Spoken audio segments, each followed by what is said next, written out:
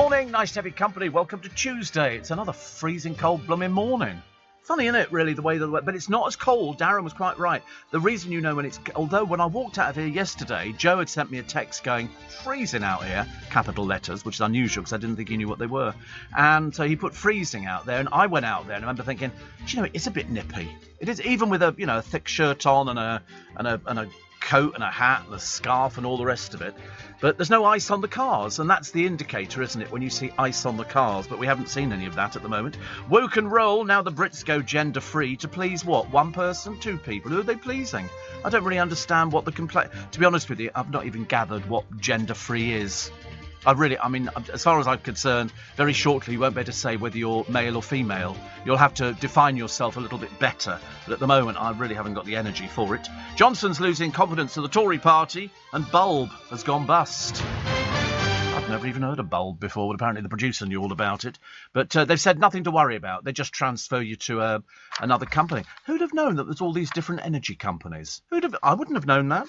I really wouldn't have done. And the whistleblower who says that the NHS treat girls who don't like dolls as if they're in the wrong body. I mean, it's yes. So you have to like dolls because you're a girl, but if you don't... See, I thought we did away with that years ago because boys can play with dolls, but they don't do many... Yeah, but I mean, but why shouldn't boys play with girl dolls? I mean, like Barbies and stuff like that, and Cindy's and everything else. All very odd, isn't it, really? What was the other one? Oh, the private companies running the children's homes charging councils £22,000 a week per child. What do they get for that? Your guess good as mine. The Black Friday deals, the same price or cheaper before the sale. We'll tell you which ones they are, just so you're aware of it. And just in time for Christmas, we've got the Christmas specials. They're probably filmed, most of them, I should imagine, because studio time becomes a bit valuable and precious. And Repair Shops J... and First Date's Fred Siriex to appear on the Strictly Christmas special. Fred, who shows people to a table. And so that qualifies you as being maitre d', apparently. Makes him an interesting person. So they sent him away with Gino D'Acampo and Gordon Ramsay. They all go away for it. But Fred didn't contribute very much at all. In fact, at one point, he took all his clothes off and stood naked in front of them. What is it about elderly men who want to take all their clothes off and start exhibiting themselves? Lord above. But I do have the Christmas viewing schedule. So you'll be delighted to know there's a right load of old rubbish that's coming up, actually. So you have to listen to LBC instead, because I'm here on Christmas Day and Boxing Day.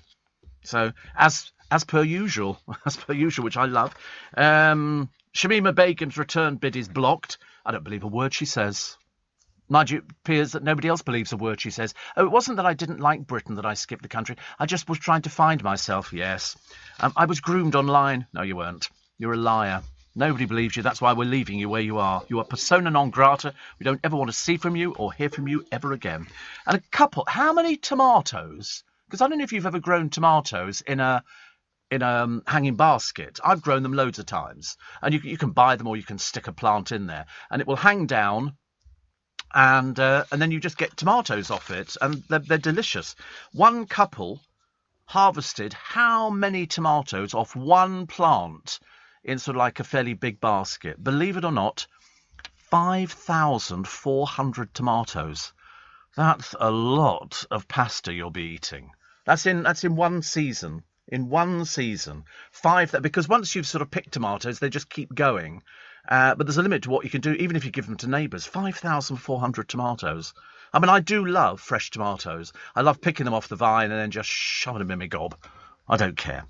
Yobs tried to steal the heart of Maradona. There's an odd one. And tonight's Bake Off final is the closest one yet. They're trying to drum up interest into a programme nobody's particularly bothered in. Too many of these Bake Off type programmes. Cedric Robinson has died at the age of 88.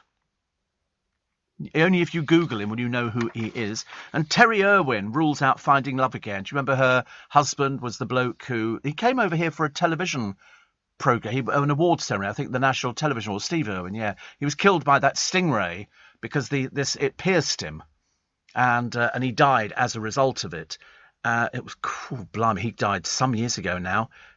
10 years ago? More than 10 years. 15 years ago. Wow. The thing that she said about it, she said, listen, he gave me enough love to last me a lifetime. Why would I want to find love again? So it's good, isn't it? Very good, so I quite like that. The ghost of Henry VIII haunts one of his castles. No, it doesn't. It's another load of old baloney from two mad people. There's a picture of them. They look as though they're going to be ghost hunters. Ghost hunters. Yes, Yvette Fielding. It's not Yvette Fielding, strangely. It's two blokes. But they do look slightly, of the odd variety. If you're sitting on the bus next to them, they'd be holding an alpaca in one hand, saying it's the ghost of Geronimo come back. James Blunt has pledged never to sing again if his new album goes to number 1. It's always tempting, isn't it, really? Almost very tempting. Where's the best place in Twickenham for a fry-up? There isn't. We don't do fry-ups. It's very common. You have to go elsewhere for that. Richmond or something. I don't know where you go for a fry-up, actually. Where would you go for a fry-up? I suppose there must be cafes, but not that I've discovered. Actually, I tell you, I went to a garden centre. I went to Squires. They do a sort of... They don't call it a fry-up. They call it an English breakfast. And you can have 8 pieces or 6 pieces or 3 pieces, depending on, how much money you've actually got. But most of the garden centres do that. Most of them. Have you listened to Voyage yet? The ABBA album? No. Voyage. Voyage, voyage. Steve just picked up a job in Watford, heading back home to Sunbury. There's ice on the car here, says Dale. Is there really? Well, we've got nothing. Nothing at all. Asda are selling shrimps in blankets. Shrimps in blankets. What's the point of that one? That's a bit bizarre. And very cold in Gloucester. I've just let the dog out and we've got thick frost on the ground. I like it when it's frosty on the ground. Frosty the snowman. I just sort of, it looks nice, doesn't it? Crisp. That's that deep and crisp and even. Which I thought was a pizza advert, wasn't it? But I think that's good King Wenceslas looked out on the Feast of Me, which I loved it. Asda Christmas food, extra special prawns in blankets. So it's prawns with a bit of bacon wrapped around them. How interesting. I wonder what that tastes like. It does look quite pleasant, doesn't it, actually? Look as though they should have a dip over them or something like that. One of those, what's that dip, which is it the sweet chilli? That's quite nice. They look as though they'd go well. Oh, actually. But you could make that yourself. You just buy some large prawns and you wrap bacon around it. That's all it is. Or just buy it. Are they cooked, then? Are these cooked? I might have to pay a visit to Asda to go and find them. Get me, look at that. Because you could eat those hot or cold, couldn't you? And I'm assuming you could just stick them in a saucepan, stick the lid on for a couple of minutes and sort of steam them that way and then take... I might have to go and get some of those today. Yeah. No, by the time you've heated up the oven, it's ridiculous. Just to cook something which is only going to take like a minute. So, texts and emails, 84850 steve@lbc.co.uk. We don't take phone calls on this programme. Why? Because we're far too busy. Far too busy to take phone calls. We don't do phone calls, haven't done them for donkey's years. And so we just take all your texts and emails. It means it sort of gets you out of bed a little bit sort of quicker than you would normally. Waz in Derby says, McDonald's have dropped the Chicken Legend for the Christmas menu. What's that? The Chicken Legend? It's a burger, is it? Oh, right, I've never even heard of it. The Chicken Legend with cool mayo. And they've dropped it for the Christmas menu. So it's just a deep-fried chicken burger. It looks quite nice, actually. Succulent chicken breast. Oh, you've had it. In a crispy coating with lettuce and cool mayo in a warm toasted bakehouse roll. So it looks quite nice, doesn't it? I wonder why they've dropped it. They always do these things for short periods, though, don't they? But I could eat that. I quite like the idea of a chicken burger. They do a festive stack, which looks good. 2 British and Irish beef patties with a red onion relish, white cheese sauce, bacon, crispy onions, red onion, and a glazed brioche-style bun. In other words, it's not brioche, it's a style. It's like a shaker kitchen, but not really. So you can't have those. Well, you can have that last one I mentioned, but you can't have the chicken burger, which the producer's already sampled. He's our sort of test dummy. I was a test crash dummy. Yeah, like a smoking beagle. He's out there testing all this stuff. And now they've stopped doing the blooming thing. Typical, isn't it? Typical. What was the other one? 124 Insulate Britain protesters arrested at the weekend. Isn't it funny? The other ones who we've jailed, we don't really care about anymore. We've given up with those ones. Frosty here in my Wiltshire village, says Rona. I've just looked out and the grass is covered. Even the birds' water bowls are frozen. It's -2. The water bowl. Yeah, what you need to do with the water bowl is just break the ice on the top. Or pour a little bit of hot water over it so that they can then have something to drink. Although, actually, there's loads of places they can go. They could probably just eat snow or frost. Can't they? I would have thought so. Because if you've got ice in your the birds' water bowls, then the whole bowl would be frozen. It wouldn't just be the top little bit. It's not like a puddle or something like that. And you don't get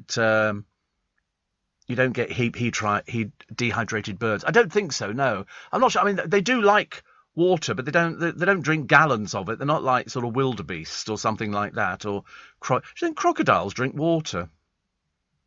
They're in it all the time, and I just wondered if you're sort of in it and you live there. Is Mihal tuned in? What for? Oh, has he just texted us? Honestly, poor soul. He's never heard the programme. He's gone home to listen to the programme again. We've not seen him for a while now, have we? Or he's grown his beard again, or his little moustache. Treasure. But yeah, I mean, I only just thought of that a minute ago. Why, do sort of fish drink water? Do they drink the same as any... So every time they open their mouth, like that, they're drinking in water. They must be enormous. That's why, because whales obviously started off the size of sort of goldfish and then just kept drinking water and got bigger and bigger and bigger. Did you try, says Penny, the Asda Irish liqueur mince pie? No, we couldn't find them in R1. Couldn't find them in R1. They do a cake kind of thing, but I didn't want a cake. I now want that chicken burger. Don't want anything else.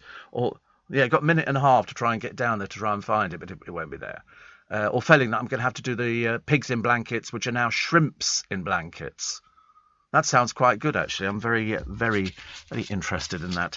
Pampered campers and I'm a celebrity. It's not true, say the programme. It's not true.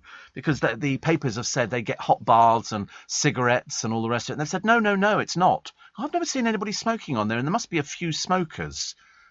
Where do these conspiracy theories come from? Journalists who are sitting in a pub after a couple of bottles of Prosecco. Let's say that they've got running hot water and they're getting all their cigarettes for free. There's a cigarette machine in the castle. Why not? Morning, everybody. The original props from Postman Pat have been saved from a skip. Somebody threw them in a skip and they've been put on display. How can you throw stuff like that away? That's they found in what do they call it? An industrial estate in Slough, a load of Thunderbirds material, because that's where they were filmed, on an industrial estate, and they found boxes full of stuff down there, and that was going to be chucked out as well. But to throw away, the sets of Postman Pat is unbelievable. Fancy throwing stuff like that away. I find that amazing, absolutely amazing. Pat does look a bit strange, yes. I quite like it. Was Postman Pat, and his black and white cat called Jess. Yes, Jet is the biggest cat you've ever seen in living memory. That's a cat that's got serious dietary problems. And what's that other one? Is that a donkey or a unicorn or something, or a goat? Oh, right, it's a goat. Look at the size of the letter, though. That's about as big as Pat himself. It's very unreal. It made of plasticine, I believe, and then they just sort of move the figures, don't they? Don't they? I think that's how they do it. Joey Essex has got a new girlfriend. Used to be shop girl, and then if you read about her, she's social media. She's now dancer, and there's a picture of her. I don't know what sort of dancer she would be, but I suspect it's probably not in the chorus line. Put it that way. Steve, great tip for frozen water on bird tables. Fill it with vodka. It will never freeze, and if it does, the birds couldn't give a 4X. Thank you, Trucker Phil. Worth a try. Yes, that's the good news, isn't it? In fact, that's what you're supposed to do with vodka. You're supposed to keep it in the freezer because it thickens up. It's very thin, vodka. If you put it in the freezer, it thickens up, and that's how you're supposed to drink it. You're supposed to drink vodka frozen. Well, not obviously thick, glutinous thick, but I mean, it certainly thickens up from what you would be used to normally. Because I nearly bought a bottle of vodka the other day, and I thought, no. Don't, Stephen. You know your downfall could be vodka. Definitely not. And do you think Charles will be a better king? I think it'll be completely different after the Queen goes. Completely different. I don't think... Put it this way, at the moment, there's the modicum of a chance that Harry could come back. I don't think any of the royal family want him back at all. They don't want anything to do with Andrew. I didn't see the documentary. I don't like, strangely enough, actually, for the programme I don't like tittle-tattle about the royals. I think, the big mistake years ago was the royal family giving interviews to the press, and so we learnt all about the royal family. I didn't want to.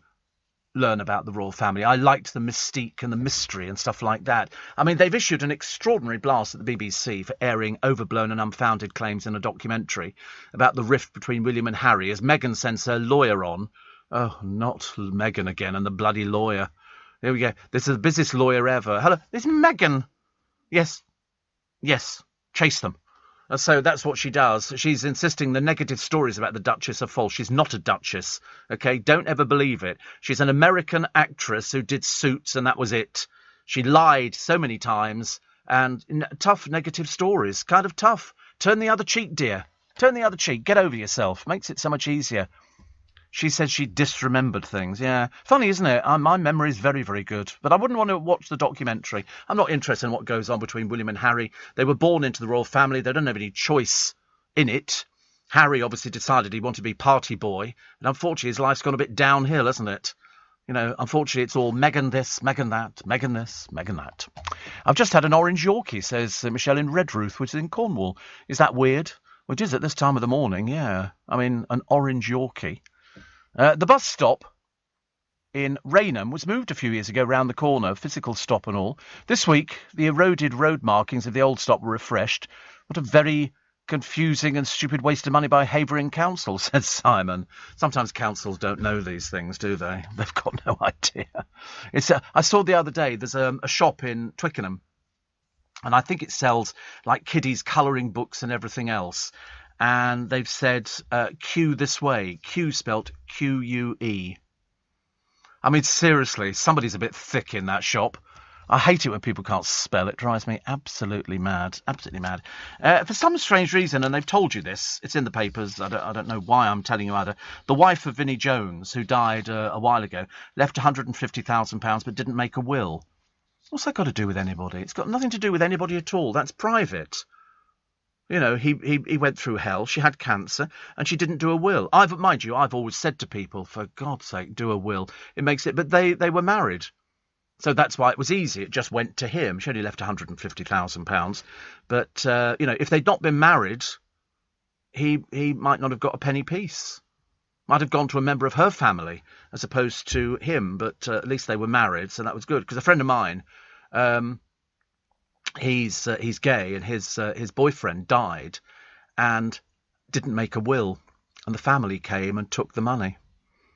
So they've been together for like 20, 30 years. Unbelievable. Seriously, unbelievable. I couldn't believe it myself. So the advice is to everybody, because I said to him afterwards, I said, why didn't you make a will? He said, I don't know, just didn't get round to doing a will. Make a will. I've done my will's been done for years. You know, I've left 3 lollipops, packet of Jelly Babies, and some Smarties. Hope they've not gone off. That would be a disaster, wouldn't it? Britain's going to be gripped by the big freeze, so they say. I don't know if this is the BBC coming up with this one, or whether it's the Meteorological Office. I can't remember. But one of them said we're in for the big freeze. I don't mind, actually. Me and Darren were quite happy with things like that. But it was a bit... I don't mind it being cold as long as it's not windy. I don't want wind and coldness. That's not a good combination. But there appears to be no heating on the bus, and yet in the middle of summer the bloody heating's on buses now, which really drives me mad. Steve, love the look of the frost, but loathe defrosting the car, says Josephine. Makes me late for work. Actually, you can put a bit of cardboard on your screen. You put a bit of cardboard, and then just put the windscreen wipers down over the top of it, and then when you get up in the morning, just lift off the cardboard. That always works quite well. But I've got windscreen heaters front and back, and they're brilliant. It defrosts it in seconds. You know, very lucky, man of the people. You know, but no, cardboard would be the thing. I never use I nearly called it aftershave, antifreeze. Not antifreeze, what do they call it? Antifreeze. I never use that on the car, because if it goes on the paintwork, you don't want to ruin your paintwork or anything like that, do you? Just thought I'd mention it to you. Steve, no frost in Fulwell in Sunderland, just a starry moonlit sky twinkling on the sea, says Steve. How lovely. I like things like that. I looked at a lovely house the other day. It was on the television. I didn't have to look very far.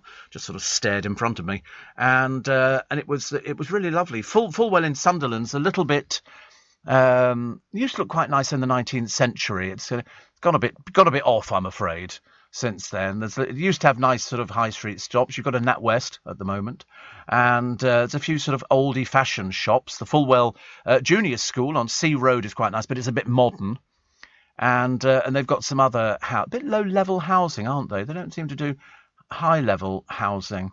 It's actually not the most exciting place I've ever seen. I'm sorry about that, Steve. I'm sorry about that. I wish I could have been more positive, but yeah, but it doesn't matter. Doesn't matter, does it?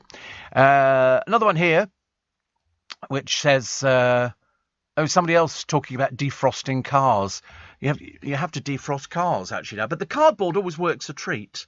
Not thick, it won't stick there. Or a blanket. But mind you, sometimes people nick blankets. They were putting blankets outside all of our restaurants in Twickenham the other day, outside, when people wanted to sit outside when we were doing the Christmas lights. And we sat there and had a bottle, and they put these blankets over, and you could put them over yourself, which I thought was quite a nice idea, because you get a bit nippy outside, don't you? Just me again. The Black Friday deals, I've got to tell you about these ones, because this is blatant rip-off time. So in other words, the same price or cheaper before the sale. They're trying to pretend they're doing you a favour, but they're not. They're not. And also, am I wrong? The NHS to give therapy for depression before tablets. What about all the people? Are they going to take tablets away from people? Because that wouldn't be the best thing. Have they got enough people to give therapy for depression? I don't know. And J.K. Rowling, these people are in so much trouble.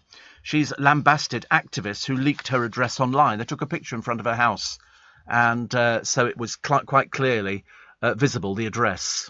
These people are a bit screwy. A little bit screwed. They're the same sort of people who complain about, just about everything. Cedric Robinson has died at 88. As I say, unless you Google him, you won't know who he is. But he's very important, or was very, very important. Harry Styles adds to his reputation as one of the nicest blokes in show business. And the Beeb are working on a new show. I think it's a remake of Friends Like These with Vernon Kay and Alison Hammond. Whatever that is. Last year, a Which investigation into Black Friday deals revealed that 98% of the discounts advertised the previous year, including promotions on popular tech, home and personal care products, were available for the same price or cheaper in the 6 months after the sales. And whilst you might expect some products to fall in price over time, they found 85% of the items had also been the same price or cheaper in the 6 months before Black Friday. In fact, just 3 of the 119 products they tracked, that's 1%, were at their very cheapest price on Black Friday. Rip-off! Rip-off time. Welcome to Rip-off time. What a swizz. But luckily, we're here to tell you. I'll tell you which ones they are, because some of them are things you might be going, I'll buy that, without realising you can get them cheaper. And all the papers have done it today, because if it's Which, it comes with sort of the seal of approval, as they say.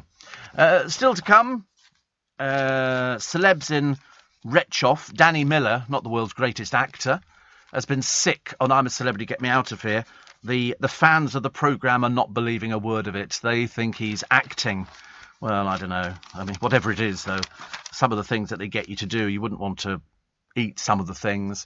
Well, I don't want to go into it. It's not, I mean, some of it didn't look very exciting. But they do. You see, what I want to do is hold Ant and Dec down and force feed them. Make them suffer the way that everybody else has to blooming well suffer. And Stacey Solomon's feeling sad and exhausted as she looks after her newborn daughter. Well, you did have sex, dear, and what do you expect? I mean, you've got 2 other kids. He ate bull's penis and cow teats. Well, he's from Emmerdale. Why would that be unusual? Yeah, quite normal. Piers Morgan couldn't resist a dig at Adele after she failed to invite him to her ITV show. Mind you, she got loads of coverage out of not inviting him to the show, so it worked out quite well, actually. It was a 2-hour plug for her album. 2-hour plug. What's the matter with that? We do like James Blunt. He's 47. He says, I do solemnly swear that if my new album goes to #1, I'll never write, record or sing another song for as long as I shall live. Wow. Bit of a brave thing to say, isn't it? Don't you think so? And Dominic Raab stands accused of another balls up after posing with a giant Christmas pudding and a bauble instead of attending a legal event. I do love it when they're so there for themselves, aren't they? They're so there for themselves. Anything good on the jewellery channel lately, says Jane. No, they were selling something else the other day, which wasn't jewellery. Occasionally, they obviously run out of jewellery, and so as opposed to flogging the stuff that they normally flog you, they were flogging, what was it, candles. They've got that woman who's mad as a box of frogs on there. I think she used to be one of Bruce Forsyth's dolly dealers. And she goes, oh, Billy Bonkers today. I mean, she's about 90, but she sort of goes into this thing. And she goes, and you've got these candles, and they're going so fast now. Oh, we're all Billy Bonkers, aren't we? And I'm thinking, no, just you, dear, just you. This is LBC. With UK Export Finance, I'm fulfilling more export orders from around the world with working capital support. Export insurance means I'll get paid when exporting to challenging markets. At UK Export Finance, we believe no viable UK export should fail for lack of finance or insurance. Between 2022 and 2023, we provided £6.5 billion of government-backed trade finance to support UK exports. Learn how we could help you win export contracts, fulfil orders, and get paid. Search UK Export Finance today. Steve Allen, tweet at LBC. Morning, nice to have your company. Now, when it comes to deals, you have to be very, very careful. There used to be a shop years ago. What the dickens was it called? Was it MFI? Was it MFI? Furniture they did. And kitchens and everything else. And they would say, they would have something on sale. Say, normally, this would be on sale at £499. And people are saying, where? And it turned out that as long as they had one shop in the group that was selling it at £499, they could then say, now you can buy it for £29. The fact it never sold, and it turned out to be a shop in Stornoway, for example, or way so far in the Isle of Skye, and they were known for doing these sort of, I don't think the shop did any business because they were using that as the marker point for the goods. And the same here today. You will notice for Black Friday, there's one here. And this is, let's just pick one at random, shall we? It's, wait, I'm trying to find something that you'll really go for, actually, in a big way. How about, in John Lewis, a Bluetooth soundbar, £249, slashed £199. So you see that and you go, that's a good deal, isn't it? But it was the same price 79 times before Black Friday and 87 times in the 6 months after. But they don't tell you that. Another one here. This is a Samsung 65-inch smart 8K TV. And normally £2,299, now £1,999. But it was cheaper 136 times after Black Friday and down £200 to 1,799 less than a month later. They're not being truthful with you. They're telling you lies. Amazon. This is a Maxi Cozy Titan toddler child car seat. Very nice. I must get one, actually. Normally £199, now £139.95. Good saving. You would buy that. But it was cheaper on 3 days before Black Friday and 38 days in 6 months afterwards. So you've got to be very, very careful because they're not being truthful. Another one here. This is Amazon again. A Morphy Richards pour-over filter coffee maker. Looks very nice, very smart. Normally $54.99. $41.99 now. So you're saving a bit of money, but it was cheaper 21 times before Black Friday and sold at $41.99 45 times after. So be careful. Claims such as was £100, now £50 are abundant on Black Friday, but don't let these anchor prices mislead you. Retailers shout about savings, often in red, to grab attention as a way of influencing customers, and they can be quite misleading. When they first looked, this is Which magazine, this is official guidance, when they first looked at items on special offer across major retailers for the first half of 2020, they found that several products were listed at their lower price for longer than they were at their full was price. So, check the price of the product across multiple. That's what people do now. That's why your phone is so useful to you. You can go online. I've been with friends before, and I've seen something, and I've taken a photo and said, how much it, find me another price for it, and they'll go, oh, it's so-and-so, £10.20, and you go, blimey, they're charging £35 here. And so then you immediately take your business elsewhere. For example, if 4 shops are selling the same washing machine for £250, but only one is claiming it's a special offer at now £250, was £300, it's a pretty good indicator the price is not a particularly good deal. Of course, if you're happy to pay £250 for that particular washing machine, that's fine, but don't snap it up thinking you're getting a bargain. They've often found that more than one shop will sell a product at a similar price, but only one claims that the price is a special offer. And when I used to work in retail years ago, we used to have sale times, and we had what they called bought-in items. So in other words, they would put a price up of something, but we didn't buy it in at that price. This is something that was special purchase. If you see the word special purchase, that means they bought it in specifically. They had a couple of genuine bargains in the window, like a 3-piece suite, 25 quid, down from 150 or whatever it happened to be. And those were genuine, but those were the only ones that they had. And so people would queue outside to get these bargains. If it says special purchase, that means it's been bought in specifically for the sale. So it might be substandard. There might be something the matter with it. It might be marks on it, might be a special printing of something like a wallpaper or a carpet or something like that, or certain rugs. It was bought in. So you've got to be really careful because they want to sell you as much as they can. And it looks as though the Black Friday deals really are not such great deals, but people go, it's like, you sometimes see, don't you, buy 2, get the 3rd free, or buy 2, get the cheapest one free, or half price, or something like that. Either way, they're not being as generous to you as you would like them to be. So if you're thinking of going out, it's like, people who go mad for the Harrods sale. They go, and people fight over crockery and towels and all sorts of bits and pieces. You think, it's only a bargain if you really want to go and get something. If you don't need it, what's the point of buying it? It also happens in supermarkets. With bargains at the end of the aisle, generally by the tills as well. Promotions and special offers generally take place at the end of the aisles, as those areas have got the high visibility. In fact, I think we've become so conditioned to expect bargains at the end of aisles that people are 30% more likely to buy items at the end of the aisle than in the middle. Quite often, they're not bargains at all. And you check it, and they go, oh, it was on sale in another shop, and they were charging £3. We're charging £2.99. And you go, what, saving a penny? And that's what it comes down to. It's like all the people the other week we had writing in saying, Steve, we can't get pigs in blankets. And I'm thinking, listen, they'll be putting out word that, it's very difficult to get pigs in blankets. Or, there might be a shortage of turkeys. And people go, is there really? And you go, no, not really. No. They're just saying that because they want to sell even more turkeys. And they'll panic you into buying something. The very idea, God forbid, that you might actually not get your turkey this year. Or there might be a shortage of Christmas trees. Or, your balls might not be as good as you've had in previous years or something like that. Yeah, get your balls now for your Christmas tree. Get your Christmas lights. Things like that. There might be a world shortage of Christmas lights. No, there's not. There's no world shortage at all. It's like the petrol thing. Because everybody was buying petrol at the same time, we ran out of petrol.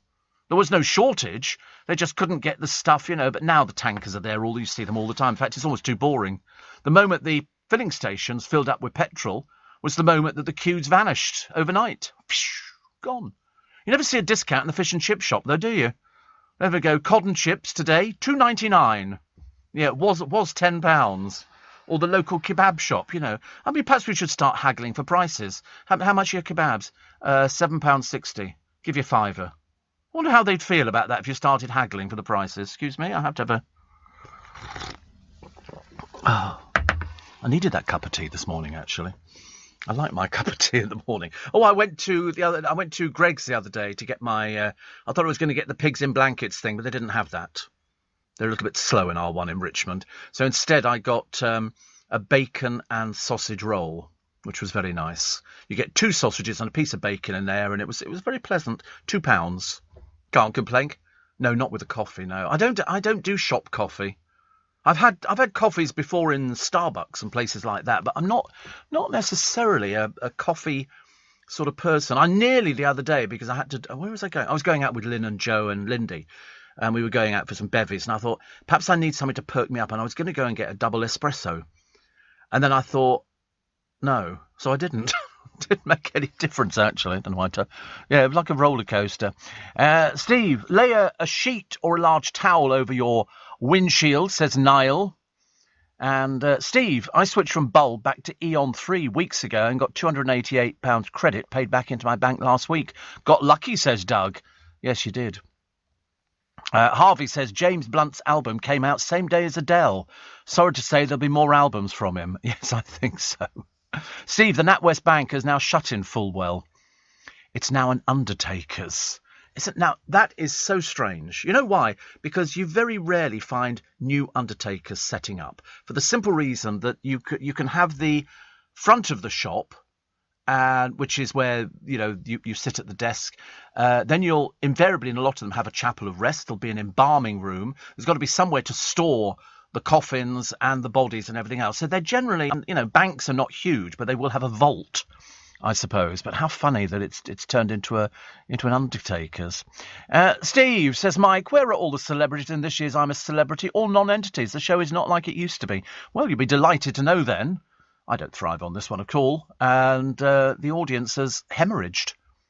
It's I think people are losing interest. Even the producers said it's the same old, same old. There's nothing new on it.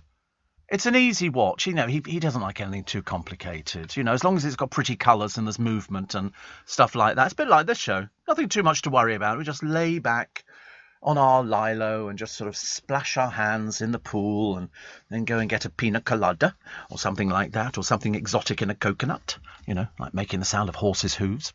Christine says, Steve, why do the TV companies keep rehashing game shows? Why not make brand new game shows and have brand new unknown presenters? Because TV shows are boring. Well, the problem with that is, and I can tell you for a fact, they don't like using unknown presenters because if they don't rate, that it's a total waste of everybody's time. Unfortunately, at the moment, there are far too many quiz shows where it's just basically somebody reading out questions. There was a bloke the other day. If I said to you, Joe, this was a question on Who Wants to Be a Millionaire. If somebody is follically challenged, what does that mean? Does that mean they're too fat, too thin, too something else, or too bald? What would you say that was? If somebody was follically challenged, don't want to be rude, follically challenged is? If somebody, bald. This bloke didn't know. He didn't know. He had to ask the audience, and I'm beginning to think, where did they get you from? Where did they get you from? You must know what follically challenged is. It means that you don't have much. I think this was about £500 or £1,000. He had to ask the audience. Luckily, 90% of the audience. There was a few dimwits in the audience. But he didn't know what it was. It wasn't Harry Redknapp. Very cruel, you see. I wouldn't have said something like that, honestly. Have you tried the KFC gravy mega box? No, I can't get over the fact that some of you put gravy on fried chicken. I find that really bizarre. I wouldn't mind if it was just fried chicken that you have at home on a Sunday. But this has got a coating on it. And then you dip it. Oh, disgusting. Definitely not. Steve, you must take a break. So we will. This is LBC. Here in the UK, we sell amazing products and services the whole world wants. At the Black Farmer in Devon, our produce is enjoyed on both sides of the Atlantic. We're McKinnon and Saunders from Manchester, and our puppets are watched on 6 continents.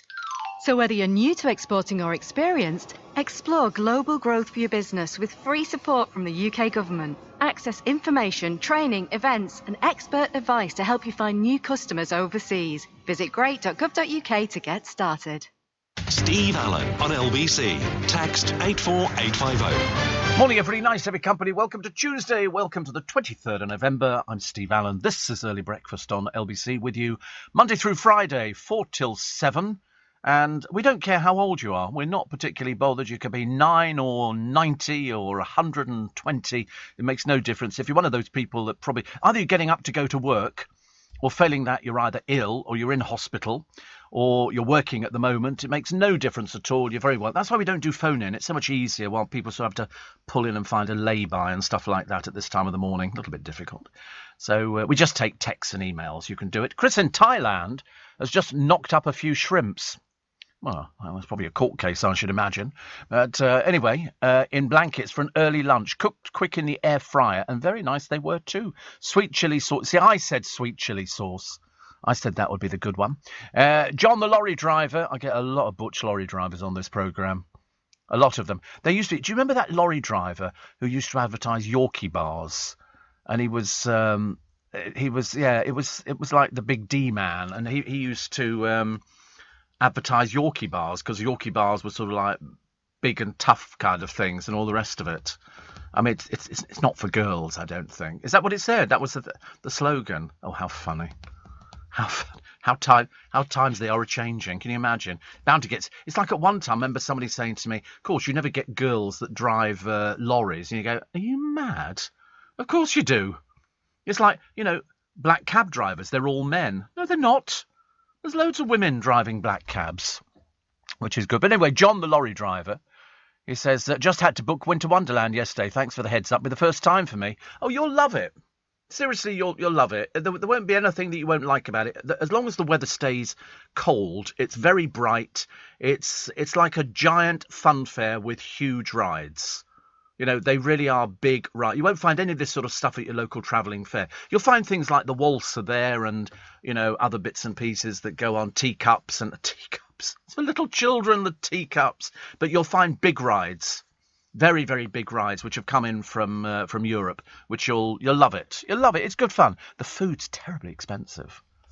It was like £6 a portion of chips before. I told you, I said, no, I'm not going to spend £6 on a portion of chips. The only thing we pushed money out on, we had 3 mugs of hot chocolate with brandy in. And luckily she was a bit loose with the bottle, if you know what I'm saying. In fact, I sort of wandered around there in a day. But there's some of the rides, you could just stand there and watch the rides. You get just as much fun watching them as you do being on the blooming things, especially some of them, which sort of go up and down and up and down and then up and all the way over and then back down. Oh dear, it makes you feel sick thinking about it. They had bumper. I quite like the bumper cars, but they always say don't bump. What's the point of having a bumper car? What's the point of it? But the one that I liked was the hanging roller coaster.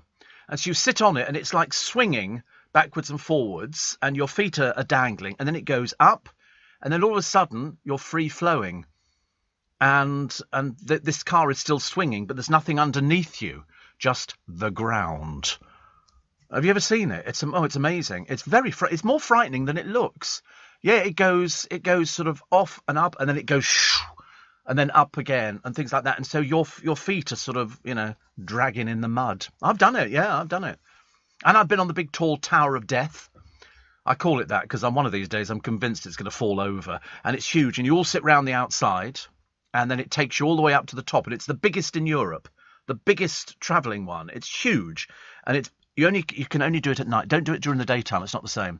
Do it at night because they switch all the lights off and they sit you up there and it starts swaying in the breeze. And you're above the top of the trees. It's so tall. And then all of a sudden the lights come on, flash, flash, flash, and then drops you like a stone. Oh, God in heaven.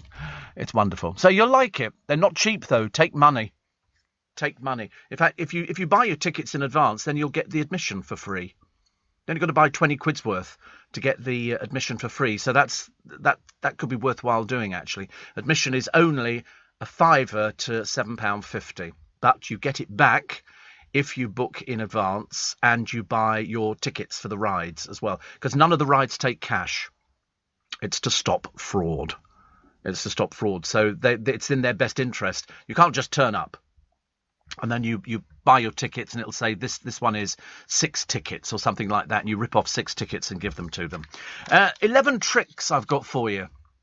I might have to split this actually on the programme. That the supermarket uses that you probably never even noticed. The most obvious one, as far as I'm concerned, is the smell of bread. You walk into the store and you think, oh, doesn't that smell good? It's basically just pumped into the store. You can get all sorts of smells. It's like, the smell of tobacco if you were a cigarette smoker or something like that. But or Creed or something. It's like you walk into. I walked into the other day to the Bentall Centre and to the perfumery counter, and all you can smell is all these wonderful smells coming off the perfume counter from Estee Lauder and Dior and everybody else. And you go, oh, that's nice. I wonder what that smell is. Nobody ever knows because it's just coming out of the sprinkler system. They put fruit and vegetables near the entrance of the shop. You know why? It gives the illusion of freshness, healthiness. Ooh, healthy. You might be as big as 2-ton Tessie O'Shea, but if you have this fruit and veg there, it puts you in a good mood. The greens and the reds and the grapes and the strawberries put you in a very good mood. And what does a good mood equal? More propensity to spend. Because then you go, I'll buy some fruit and look, they've got those miniature Brussels sprouts. Let's buy some of those miniature Brussels sprouts. And so you buy miniature Brussels sprouts, and then you get near the back and you go, oh, look, cream cakes. And you can't kind of resist cream cakes because they do a nice cream horn, and that's quite nice. And you can get all these other cakes and biscuits, and then you go, oh, should we get some crusty rolls and have crusty rolls for tea? What are we going to have in them? Let's get some processed cheese and pickle.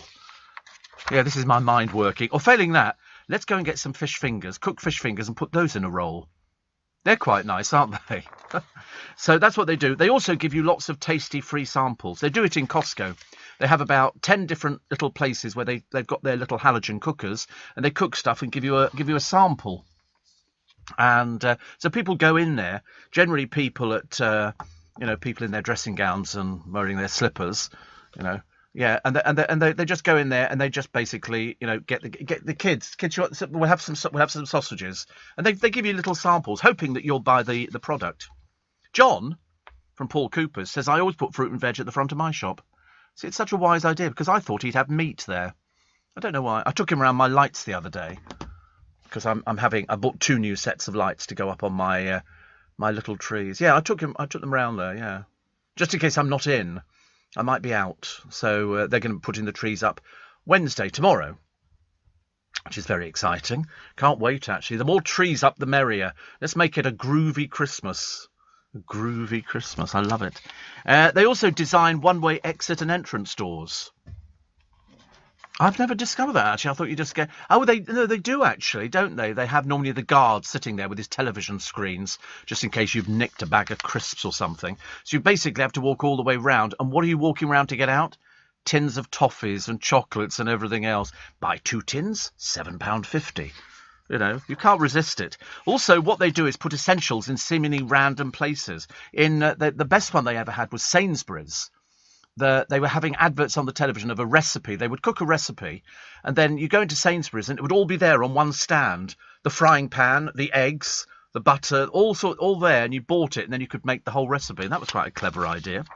Also, children's items on the lower shelves, so they can see them better. Oh, Mummy, Peppa Pig. Yeah, Boris saying Peppa Pig.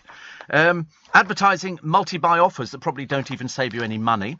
Make the trolleys larger than ever before. You feel duty-bound to fill it up. We've got the trolley here, let's fill it up. They also... No clocks. You won't find any clocks in any supermarkets. They don't want you to know how long you've been in there looking at toilet rolls. Bit like the casinos. Not only will you not find clocks in the casinos, no windows. No windows. The only windows you're going to see are the ones that lead out onto the car park where you can watch somebody breaking into your car. And that's always good fun because you hear the alarm first and you go, woo, woo, woo, woo, woo, woo, woo. And you think, oh, is that a fire engine? No, it's somebody nicking the car. So off goes the car with sort of Rover the dog in it. They also place special offers at the end of shelves so they're more visible. I can't resist a special offer. I love it. It goes, buy this one, get another one for only £1. I'm going to do that. I'm going to do it. So I do. I buy into it. I love, the flowers, and I love the vegetables and the fruit and everything else. And, just the whole concept of shopping. And now, because the supermarkets sell clothes and you can even buy condoms. You can buy condoms in supermarkets. I mean, where you think you're going to be getting your leg over in a supermarket, I can't imagine. But anyway, I suppose somebody might try it in one of the aisles. And they sell everything. They sell televisions and they sell computers, and they sell mobile phones. They sell just, in fact, it's the one-stop shop. But they know. See, you think if we go in here and do all our shopping, it's going to be cheaper than it is everywhere else. Not necessarily. It swings and roundabouts. In fact, sometimes if it's a very big supermarket, swings, roundabouts, and a slide. How exciting is that? Anyway, we'll take a short break for the news at 5. If you're a new listener to the programme, I'm Steve Allen. If you're not a new listener, I'm definitely not Steve Allen, but we're definitely going to try these shrimps in blankets. I'm going big time on that this morning. Have you ever tried custard cream flavoured tea, Steve, says Debbie in Wigan? I have not. I'm not sure about that, actually. Custard cream flavoured tea, good Lord. And Steve, if you carry on talking about food, says Karen, I'm going to be as big as a house. Oh, who cares? Goodness sake, let yourself go. This is LBC. With UK Export Finance, I'm fulfilling more export orders from around the world with working capital support. Export insurance means I'll get paid when exporting to challenging markets. At UK Export Finance, we believe no viable UK export should fail for lack of finance or insurance. Between 2022 and 2023, we provided £6.5 billion of government-backed trade finance to support UK exports. Learn how we could help you win export contracts, fulfill orders, and get paid. Search UK Export Finance today. This is LBC from Global, leading Britain's conversation with Steve Allen. Morning, nice to have your company. Steve, you missed out on people like me suffering from jet lag. Back from Singapore, where you cannot get into shops, malls, restaurants, attractions without proof of vaccination. Very safe knowing you're with people who've been vaccinated. Masks outside and inside. Marshals patrol and on-the-spot fine, says Chris. Yep, and if you don't get vaccinated and you fall ill with COVID, you pay for it yourself. It's going to be like that here soon. You know, all these people protesting in Vienna and protesting in the Netherlands and Brussels and things like that, all because, you know, oh, we don't want to do it. You wait till they go down with it. That poor woman the other day, she was type 2 diabetes from Welsh Wales. She picked up COVID. She'd been double jabbed, obviously waiting for the third one. And she got what the hospital described as the worst case of COVID they'd ever seen. She went downhill very fast from having a sniffle and a cough to dying. And bad news. As she said, you know, she felt so ill, and the hospital said they'd never seen a case as bad as it. And it can strike anybody. It can strike anybody. You know, if you're a particularly vulnerable person. I mean, I don't know why she'd only had the 2 jabs. Perhaps because of her age, she wasn't yet qualified. But now they're giving the 3rd jab to people. She should have had a flu jab as well, but it started off as a cough. And it literally, within a day and a half, she'd gone downhill so much. They put her into hospital. They were going to bring her to London to try some new tests out, but she was too ill to move. And she died and left behind husband, children, pets. She lived for her pets and everything else. And her husband said, you know, this is a warning. Everybody should get vaccinated. You know, having the vaccine seriously reduces your chances of getting, you know, badly infected and badly ill. And you don't want it. I'm telling you, you don't want it. You really don't. You know, we've lost so many people through COVID, but I know people now who've been jabbed and they've had COVID and they've got through it. Mind you, we had somebody who worked on the programme. He had it for 11 weeks. 11 weeks he had COVID. He didn't think he was going to make it through the other side. Thank God he did, actually. Talking about food, Steve, says Karen, I've already eaten half a packet of biscuits and had a hot chocolate. Now wondering if I should get up and cook the pigs in blankets I've got in the freezer. Karen, very naughty, but very, see, I'd do that. That'd be the sort of thing I'd do. I bought a packet the other day in Waitrose, 4 bratwurst, and I cooked them in a frying pan, not with any oil in. I just cooked them, so I kept turning them regularly. All 4, they were quite delicious. But now we've discovered shrimps in blankets from, is it Asda? I'm definitely going there. Why don't shops sell Brussels tops anymore, says Linda. Well, surprisingly, Paul Cooper in his fruit and veg shop sells Brussels tops. It's the top of the Brussels sprout thing. A lot of people use those for the leaves. John will tell you. I don't know whether they're in season at the moment, but they do sell Brussels tops. They really do. Kevin says there's a good greasy spoon opposite Hampton Court railway station. I treat myself to a full English once a week when over. Kevin's in wet, warm Brisbane. You can't beat a good fry-up, can you? There's something about a fry-up. But I wish they'd stop putting this black pudding with it. What's going on there? I don't like that idea. It's not normal. We don't have black pudding with unless you come from Lancashire or somewhere up north. It's down south. We're Southern Jessies. We have fried bread, which you can then put the beans on and the egg on and everything else, and that's quite nice. What's the matter now?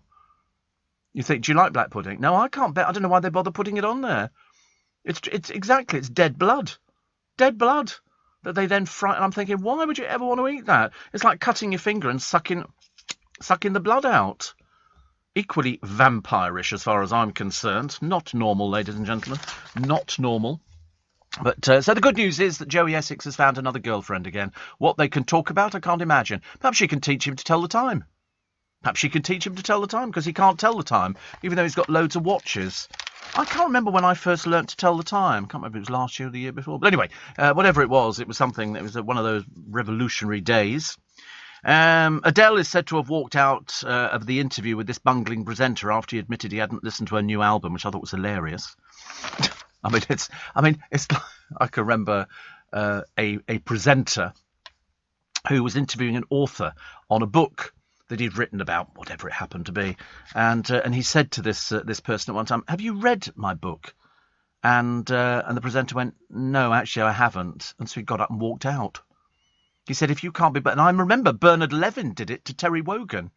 Terry Wogan was doing the old Wogan, touch the old leg, hello, ha ha ha, and he had Bernard Levin on, who had I think it was a column in the Times or something like that, and he said, "You've invited me on," he said, "and you haven't even bothered reading my column today." And Terry made some excuse about, I haven't had enough time. He said, "I think that's absolutely appalling." He said, "You invite someone," and he got up and walked off. And Terry was doing the old, never happened to me. I've never had anybody walk out of an interview, never anybody. I had somebody who refused to answer a question, a woman called Gita Sereni. She wrote a book on Mary Bell, the child killer. And there was a story doing the rounds that she'd paid Mary Bell for an interview. And so I asked her, quite rightly, "Did you pay Mary Bell for this interview?" And she said, "I'm not answering that." Yes. And it turned out that she'd paid a fee to her. It was in all the newspapers. There was nothing odd about it at all. She made a complaint to her publisher, who then made a complaint to my producer. And they said, "But he was just asking a question. Did you offer a payment to Mary Bell?" Quite normal. Mind you, the other one that was well-known walking out, the Bee Gees, walked out of Clive Anderson. I spoke to Clive Anderson about it. I said, "I'm going to have to ask you," because he was taking the mickey out of the Bee Gees, and they didn't take to it too well. And Clive said, "I'd gone down a road of, I couldn't kind of drag myself back again." He said, and one by one, they actually stood up and just walked off. And, of course, the other famous one was Little Preston. Do you remember Preston? He went on Big Brother or something, Ordinary Boys. His real name's not... Preston is his surname, but everybody called him Preston. Samuel. He was a bit of a drip.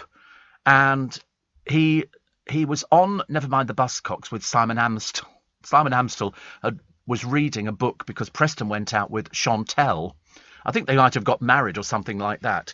And it's the funniest thing, because Preston sits there and Simon Amstel's reading out from Chantel's book. And Preston obviously didn't like it.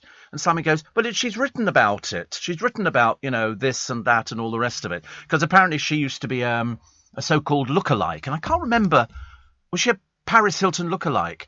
And Preston gets up and walks out and says, no, and takes the mic, because you have to take the microphone off, for the simple reason you're connected, because you've got a battery pack and all the rest of it. I mean, it's some very odd things.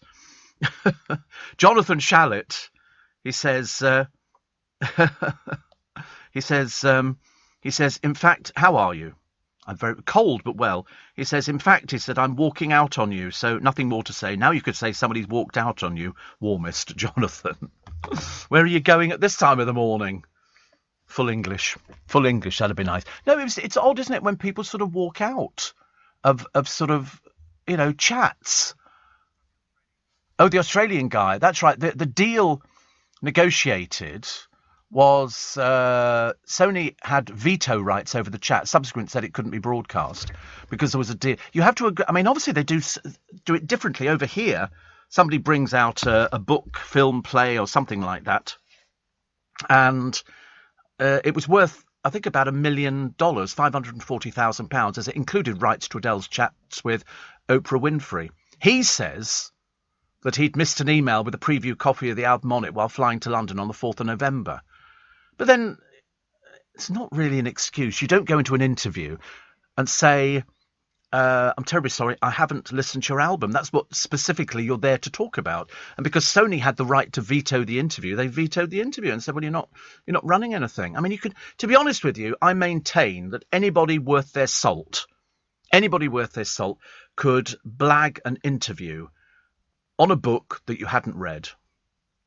I guarantee it. I could blag an interview. I could have done an hour interview with somebody on a book without having read the book, but knowing enough about the person to know enough questions that you could ask somebody. That would be what it would be about. Like if I was talking to Jonathan Shalit, there's so much stuff you could talk about. You know, even if he'd brought a book out, you wouldn't need to read it. You would know, you know, because I know his client list. You know, I know what he does for a living. So you could. It's an interview is a conversation. And the more conversational it is, the easier it is to do. If you sit down, the very first interview I ever did, because I was so keen to do an interview, they sent me to the Royal Opera House. And I had to do an interview with an opera. Well, I don't know anything about opera at all. Light opera I can do, Gilbert and Sullivan and stuff like that, but I couldn't do anything that was heavy. And I did this, and I wrote down all my questions. So irrespective of what the soprano was telling me, I followed my questions, which the whole idea of an interview is you listen to what somebody's saying and they'll then say something, and you, in your mind, you mentally take it out and put it into a little, and you go, so you were saying a minute ago, you know, your first gig was in Hong Kong. You know, well, I lived in Hong Kong. And so you bring yourself into it. And before you know where you are, you're just having a conversation. It's not difficult to do. Some people, it's very difficult. And you can tell, you know, how much do I plan for an interview? I always go to the internet and I take stuff off and I read it and then I leave it. I've never once sat there with paper in front of me. You can see all the interviews I've done because there's a lot on the interview, and it's just in my mind. In my mind, I see things, and I always think I would like to talk to them about so and so, and because I'm interested in people. You've got to be interested in people. If you're just doing it, and I do see people on the television who just do interviews, but you can tell they're not remotely interested in the person because they're reading the questions off a card. You know, you've got to know something about the person you're talking to. You've got to know that. So I've never interviewed anybody I don't like. Never, because what would be the point? But it isn't a case of you don't like. They have to bring something to the table. They've got to be either big enough or somebody interesting enough to talk to. So, you know, if you get, you know, some people genuinely like doing. I mean, I can tell you chapter and verse on a few television presenters who think they're very grand, and sort of if they don't know who you are, which is quite a rare thing in this day and age, you know, then you might not get the best interview. I can remember talking to one particular person about diabetes because I was interested in how they managed to do their job with diabetes. And this person said to me, he said, "Do we have to talk about diabetes?" And I said, "We don't have to." I said, "But I'm genuinely quite interested because I'm diabetic and I want to know how you cope with it." And he said, "I'm coping fine." And I thought, I don't think you should put yourself up for interviews anymore. This is obviously not, because some people hate doing interviews. You ask celebrities sometimes and they will say to you, I don't really, because you do something, you make a film or you do a play or you bring a record out and then you've got to talk about it to all these different people. And sometimes you sort of think to yourself, is there any other questions? And I used to say that. You must have been asked every question under the sun. There's nothing left, is there, really, that people ask you? So you end up talking about all sorts of things that they want to talk about, just to vary it. Makes perfect sense, even if Jonathan Shalit has walked out on me. A bit hurt by that, I tell you. This is LBC. Sometimes running a business can feel like cycling uphill with square wheels. But Xero Online accounting software can help predict the future cash flow of your business, so you can stay one step ahead. Soon it'll feel more like freewheeling downhill. Woohoo! On a tandem. All right, mate. With a masseur on the back. Oh, that's nice. Search Xero with an X, because healthy business is beautiful business. Leading Britain's conversation. LBC with Steve Allen. Jonathan Shalit, who's a talent agent, and he's got everybody. I mean, seriously. He says, is there anybody that you've ever interviewed and you thought you liked them, but then on interviewing them decided you didn't like them? Only this person on the diabetes. Oh, I did do one guest once, because Jonathan will know, if you take a client out to be interviewed by somebody, the client will know you're doing an interview with Steve and it'll be 20 minutes or whatever it happens to be, and then we're going to take you on to the next interview, blah, blah, blah. And I got this particular guest who came in, and bit agitated. I don't know why, actually. I couldn't think of any logical reason apart from that they were a bit sort of flustered, and anyway. And they said, how long's the interview? And I said, it's 30 minutes. And they went, oh, I can't do 30 minutes. And so I said, well, I've got the studio booked for 30 minutes. They went, no, 5. And I thought, no, I'm filling a programme here. I can't do a 5-minute interview. It's not a soundbite. And I remember thinking, but your PA must have said to you, you're doing Steve Allen and it's a 30-minute interview, because they never not tell you. I did have an actress once, Jonathan, who got very angry with their AP and said to them, listen, why don't you just go outside and stay there? And I'm not telling you who it is either. My lips are sealed. But Jonathan says, you're so funny. He said, great to wake up to. Well, they are praise indeed, Jonathan. Praise indeed. He said, I'm having my cup of York. He loves his Yorkshire tea. He's a big fan of Yorkshire tea, followed by his Mark's Greek yogurt mixed with bananas. Then he does 45 minutes on the cross trainer. I don't know where you get the energy from. It's a bit like my routine, only the 45 minutes, put that down as it'll be a Greg's bacon and sausage bap. He says, so many listen to your show, as my mother-in-law, Carmel Clayton, knows. She had people all day telling her yesterday they'd heard your kind birthday wishes. I thought it was sweet. I thought it was so sweet. It's not, when somebody wishes you a happy birthday, and people, I feel so sorry for some people at Christmas time who won't see anybody over the festive season and can't stand it. They hate it. It's not because they don't like the season. It's because people retract into their own houses over Christmas. Families are doing all their family-done things. And people get forgotten. You tend to forget there's lots of lonely people. And in big cities like London, there's lots and lots of lonely people. Lots and lots of lonely people. That's why they've always said, if you've got a next-door neighbour who's fairly elderly, look in on them. Just make sure they're okay. And just make sure that they've got everything that they need.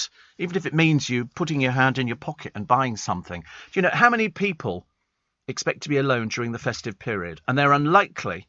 I'll tell you the facts and figures. 8 million adults expected to be alone during the festive period. 83% of them unlikely to speak to anybody face-to-face on Christmas Day. Now that is a public scandal. That is absolutely awful. Especially now we've discovered that elderly people are very good if they clean. So you could always invite somebody round. They could just clean your house for you. And then you could reward them with a Christmas lunch. Invite somebody, you never know. Sometimes people, especially in London, it probably happens elsewhere, you don't get, people who live in flats who know who their neighbours are. Nobody ever knows who their neighbours are. I know, much to their embarrassment, all of my neighbours. I know all of them. I know where they're all going to be about Christmas time. They'll, some of them have got children, some of them haven't got children. But with 8 million people being alone over the festive period, that's why they put me on Christmas morning. They think if you really want to ruin your day, listen to Steve Allen. And also, those who've been recently widowed will struggle the most.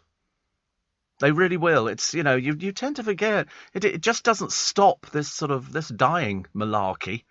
It doesn't stop at Christmas. Research shows that 77% of over 65s believe the first Christmas after losing someone you love is the hardest. 170,000 older people soon to face their first Christmas without their spouse. My dad died in... I think it was in the November.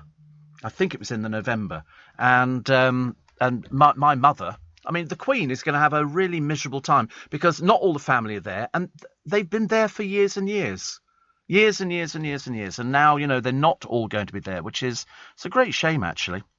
Jonathan Shalit, bless his heart, says, I don't retract into my house at Christmas. I retract to Heathrow. Because you know where he goes. He takes the BA plane to Barbados. He says, but I do take my 91 and 87-year-old parents, David and Sophie Shalit. You see, I know where he goes, actually. I know where he goes for his Christmas. He loves it. He's done it all the time. He likes to get out there for a bit of sunshine, a bit of him time. He gives a lot of time to a load of other people, and it's, I don't know how he copes with it all. Seriously, his mind must be whirring. He says, I, of course, expect the person interviewing my clients to have done their homework. However, I also advise my clients to also do their homework on the person interviewing them so they can show respect, interest, and interest back as well. I call that good manners. See, I was saying the other day, Jonathan, that Jilly Cooper, every time you did an interview, she would leave that she'd thank you most profusely, and you would get a little handwritten card from her with a little tiny box of chocolates or something saying, thank you so much for my nice interview the other day. And you don't get that from a lot of people. It's an old-fashioned thing to do. It's, as you say, it's called manners. It's called manners. And I, would only talk to people, and sometimes you go away and you think, and my mother always used to say to me years ago, she'd say, who have you interviewed this week? And I used to go, Mum, honestly, they're just guests on the programme. She was fascinated by it. My brother became equally fascinated, on who you'd actually spoken to. But, an interview is an interview is an interview. It's a conversation. And the idea is to get as much out of somebody as you possibly can, to make them have a nice experience. You're not there to trick anybody. I think some people thought that, when people went on certain shows on the television, they were there to be tricked into revealing all sorts of things that they wouldn't normally reveal. Whereas I didn't work like that, because once the word got out that, you were only going to trick them and ask them difficult questions, then you wouldn't get any more interviews. The PR companies wouldn't put people up to you. They say, oh, no, you mustn't do that because he'll ask you about this and that relationship. So we never did that. Never did it. Wouldn't do it now. Wouldn't do it. See, it's far more complicated, this radio stuff, isn't it, than you ever thought possible. I thought it was just simple. You just sort of popped in, you sit down, somebody brings you a cup of tea, I have a little piece of chocolate, get me going, and then we talk about food for 35 minutes. 3 hours, actually. But it doesn't matter. Steve, exactly the same for Greece. Can't even enter McDonald's without showing COVID vaccination barcode. Security in all the doors, says Mark. And further on from my obsession with the Morrison mince pies, I've squirreled 2 boxes away for Christmas and now hit Orange Matchmakers, says Lindsay and Caterham. Orange Matchmakers. Dr. Davy says, the only black pudding you should try... Listen, you wouldn't convince me in a million years to eat black pudding. Whether it's Stornoway black pudding or not, he said it will change your mind. No. John says, have you ever yawned during an interview? Yes. I did. I had an interview booked in. I shouldn't have done it. I went to a Christmas party years and years ago, 25, 30 years ago, and I had somebody coming in who was from an organisation that does a lot of good for... I can't remember what it was, actually. And I didn't know anything about this organisation at all. I'd never even heard of it. And it was a high-powered interview. And I started falling asleep during the interview. I couldn't stay awake. I was suffering so bad. And they all said to me afterwards, why did you say you'd agree to do the interview? I said, I've got no idea. But that was the only time. But I never openly yawned. That would be absolutely awful. Have you ever thought of writing your memoirs as it would be a bestseller? Says Paul. No, it's not. I mean, to be honest with you, I think it's a very interesting life. Very interesting, because I was totally convinced that when I came into the radio business, I would do a couple of years at LBC. That was my inroad. And then I'd go and join Radio 1. And I'd be driving a white Rolls Royce. Don't ask me why. This is what I thought. Yeah, it's not too late. This is what I thought my priorities were, that I would join. Why I thought going from a speech radio station to a music station, I've got no idea. But I did originally try and get a job on Capital Radio. And they had a job as a producer going. And I thought I could sneak in as a producer and then get a job as a presenter. And so I was interviewed by a lady. I won't mention her name because she's still around. And I came in for the interview, and we sat down and chatted, which was very much how interviews worked in those days. You didn't have to sort of sit there and spin a disc or something, because that was far too sophisticated, even for somebody like me. And so halfway through this fairly short interview, she said to me, Steve, she said, I've heard your show on LBC. She said, why do you want to join Capital as a producer? You're hoping to get on air as a presenter. So I said yes. I thought, there's no point in lying. I might as well be honest about it. And so she said, thank you very much indeed. We'll let you know. They never did. I'm still waiting for the letter or the phone call. But all the letters that used to turn people down used to start the same way. Thank you very much indeed for your interest in so-and-so. Unfortunate at the moment, we have no suitable vacancies. However, should one arise, we'll let you know. That's basically... No, definitely not. Definitely not. Steve. This is all the lads at the Royal Marines in Poole. Good God in heaven. Didn't know the Royal Marines were in Poole, but I suppose it's the best place for them. But he says it's a bit of a privilege listening to you in the mornings after our night shifts here in the army. I see you're talking to an RAF boy. My father was in the RAF. I don't think we speak to you a lot, do we? I mean, I wasn't, obviously, but we got the bookings and everything else, which was quite nice. Didn't you once do Naomi Campbell? No. In fact, I waited nearly 2 hours after the programme for her to turn up. And we were all standing downstairs waiting. Notoriously bad timekeeping. And then somebody phoned up and said, she hasn't even left home yet. And I went, but we've been waiting here for 2 hours to do this interview. The studio was booked. Everything was booked. A case of we can rush them in. And then she came in eventually. I think she was about 3 hours late. And I remember thinking, she didn't do me. I'd gone home by that time. I'd lost the will to live. Andy in Mansfield says, this Christmas will be one of the difficult ones. It's a 4-day weekend. He said, I've stocked up on baked beans. God. You can't have baked beans over Christmas, can you? I don't think it's right. I wonder what Jonathan Shallett's going to have over Christmas. I bet they do full traditional Christmas. Full traditional Christmas. It's very exciting, but he does the same place every Christmas. Always done it. Always done it. One of these days I'm going to surprise him and jet out there. So after I win the £122 million on the lottery tonight. Oh, I must tell you, talking of that, lottery story coming up in a moment because it's 5:30. Leading Britain's conversation. LBC with Steve Allen. 26 minutes to 6 on Tuesday morning. Another freezing cold time. God, blimey, honestly. Never mind, we can wrap up. It's not too bad, but definitely we're going for the heated jackets. They were selling them on the television the other day again. And I remember thinking, and somebody was going, well, how does that work? And you go, well, it's a battery. Obviously, you've not got a 500-mile cable you're dragging around with you because you're plugged into the mains, an extension lead. Anyway, so I was going through YouTube earlier on, and for some reason I sort of happened upon a documentary made about a man and his wife who lived in somewhere. I can't remember where it is. And he decided he'd lost his job as whatever it was. I can't remember. And he decided to invent, in this country, he decided to tell a fib. And the fib was he'd won the lottery. And he decided to tell his wife that he'd won the lottery. And he kept this pretense going for some time. I mean, without realising the implications of it. He claimed, because when she said, when do we get the money? When do we get the money? And he said, well, it's offshore. So what we do is we get the interest on it. I mean, obviously they weren't the brightest family in the world, realising that they don't give you the money and it goes offshore. They give it to you, they give you a cheque and it's paid into the bank and then you can do what you want with it after that. They couldn't care less.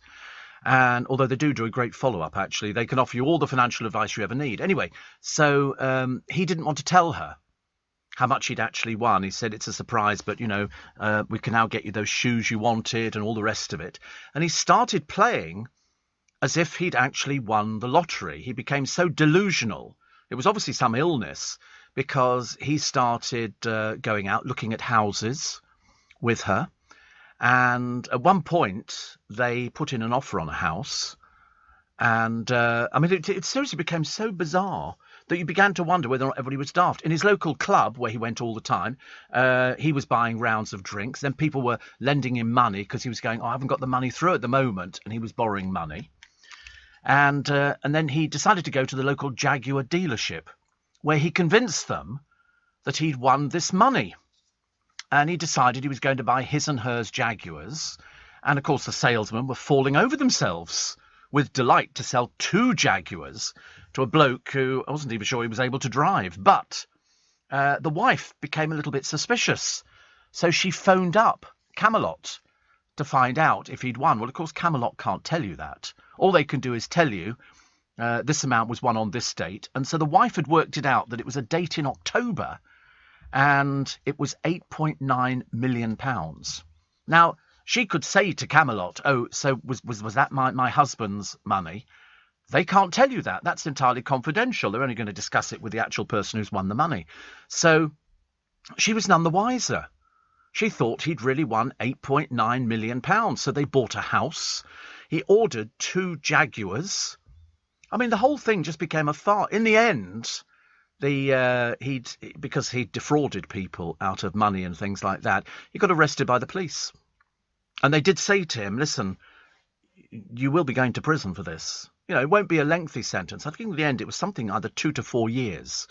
And but the police said afterwards on camera, they said, what's the betting? He'll come out of prison and he'll go back to his old ways of living in a fantasy land. He seriously believed that he could sort of bluff his way through it. But of course, most of his friends stopped talking to him. The wife, he took up with somebody else. Oh, he got 3 years. Howard Walmsley, 2001, yes. But, you know, a Sheffield Crown Court said, you know, you lived in a fantasy world. He's a painter and decorator, but he took up with somebody else. He was going to move out and move in with this other woman. He said he was going to buy a house with her and everything else. Then eventually, because the wife stood by him, he actually sort of ended up going back there. String of deceptions. He was issuing dud checks all over the place. Amazing, isn't it, really? But his wife wrote to the court pleading for mercy and wept when he was jailed, even though they'd been told that his 2-year trail of trickery was motivated purely by love. It wasn't. It was just he's a fantasist. He was a delusionalist. And even after he'd been sort of caught, he did buy a lottery ticket thinking this is going to be the one that's going to win me the money. The one lottery ticket. I forget what the odds were of winning. But he got sent to prison for 3 years. So basically screwed up not only his own life, but her life and everything else. Since he got out of jail, he's been accused of something else now, accused of tricking 3 grandmothers out of £400,000, and is now living in Vietnam with a wealthy lover, 18 years after he was jailed for faking the lottery win. I mean, he's seriously mad. Seriously mad. So he's living with a wealthy lover. But don't worry. He'll rip her off her as well. That's how it works, isn't it? I didn't know there was an after to that story. It's interesting, isn't it? I only discovered it this morning. Roger says, I know my neighbours only because it's a battle to get one of the few parking spaces available outside. We have numbered parking. We're fine with that. Nobody parks. Yeah, no, I'm not number one, actually. No. Well, I mean, in my mind, I'm number one. Steve, my wife was an NHS nurse and she died of sepsis in March of this year at just 57, says Niall in Beeston. Her loss has been devastating. Obviously, Christmas now is something I'm dreading rather than embracing, as Jackie, my wife, used to love it. Yes, I don't think people realise. You know, the other thing, Niall, people think that men deal with it so much better than everybody else. They think that men, oh, it's okay, you're a man. You can deal with things like that. Absolutely not. Men bottle things up. You know, men bottle things up. It's true. I mean, I speak for personal experience. But, you know, people who say, you know, different, of course, if you died, your wife would be sort of in pieces and all the rest of it. They just go, you're a man. You can cope with things like that, which is not true. It's absolutely not true. Men are just as sort of emotional about something. And something like that, you know, for somebody to pass on at the age of just 57 is just, it's awful. Nobody knows what you're going through. It doesn't matter what people say to you. Doesn't matter what people say, they'll say, oh, I'm sorry for your loss. And then they just go, he'll be all right. And of course you won't be. You won't be. But, you know, it does get better. I promise you, it does get better. Scott the Bread says, I saw a bloke the other day in Costco. He must have bought about 200 loaves of bread. Never seen anything like it. It wasn't me. No. I bought some other little bits and pieces. There's a frost in Laleham this morning. I've still got my shorts on, says Scott, and will continue to do so all year round. Twickenham Cafe on Staines Road is a good place for a fry-up. We'll be there myself around 8:15. How lovely. That sounds quite nice. Steve, I love dear neighbour Sheila. We have a fence panel removed so we can go in and out of both gardens easily. She's in her 80s and is incredibly inspirational. That's good. See, I like that idea. I think that's good. You know, we all need neighbours. Everybody needs good neighbours. Have I ever had a bad neighbour? No. Never had a bad neighbour. Don't think so. No. If anything, trying to keep them out's the problem. But no, never bad neighbours. Never. Neighbours are what you make of them. And luckily all mine hate me, so we're fine on that one. Yes, they keep well away. Don't go round there, he's mad as a fruitcake. Pamela says, when I worked at my local hospital many years ago, Steve, we would go carol singing around the wards on Christmas Eve with the Salvation Army. All the wards were full, from babies to the very elderly. I used to drag my kids along every year so they realised how fortunate they were. Absolutely. Adrian says, I loved your interview with Denzel Washington. I've had some really cracking interviews. Paul says, I've been working since you came on this morning. Later on, I'm going to make a full English for the wife and me. Smoked streaky bacon, sausages, eggs, black pudding. There we go, the black pudding again. Beans, mushrooms, and fried bread. Yeah, take out the black pudding, and I'm with you on all of that. It's just that it's never going to happen. Have you ever interviewed Miriam Margolyes? Oh, many, many times. There was a TV adaptation of The Man Who Faked Winning the Lottery, played by Martin Kemp, says Dan the Bricky. Yeah, well, this was an actual thing. And somebody else, Aaron in Sunbury, says Martin Kemp played him in a TV drama. This is this was him, really, with the wife and all the rest of it. Did you ever interview someone you weren't that keen who then won you over? No, because all the people I wanted, they would run the names past me.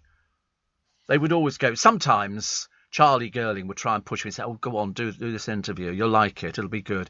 But, I mean, there was never anything really that I don't think she's probably got a better memory than I have for people you've interviewed. Because after a while, you interview so many people.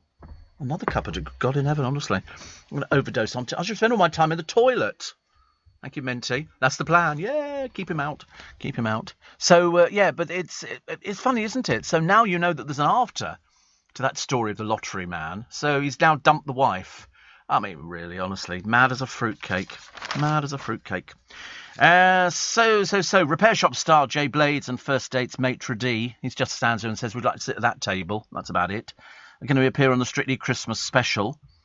Fred, who'll be with Diane Buswell, says he's a bit of a dad dancer. I mean, I don't understand. Even the producer says to me, so he's now a celebrity, is he? Because he's a maitre d'. We didn't get that at all. I didn't get it. David Tennant cheated when filming Around the World in 80 Days. He only visited 2 countries. He's going to play Phileas Fogg. We like the Michael Palin Around the World. That was very good. That was so good. I'm a Celebrity's Danny Miller went down chunder. That's another. He kept being sick and all the rest of it. He was picked by TV viewers after they saw the scaredy cat feeling sick even before he entered the Welsh castle. And he had to eat cow's teats, pig brain, fermented catfish, goat testicle and bull's penis, but threw up. Screaming Snoochie. I mean, she's so screamy, honestly. She's fairly ancient. She gobbled a sheep's foot, fermenting duck egg, cow's nose, raw fish eye and cow bottom.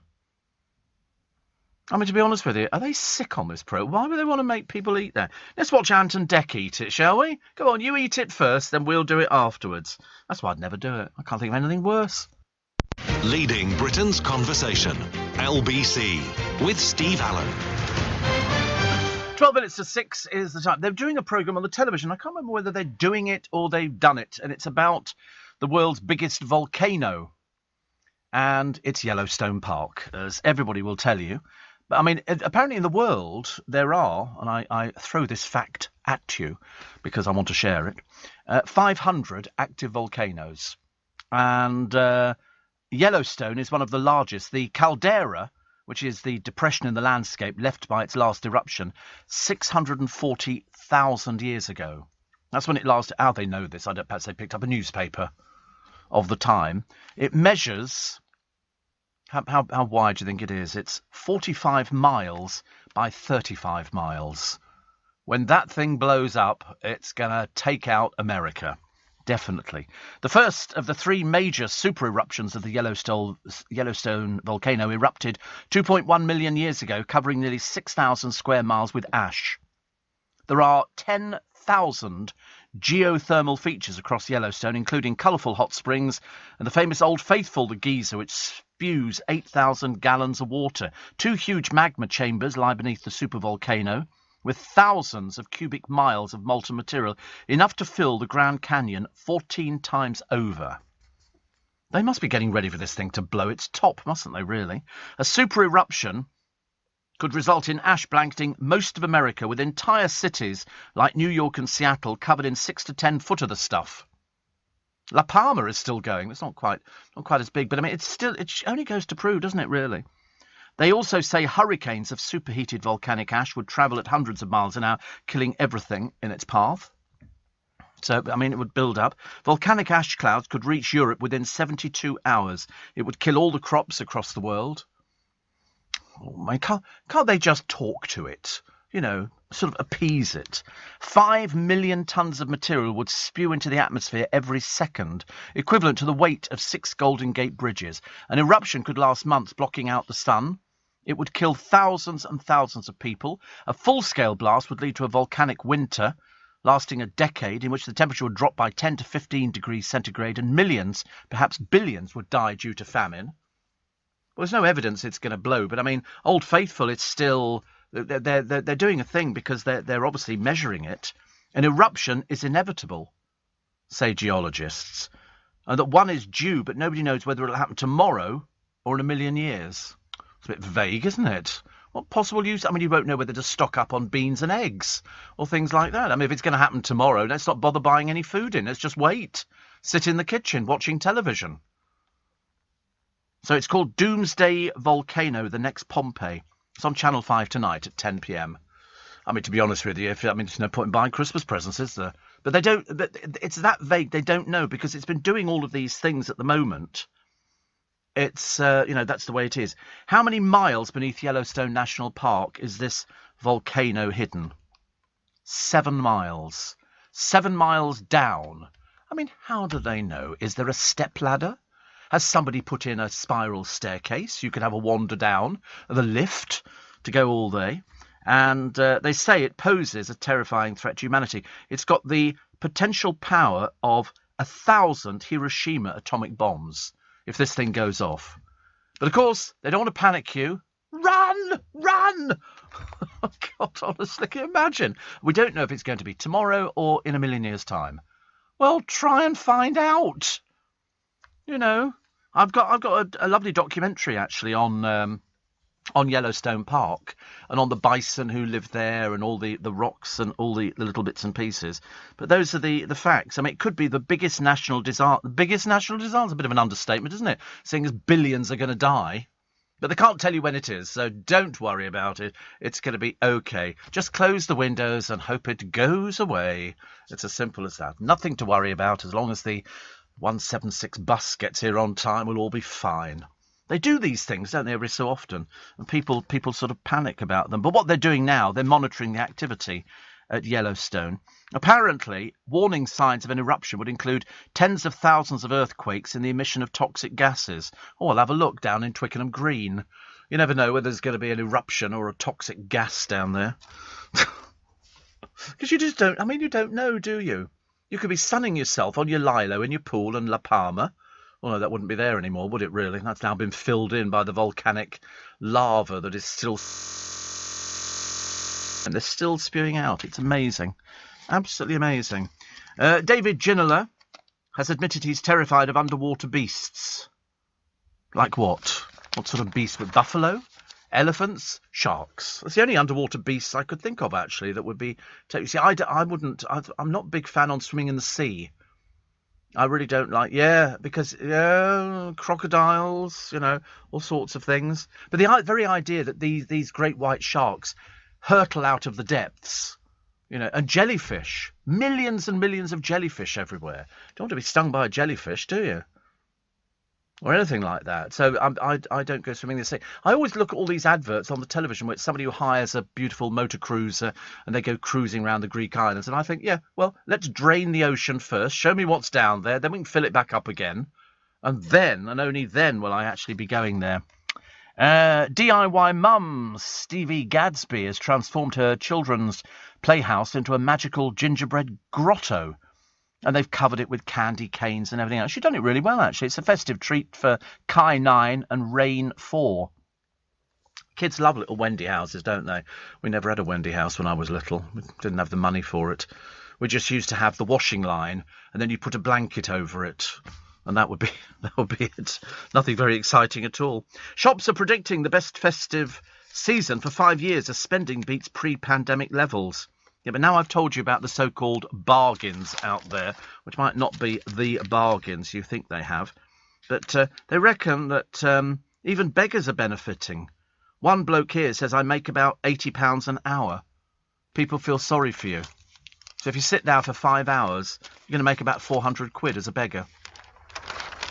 I think they do make a lot of money. We've got a whole family in Twickenham. They move them around. They appear to have a gangmaster, because I've seen somebody shepherd them around and giving them signs to hold, which says hungry, misspelt, and homeless. It's a whole family. We've got mum, dad, son and daughter.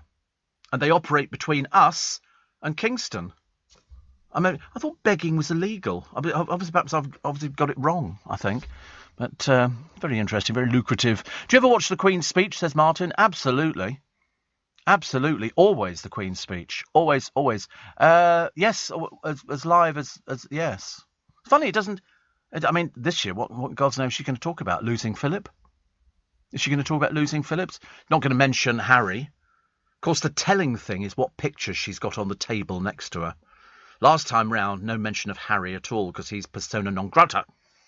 Together with there'll be a picture of Steve Allen on there. Perhaps if I send one in with me sort of holding a crown or something like that, perhaps she sort of might buy into that, I think.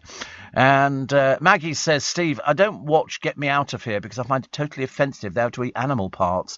Yes, I mean, I don't understand it either. Why can't they just make them do interesting things like, can you get this tennis ball in a bucket or something like that? You don't want to do it, or sort of quoits. I mean, why animal parts? It's been done to death. We've seen it. And they go, and then Ant and Dec laugh. Oh, you're eating a bison penis or something like that. Well, I tell you what, why don't you two boys eat it? See how blooming clever you are then. Obviously not. Steve, you're so right about how people view men and their treatment of grief.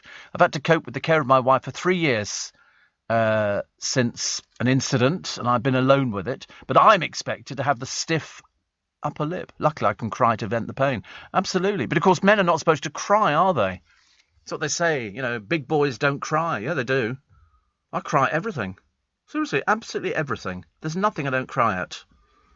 I'm trying to think, actually. No, there's probably nothing, actually. I was watching earlier on some reunions in America with sort of kids and their parents who've been in the forces coming back from serving in Vietnam. And they go, we've got a big surprise for little Johnny, so-and-so, so-and-so. And they're all sudden, they see their father and they go, oh, Daddy! That's always very sad, very sadly. Hillary in southwest Cornwall says, I want to let you know I'm now a convert. You make me smile. All down to the persuasion of a friend to listen to you. Oh, and the prawns in blanket sounds good. They go, well, they better be, because I'm recommending them. If you get stung by a jellyfish, you have to wee on the jellyfish, says James. No, that doesn't work, actually. Not on jellyfish. You don't wee on the jellyfish. You have to wee on your foot or something like that. But I don't think that works anymore. I think that's been known. It's an old wives' tale. I think basically you just sort of need to go, ow, ow, and that works. Every single time. I was just switching on the radio and caught the end of you talking about Ant and Dec. I'd love to see them trying the challenges, but I can't stand the programme, says Stella. I don't know why they sort of stand there watching people eating all these grotesque items, which you wouldn't eat anyway. There's nowhere in the world where they eat bull's penis, as far as I know. And then you think, come on, Ant and Dec, are you real men or girlies? Go on, you eat it. They're paying you enough money. At least you can eat the blooming things, and then, can prove to us that you're sort of ahead of it. If they ate it, I could understand it. But, of course, they won't. Doing regular chores, apparently, according to the paper today, is very good for you. It keeps your brain healthy in people over 60. If only we knew people over 60. We don't know anybody. And it helps to... Nobody around here, is there? Nobody except us chickens. But it also helps you prevent falls. So, in other words, Professor Xiu Liang Wei... a different Wei from the ones we were talking about a moment ago, from the Singapore Institute of Technology, said after adjusting for other types of activity, housework was associated with sharper mental abilities and better physical capacity, but only among the older age group. So there you go, Joe. We've sorted something out for you when you leave this morning. You can go round and start cleaning. Yes, my place. Come around and do my place. Which is very nice, isn't it? Listen, that music means that we're going to take a short break for the news, then back with more of your texts and emails. British Airways boss on a warning, and why movies are the best remedy if you're having a bit of a sicky day. And no surprises on the movies. This is LBC from Global, leading Britain's conversation with Steve Allen. Morning, nice to have your company. Welcome to Tuesday. Welcome to the 23rd of November. It's Steve Allen's Early Breakfast on LBC, Monday through Friday, between 4 and 7. Have you been watching the rerun of Just Good Friends on the Drama Channel? No, I've seen all of them, actually. I've seen all of them. And I liked them, actually. And my favourite was when she actually got in and she'd had a big row with him. And then he rings the phone and she just picks up the phone and slams it back down again without answering. And they're sort of, at least he phoned, which is what she was hoping he would do. So which films have been hailed as the nation's favourite sick day movies? So in other words, if you're, for some reason, they seem to think that if you're sick, you curl up on the settee. I don't know why you curl up on the settee. Why don't you just stay in bed? You know, switch on the electric blankets, stay in bed. No point in getting up if you're not feeling very well at all. They've commissioned some research here. I won't tell you who it is because the reason is that you get these sort of company. It can be a nobody company, and they go, it was commissioned by, sort of Iggy Pop's, what's it, or I don't know, I can't think of anything. But apparently it's movies that make you feel good. Shrek. I don't know, if I was feeling ill, I'd just get annoyed with Shrek. I get very cross with that one. Toy Story. Was that the one that had, "You got a friend in me"? Yeah, that was quite nice. Yeah. Buzz Lightyear. Yeah, that was good. Dirty Dancing. Yeah, I mean, this isn't going to make you feel better, these films. Mrs. Doubtfire. I suppose when you're ill, it's a bit hard to sort of concentrate, isn't it? I mean, I tend to find, I'm never ill. He says, never ill. Yeah, I don't know what I'm talking about. That was the biggest pile of rubbish I've ever heard myself. But no, I mean, I wouldn't be ill enough to be on the settee because I just wouldn't move from where I was in bed. But sort of curling up on the settee, coping with Mrs. Doubtfire, I'm not sure. But I have feel-good movies, but they would be Christmas movies. Wonderful Life and things like that. Those would be good. And I've seen there's quite a few Christmassy movies on the telly at the moment. They're the sort of, they look like the Hallmark movies, which are quite interesting, actually. They've always got good stories. Girl lives in little hick town, decorates, runs the local gift shop or something. In comes hunky bloke, and all the rest of it. The next minute they're going out together and then move in together and have children. And it's the same all the way through. Exactly the same. It was like Barbara Cartland novels. Barbara Cartland novels were sort of, girl meets man, man sweeps girl off feet, and on the last page of the book they kiss. They never once climb into bed or do anything remotely interesting. Not married. Not married. That's a bit like that scene, isn't it, in Fawlty Towers, where sort of the man comes in with the thing and Basil goes, "Oh, two rooms here. No, we got a double room." Goes Sybil, "Not married, Sybil, not married." But anyway, so Mrs. Doubtfire, the Harry Potter movies. God, if you're real, that's just going to make you worse.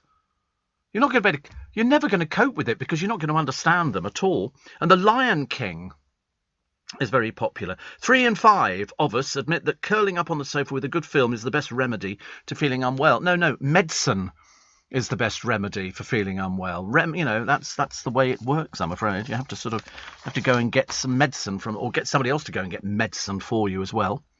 Anti-vaxxers have fueled the COVID crisis gripping Central Europe.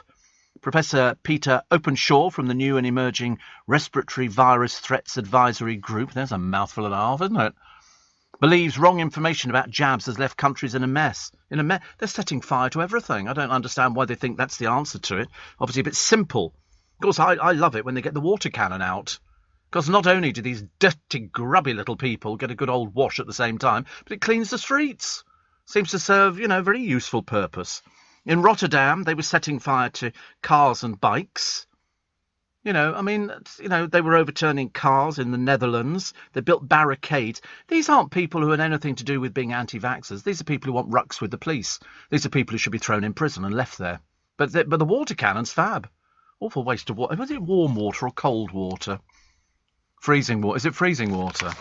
They're a bit odd. Is it somebody inside I've never seen inside a water cannon, so I don't know.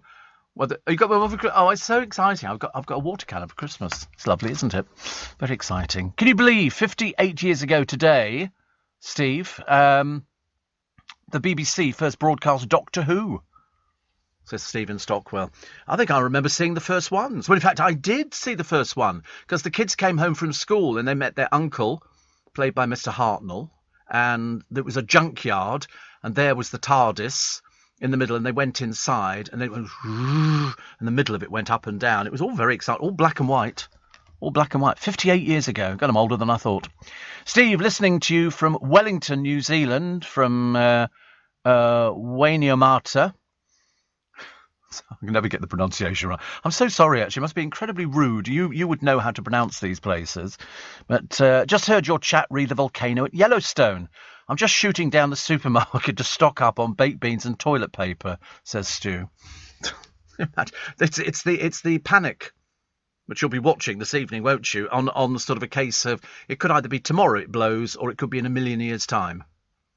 But at least they will know. I mean, Old Faithful has been going for God knows how many years. And every so often, have you ever seen Old Faithful? Oh, look, there's William Hartnell, the unearthly child. The first Doctor enters the TARDIS. I loved him. I thought he was great. Changed a lot, hasn't it? Well, it is ancient. It was 58 years ago. It's nearly 60 years ago.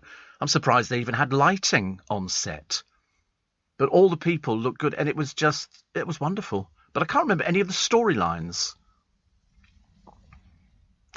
Somebody must have said to them, you're going to have this thing, it's like a police box and you're going to be travelling through time. Yeah, right. Buy into that one. Paddy McGuinness reckons he's helped builders to open up about their feelings. Good Lord above. He used to work on a building site, did Paddy McGuinness. He told Radio Times men have traditionally struggled to open up. Exactly what we were saying a moment ago. Exactly what we were saying. He said, I'm talking about, these builders, men's men. Things are slowly changing. And so Paddy has made a programme called Our Family and Autism, which airs in December. Ex-model Christine is also autistic, as is Melanie Sykes. Melanie Sykes was recently diagnosed with autism. Jihadi bride Shamima Begum has claimed she never hated the UK. I'm sorry, love, we don't want you back. We really don't. We did a survey, and nobody wants you back. She claims she was groomed online. We don't believe a word you say. We really don't believe a word you say. She's fighting to return to Britain. We don't want you. Okay? Stay away. Stay away. She said, I was groomed for weeks and weeks. We don't believe you. Nobody believes you. She said, it wasn't a decision I made quickly. I thought about it for a while. We don't want you back. Okay? Simple as that. We're not going to... I hope I've made myself quite clear on that one. I don't want you to think in any way, shape or form that I'm not representing the entire country. But nobody wants you back. Just, Holidaymakers are being urged to use unspent vouchers. £132 million worth. The Civil Aviation Authority... No, just remembered. I get on a train the other day. And I looked at the time it was supposed to go, and it said 10 to 7. I got on it at... Not 10 to 7, but... Yes, exactly. Yeah, it should have gone at 10 to 7, but it was still stuck at Waterloo Station. I get on it, and it's going to Reading... And this was at about 7:30, 7:45, and it's quite busy. And obviously there'd been a hold-up. They hadn't managed to repair the lines properly. Anyway, so the guard comes on. Good morning, ladies and gentlemen. So sorry, this train is running 30 minutes late. However, you can claim compensation. If their trains run any later than 15 minutes, you can get... How much compensation do you get? Find out how much... I was interested. That's why I was just reading this thing about the holiday credit from the Civil Aviation Authority. Said the total relates to refund credit notes offered by travel firms as an alternative to cash following the pandemic. Michael Budge, head of Atoll, which is run by the CAA, says, we want to remind consumers to redeem credits. They're a fantastic tool. And this woman was... Every time we pulled into a station... Yeah, it was South Western. And she said, because this train is now running more than 15 minutes late, you can claim compensation. Go to, I think she said you go to the website. So a single ticket, 25% of the cost. Well, how do you get your money? I mean, I paid for it on Oyster. How does that work? Do they give you your money back if it's on Oyster? I bet they don't, actually. I've got a horrible feeling. You can tell by the look on the producer's face. You're doomed on that one, Steve, I'm afraid. No chance. Because otherwise, how would they know? I suppose you could sort of... I mean, because they don't issue you a ticket, do you? You just put your thing on. Like, everybody uses it. So I don't think we're going to get any money at all, I'm afraid. Even though they've said you can get up to 25%. But how are they going to give it to me? My other pass is still working, my Freedom Pass. I think I must have convinced the woman that I really do live where I live and have lived there for 30 years. If you use Oyster, you go to the TfL website for a receipt. Oh, right. How does that work? It's not worth that. For 25% of the cost, it's not worth it, is it really? For the sake of a quid or something like that? No, I think I can live without it. There'll be some people, though, filling it in, isn't it? If it's delayed for more than an hour. Yeah, but how do they know? Won't you have to give them your card details? And my card details on my Oyster card? Has it got... Wait a minute. I'm going to check on this one here. Because on my Oyster card... Excuse me. Presumably, there must be a number on the back of the Oyster card. It's got Transport for London. Nothing on the... No, nothing on the... Nothing on the front of it. Oh, there is a number on the back of it. There's quite a number of numbers on the back of it. There you are. Using this one, subject, yeah, and it's got a long number, and then it's got a little number with a letter G on it. So presumably you can read them that, and they can then check on the computer and say, yes, you actually did use our services. But I tell you what I hate, when the train's really packed and somebody gets a phone call. Oh my God, the entire place sinks into deep depression. Yeah? Yeah, mate, where are you? Oh, right, yeah, I'm on the train. Big surprise on that one. Yeah. Nobody's wearing masks. I'm trying to avoid contact with any of these people breathing on us. Yeah, I'm on the train. Yeah, the train's running a bit late. Yeah, we know the train's running a bit late. Okay. Yeah, I mean, to be honest, it was the most boring conversation I'd ever heard in my entire life. Yeah, he was trying to arrange to get his money back. He looked like the sort of person who would be aiming to get his money back. Steve Allen, tweet at LBC. Apparently Kevin likes Ferris Bueller's Day Off. Yes, that's good, isn't it? We like that. Yeah, we like that. Twist and shout. Well, shake it, a baby. Now, bad news for you, I'm afraid, this morning. I don't like to bring you bad news, but we have finally heard what the Mayor is offering instead of our favourite fireworks for New Year's Eve, because the entire nation wanted fireworks. The Mayor basically went, you're not getting those. Instead, it's going to be a spectacular. And I now have the details, which I present to you this morning. If you really want to book a holiday, now would be the time to go and do it, because the London New Year fireworks display will be replaced because the Mayor hates you. He doesn't want you to enjoy. He doesn't. Why would you not want to have fireworks when the event that he's having is going to be full of people with no masks on? I do not understand exactly why they couldn't plan fireworks in advance. Because of COVID. Well, that's rubbish. Fireworks are set on barges and shoot up in the sky. There's been no shortage of fireworks. Anyway, this is what you've got to look forward to. I'm so looking forward to being well out of the capital. It's going to be shown live exclusively, this event, on BBC One and BBC iPlayer.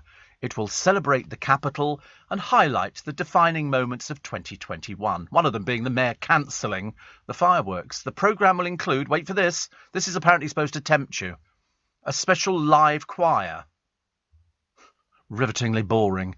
And look ahead to the best of 2022, including London hosting the UEFA Women's Euro 2022, amongst other highlights. You've switched off already, haven't you? I can tell. For the first time ever, Trafalgar Square will be the setting for a ticketed celebration event.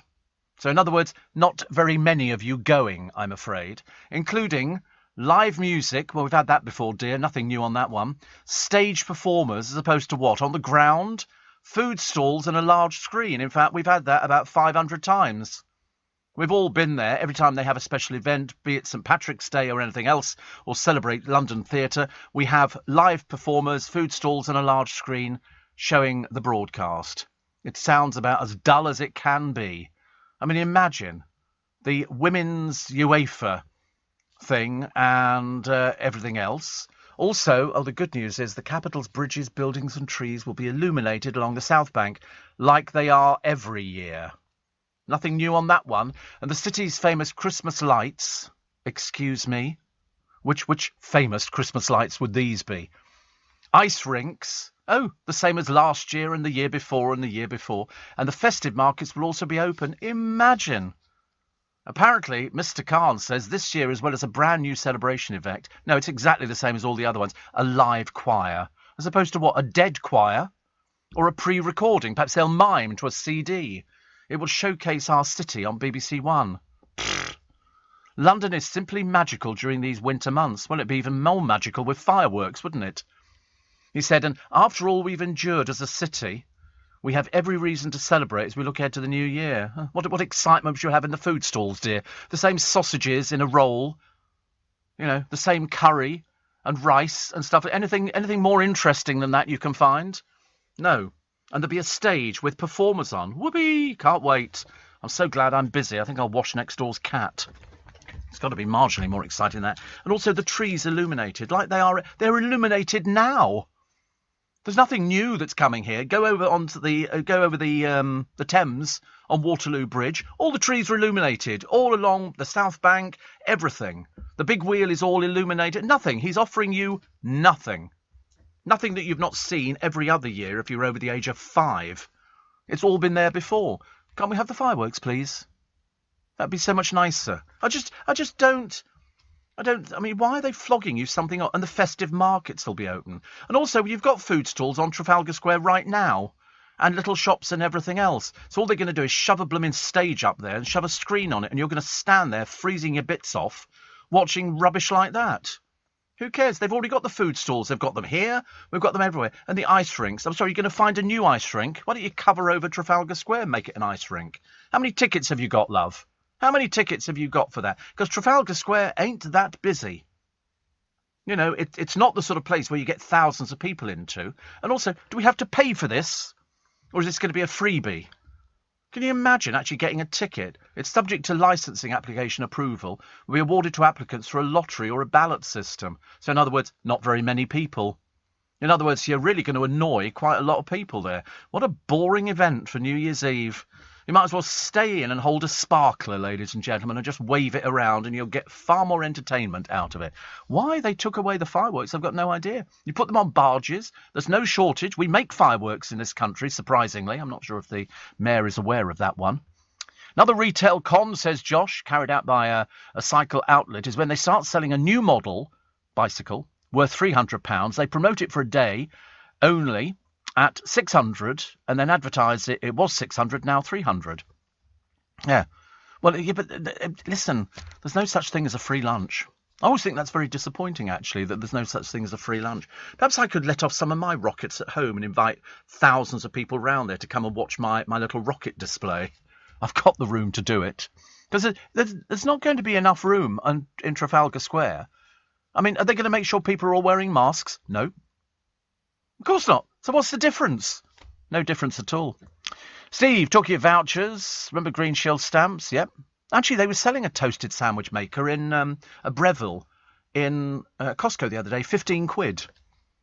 Have you ever had those Breville toasted sandwiches? Oh, you'd like those. You literally get 2 bits of bread, you butter them on the outside, and so the inside is not. Then you put in some cheese or tomato or beef filling, pull the handle down, and it makes toasted sandwiches. Oh, less than 5 minutes.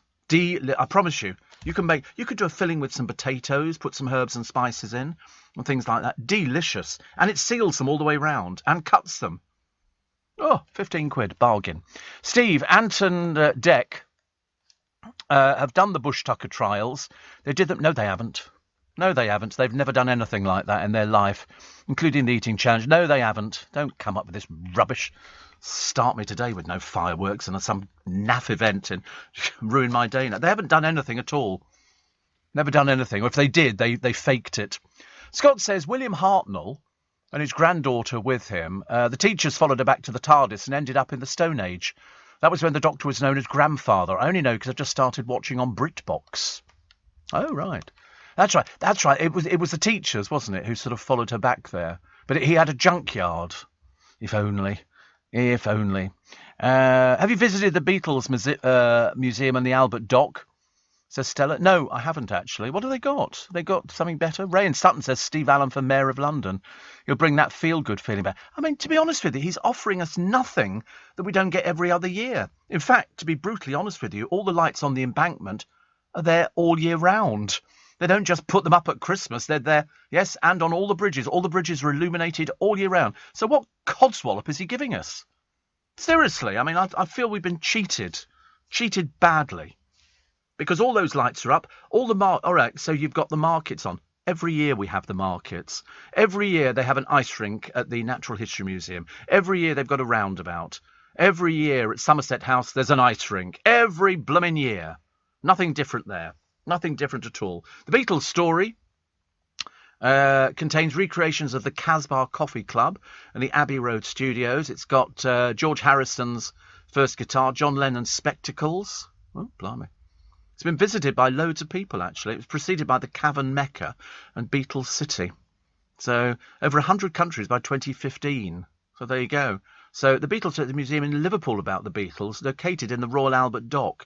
Is that the Royal Albert Dock up in Liverpool? That's where Richard and Judy used to come from, wasn't it? So it had their naked person jumping onto the map.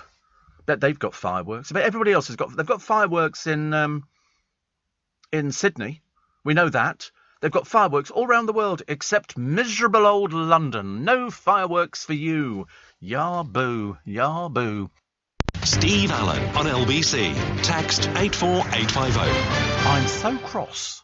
I've never been so cross. I just can't believe that that's the pathetic offering that we've got for New Year's Eve to celebrate London, a choir. I wouldn't mind, if they could sort of say it's a choir made up of, all these kids or that kind of thing. Who is it? I mean, most of that time, that stage is going to be empty with a lot of people standing around. I just spoke to somebody outside. They said, you won't find any Londoners going to this. Why would we remotely? We've seen all this before. We get this all the time. Nothing new. At least try and come up with something interesting. But it's not interesting, and it's being transmitted on the BBC. Watching what? Watching a choir. A live choir. You can imagine, can't you? I mean, what are they going to be singing? Hits from ABBA or something like that? They won't even tell you what the choir is. It's just a live choir. Mind you, the television doesn't look much better either. I don't know, honestly. It gets worse and worse. Mind you, if you arrive at your destination, going back to the refund situation, 15 minutes late, you can claim a quarter of your fare, 30 minutes, 50% more than an hour, a full refund. Yeah, but unfortunately, they always make sure that it just scrapes in, don't they, really? Which is not very good. Brixton lights are awfully sad and pathetic. The congestion charge in LTM would spoil people coming in anyway. Cheated? Hell yes, says Sue Ann in Brixton. I just think it's the mayor sort of makes out he's giving us something special. I don't see this as being special. We've got a little market down here in Leicester Square. There's one in Trafalgar Square. You've got Covent Garden. You've got all the lights up and everything. The festive lights he's going on about. They're there all year. All year these lights are there. And the choir and other entertainment. What is it? It's so vague they don't even know. They don't even know. Talking of vouchers, Steve, the Green Shield stamps. Oh, we talked about that before, didn't we? I've got a Breville. It was my best purchase during the lockdown, says Erica. My daughter loves a sausage toasty. I love it. Steve, my energy company went into administration yesterday. Do I cancel the direct debit or keep it? That I can't advise. You need to probably go to their website and they will probably tell you exactly what it is. I mean, if the supply's gone bust, take a meter reading, sit tight and don't switch. Wait for Ofgem to appoint a new supplier, and when the new supplier contacts you, then you can take it on. So your supply will not be disrupted and should only take a few days. Ofgem's safety net will protect your supply and any credit balance. If Ofgem finds you a new supplier, your new supplier will contact you directly. Okay? Does that cover it for you? Good. Panic not. Panic. I think some people think they're going to be plunged into darkness. No, you can always try and get a ticket to come to Trafalgar Square and watch a live choir. I tell you, you might as well just rebroadcast Songs of Praise. And they make some big deal. The BBC are going to broadcast it. God in heaven. Well, a lot of people milling around going, I'm sorry, is there any entertainment going on? Or are we just standing here, getting very cold? Probably getting very cold, I should imagine. What's on the television? Oh, it's all sorts of things on the television. You've got Shaun the Sheep. This apparently is a very popular thing. I don't think I've ever seen Shaun the Sheep. Is that Wallace and Gromit? Oh, right. Oh, so it's plasticine models again. Around the World in 80 Days with David Tennant, who only goes to 2 countries, apparently. Death in Paradise. Call the Midwife. Not again. God in heaven. Can't they come up with anything unusual? There's also Paddy McGuinness hosts I Can See Your Voice with Jimmy Carr, Amanda Holden, Leona Lewis and Alison Hammond. But that's already been filmed, because they've got pictures of it, so that must be done. Doctor Who is coming up. Some TARDIS escapades for New Year's Day. Very uninspiring, isn't it, really? Also, Wurzel Gummidge, 2 new episodes. Woo, can't wait. Very festive. Very festive. EastEnders. That's lovely. Denise and Jack, as well as Chelsea and Gray, headed for the altar. Whoever they are. Sir David Attenborough. He's doing the Mammoth Graveyard, where he investigates the Swindon Quarry. And then in Wonder of Song, the icon picks his favourite Natural World recordings. Getting tempted? What used to be the best Christmas show? Well, it used to be Morecambe and Wise. People look forward to Morecambe and Wise on Christmas Day, and then they swapped channels and they shoved them on another day, and it all went a bit pear-shaped after that, I'm afraid. I mean, there is Mrs. Brown's Boys. No kidding. No kidding. That'll be the Christmas and New Year special. Top Gear, Driving Home for Christmas. All of these will have been done and dusted. MasterChef, riveting. A trio of Yuletide offerings with the Professionals rematch special, the Christmas cook-off, and a Champions special. The Hairy Bikers are back, Si and Dave, creating the perfect family feast. BBC Two have got the Morecambe and Wise Christmas show, The Lost Episode. You'd think it'd be on BBC One, but I mean, so little do they think of them. They've shoved them on BBC Two. Gareth Malone's got a choir. Oh, good. Do you think they'll be the ones appearing in Trafalgar Square? Sponsored. Beauty and the Beast, a comic relief pantomime for Christmas. This is where you won't know anybody in it. Inside the Factory, Greg Wallace rummages around where greeting cards are made.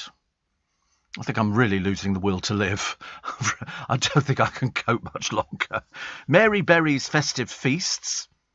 The Royal BBC 4 is showing the Royal Institution Christmas Lectures. Fantastic. I really can't wait. I think I'll start drinking early this year. Maybe the 1st of December. CBeebies are showing The Night Before Christmas. Justin Fletcher ditches his Mr. Tumble costume and takes on the classic story. And on CBBC, Andy and the Band. The co-medic rockers are tasked with saving Christmas for the kids. And that's the best. That's the best. The Beebs selection box. Please God, ITV come up with something a little bit better. The Great British Bake Off reaches its climax tonight. Not that anybody cares. And there's people, the Italian Einstein, the Flavour Queen, and the Novice Baker. I don't know any of them because I haven't followed any of it at all. Like the rest of the country, I'm still working out what a live choir is. Will they be wearing cassocks? Are they choristers? Why can't we just have fireworks? You know, stop fannying around. Give us the fireworks that we wanted in the first place. Because unfortunately, you're going to end up with Trafalgar Square full of people crammed in there. Nobody with masks on. You know, perhaps I can watch old fireworks. I reckon I could probably get myself a DVD from Amazon. Find me a DVD on Amazon, which is fireworks. I bet you I could find one, and you just get all the firework displays, and I could sit down there and just rerun it on a loop. There you go, fireworks DVD. For New Year's Eve with celebration, and how much does it cost? How much does it cost? Well, it's currently unavailable. God, I bet he's bought them all up. I'm never going to get this thing. I have to watch something else. Amazon, here we go. London, Old Lang Syne, fireworks. The Blow Monkeys, who in God's name are they? The Blow Monkeys? What? Oh, it's a band, is it? Jean-Michel Jarre. No, there's none.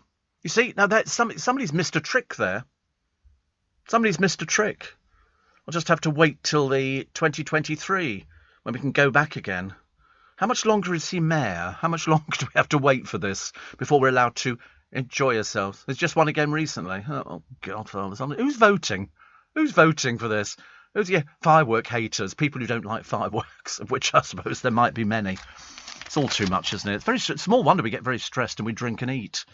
But all I'm going to worry about today is getting my prawns in blankets. Prawns in blankets, which is definitely going to be good. All the papers are doing the very best of Christmas television. We haven't even got to the beginning of December yet, and already we're doing the best of Christmas, which is a bit embarrassing. I found a little mini car wrapped in lights. It's got 2,000 Christmas lights on it. It's going to do a 5-week tour, driven by a guy called Nicholas Martin, who's been decorating it since 2017. He's obviously very slow. And he's going to be driving around raising money. But in fact, now, The car manufacturers loaned him an electric model, which is very good. So he said, I can't wait to get out on the road and spread some festive cheer. About time somebody spread some festive cheer. There's going to be precious little around here, I'm telling you. Goodness sake. So what else have they got for Christmas? The Tourist, Superworm, A Very British Scandal, Doctor Who, Wurzel Gummidge, Strictly Come Dancing Christmas Special, special performances from Jamie Cullum and Gary Barlow. It's enough to make you want to go on holiday, isn't it, really? It's just, although I do like Jamie Cullum. Also, Richard Curtis behind the hour-long pantomime, Beauty and the Beast, the Comic Relief Special. I haven't told you who's in it. We just have to sort of guess. The Abominable Snow Baby from Terry Pratchett.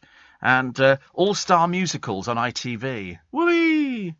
2 specials of the singing contest, one hosted by Fern Britton, with John Barrowman hosting at New Year with Elaine Page among the judges. That'll be pre-recorded, won't it? That'll be The Amazing... Oh, look at this. Hilarious. The Amazing Mr. Blunden. It's not the original. It's not the proper one. This is Mark Gatiss and Tamsin Gregg playing the monstrous Mr. and Mrs. Wickens. Wickens! Steve Allen. Tweet at LBC. Oh, Lord, honestly, Christmas. Yes, am I live on Christmas Day? Absolutely. Absolutely. I'm live on Christmas Day and on Boxing Day. I mean, you can't do it any other way. Perhaps I'll join a choir. Perhaps I'll bring the choir in. I've just noticed on the All-Star Musicals, Catherine Tilsley takes to the stage. God, blimey. I lose the will to live, I really do. There's no imagination with these Christmas things. They're showing the Larkins. What's that got to do with Christmas? It's got nothing. I thought the whole idea of having Christmas television is to show you Christmassy things. You know, I mean, I don't think Call the Midwife. You know, they say here it's December 1966. And residents of Nonatus House are preparing for a wedding while the midwives face a busy Christmas day. I mean, the only saving grace is they've got Miriam Margolyes who can sort them out. She can tell them some of her rude stories. Wurzel Gummidge. Oh, MasterChef. There are 3 Yuletide outings. The Professionals rematch special featuring 4 chefs from previous series. Then 10 celebrities. Well, don't be so ridiculous. Where are they going to find 10 celebrities? We're going to be doing a cook-off while 5 amateur winners re-enter the kitchen. I'm losing the will to live. Seriously, there's nothing here that is remotely interesting. Spitting Image is doing Christmas puppetry. That's about the only... I mean, as long as it's up to date. But, of course, it won't be because it'll be pre-recorded. Bit of a shame, isn't it? Honestly, I think I might have to go out and buy something on Black Friday to cheer myself up a little bit. I might not make it otherwise. That's rich, says the Daily Mirror. Champagne-drinking Tories rush back from millionaire donors' party to vote in favour of making poorer pensioners pay more for social care. You've heard this being discussed on LBC for the last 24 hours. The Palace angry at the BBC airing the royal rumour. They're not happy about this one at all, are they? Everybody's bad-tempered now. Thank goodness for me and a bit of sanity. But everybody's angry. The Duke of Cambridge was attending the Tusk Conservation Awards at the BFI on the South Bank last night. And apparently there were all sorts of allegations about this happening and that happening. J.K. Rowling, believe it or not, has said she has received enough death threats to paper her house. After trans activists staged a protest outside her home and revealed her address online. They can get into serious trouble for that. I'd be very, very careful. But obviously they're not the brightest pennies. She's regularly spoken out about her concerns that gender identity should not be given more importance than sex to the expense of women, accused 3 actors of deliberately staging pictures outside her property that showed her Edinburgh address. Don't tangle with the woman. Seriously. They're not obviously the brightest people in the world. GPs told to avoid now offering antidepressants. Now, does this mean... I mean, they say now we've got the highest rates in this country of people using antidepressants. They say, I think, it's something like 1 in 7 people estimated to be taking these tablets. And so what they're going to try and do... I mean, whether they're going to take people off them or just not issue new ones, I've got no idea. 79 million... antidepressant drugs prescribed in England 2021, up from 43 million. That's nearly twice. That's nearly twice the amount of antidepressants. It can't be good, can it? If you're, mind you, I take tablets on a regular basis, not for antidepressants, but I do take tablets on a regular basis. Rita Chakrabarti talking about her appendix agony. I've never had agony. I believe it's absolutely dreadful. Absolutely dreadful. And Doctor Who star Mr. Capaldi, Peter Capaldi, going back in time to rock again like his student days. The Brits going gender-free, so they're going to scrap at the Brit Awards male and female categories, instead naming a single Best British Artist. Organised say the change to gender-neutral for next year's show is to be as inclusive and as relevant as possible, which means that Dua Lipa, who won this year, will be the last to hold the award for Best British Female. Similarly, there'll be one award for International Solo Artist. So non-binary artists, such as Sam Smith, complained it had left them excluded. I get confused by the whole thing. I mean, I don't know. I just thought it was fairly straightforward, men and women, but apparently not. Apparently not. I don't know what I identify as now. Angry man. After the fireworks. Paul Dacre returning to his key role at the Mail. And he edited the title of it, because they just got rid of somebody from the Mail, didn't they? And they sort of found somebody else. And then Peter Phillips. We all know about Peter Phillips, don't we? But he's got a girlfriend. She's called Lindsay Wallace.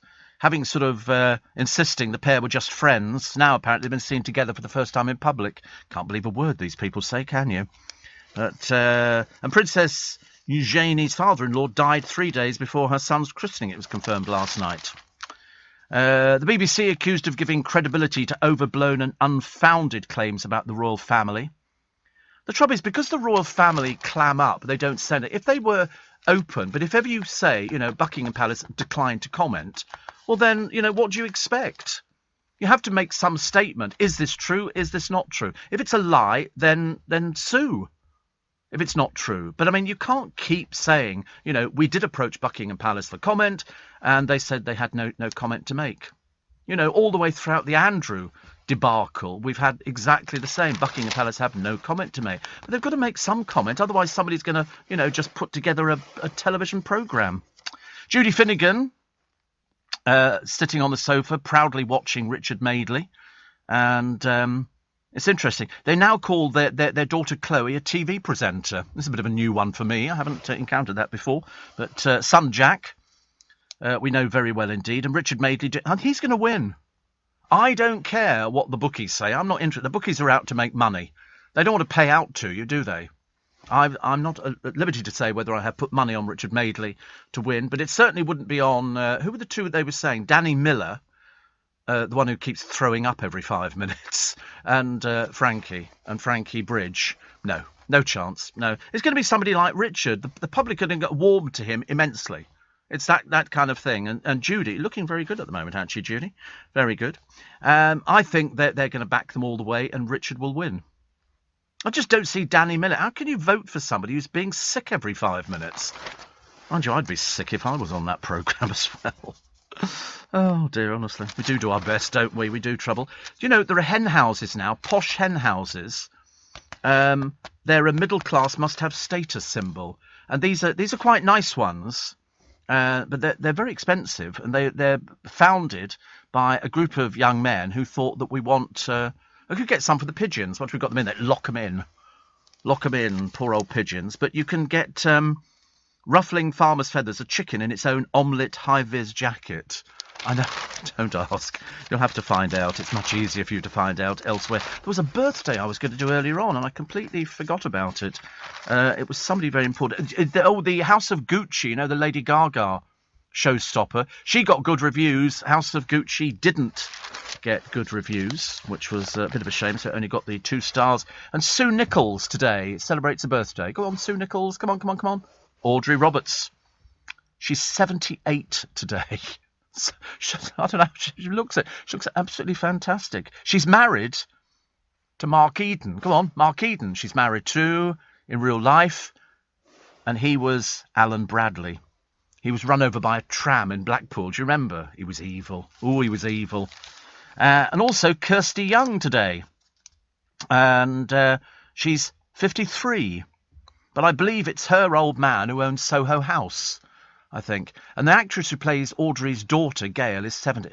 Really? She's never 70, is she? She lives in Chiswick, or she used to live in Chiswick. And I remember looking at her thinking, she hasn't really changed at all. She really hasn't. 8 years younger, yes. Yes, I don't think anybody's ever worked that one out before now. I think it's a lot easier just to sort of leave it to one side. I've got to go. Morning, everybody. Welcome to Wednesday. Welcome to my goodness me, it's the 24th of November.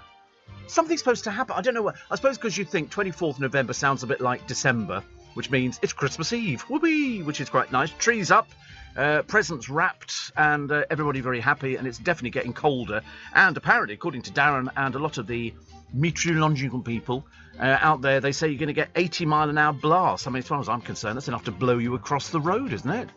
80-mile-an-hour blast. But we don't get that in London. The reason being, that's actually officially a hurricane.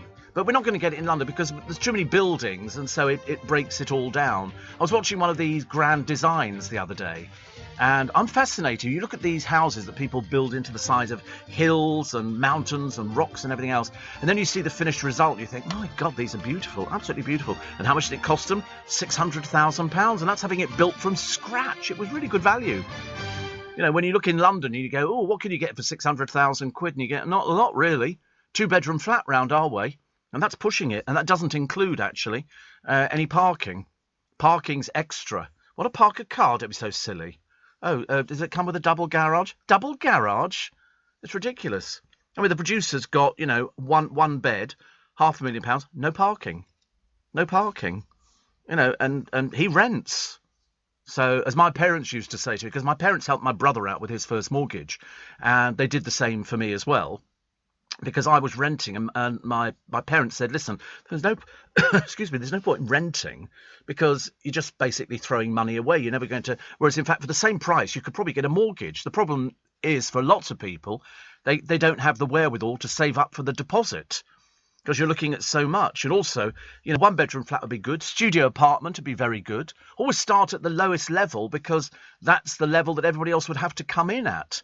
You know, unless your parents are going to sort of cough up £400,000, there's very little chance of people getting on the property ladder. And yet they keep shoving up flats all over. Who's buying the bloody things? Oh, excuse me. So sorry, honestly. But I mean, it is ridiculous. I come out of Waterloo Station every day, and I stare out the window, mainly because I think I don't want to join the rest of the rabble, you know, on their telephone, and all this kind of stuff.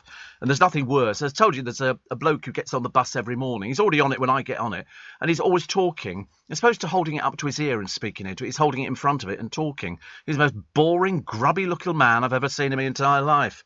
But and you always look at all these cranes as you're driving out of Waterloo on the train. There's blocks of flats going up on every inch of land, and you think, who's buying this stuff? What are they doing?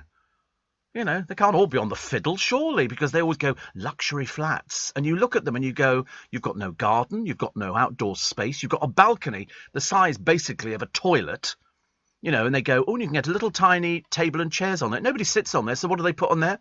Their bicycles. So all you see on these luxury flats is people have ruined it with their tatty neck curtains, you know, and their blooming bicycles sitting there and some kids' toys. And you think, would it not be better to buy a house? Move out of London, buy a house, you get a garden, you could do all sorts of nice things. But I mean, some of the places they're putting up in London, I mean, especially around Waterloo, it is like one giant building site. But there's no point in putting them up. They must be selling the blooming things.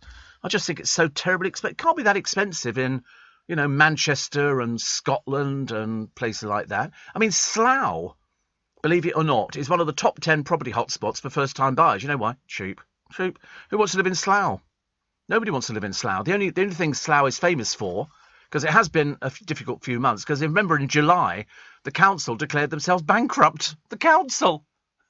What a bunch of bozos. What a bunch of bozos. And the only thing Slough was famous for, the Mars factory. And the office. But do you remember the poet laureate years ago? And you'll find this on Sir John What's-his-face, Betjeman. And he said, and it started off, come bombs, rain on Slough. People nowadays, oh, you can't say that. And you go, of course you can, it's a dump. That's why nobody wants to live there. It's ghastly. It's absolutely ghastly. But the council going bankrupt, how they managed it, God alone knows. It was, yeah, do you not remember it? No, it was Slough. Well, Croydon might have done the same thing as well. Most of them can't seem to manage their money. We've still got this morning, we do have the Christmas lights up in Twickenham, but quite a few lampposts are out. Why the council have not really... And also in the early hours of the morning, they don't bother putting the tree lights on. The only place that shines out is Stuart's place, Sandy's, the fish shop. It's the only place that shines out like a diamond. But the rest of the time we got them on the lamppost, very pretty, but they're not all lit up. Nobody's checked the blooming things. It's very annoying, very shoddy as far as I'm concerned. But, what do I know? The Archbishop of Canterbury says he can't watch TV vicars. They're rogues or idiots. No, they're not. I mean, they were always seen as sort of bumbling. The Vicar of Dibley. She wasn't a rogue or an idiot. I mean, admittedly, she was sex mad, as we know, because she introduced herself. When she got there, and they said, "Well, I sincerely hope you're not the new vicar," and she went, "This bosom is such a giveaway, isn't it?" She said, and there was a lot of it. But she wasn't an idiot or a rogue. Other TV vicars, mainly they feature in Midsummer Murders. The vicars found hanging in the bell tower or something like that, mainly for misdemeanours. Richard Coles, he's a vicar, isn't he? But they're not rogues or idiots. I mean, fancy being Archbishop of Canterbury. I'd quite like to be Archbishop of Canterbury, but the last one came to a sticky end, didn't he? So I don't think we'll go there anymore. Poor souls. The bank who've put staff on a 4-day week, but they don't cut their pay. That's good news, isn't it? Mind you, it's not much good for us. You go there and they go, "I'm so sorry, the bank's closed today." It's like I used to get really, really annoyed because I would go in there and they'd have one person working lunchtime and there'd be a queue a mile long out the door. And then you always get the person, two in front of you, they're doing the banking for the shop, for their business, for the week or something. I mean, the banks that are still open often have really short hours. Yeah. But, you go in there and you think, I just want to take some money out. That's why the cash points are very good. You can go to the cash point, take out your few £100 or something like that. And they're all going as well, aren't they? In fact, we've lost the Royal Bank of Scotland in Richmond. That building's boarded up. They've even taken out the cash machine, I suppose because nobody's going to fill it up. But you can go to the NatWest Bank. I mean, very shortly there won't be banks on the high street. I mean, when you think about it, some people who live out in the countryside, Coulsdon, places like that, they don't have cash point machines. They've got to wait. Sometimes they have a local bank that drives around. It comes in on a van. Like, the local library or a little bit of a shop. I mean, between January the other year, 2019, and September 2020, the number of cash machines plummeted from 62,967 to 55,674. That was a decrease of 7,293. Where are you supposed to get your money from? The answer is, you'll have to get on the bus or drive. But many people who live out of town don't have cars. 340 disappear every month. Do you remember when you used to have to pay for them? You put your card in and it would say you've been charged so-and-so for that. And you'd think, well, and then all of a sudden they all became free. I'm not paying to withdraw my money. I mean, they were thinking of bringing that back. What, charging? Yeah, of course they are. They've got to, I should imagine, to make things sort of work. The widow of PC Andrew Harper wins the fight for all killers of emergency workers and police officers. This was the young man who was dragged by those three scum in the car, and he died as a result because they were thieves. And I hope they're enjoying themselves in prison. I really do hope they're suffering quite badly. But at least I thought there was always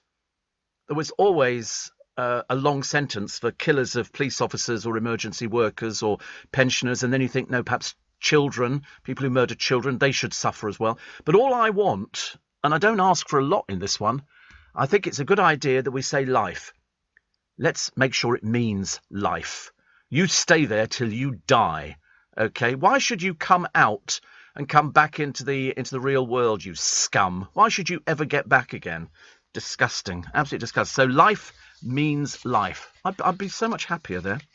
Also, the owner, who was like, the criminals who kill emergency service workers will face a mandatory life sentence under law changes.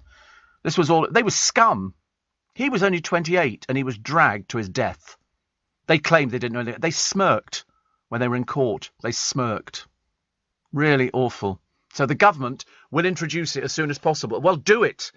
Don't just talk about it. Get on and do it. I'm sick to death of the government going, oh, yes, we're thinking of bringing this. It's like anything that Priti Patel says. Damn well nothing happens. Dominic Raab will be speaking to Nick Ferrari about that this morning on The Breakfast Show on LBC. It's not a sensitive issue. There's nothing about it. I think it should be mandatory life sentence for anybody who takes somebody else's life.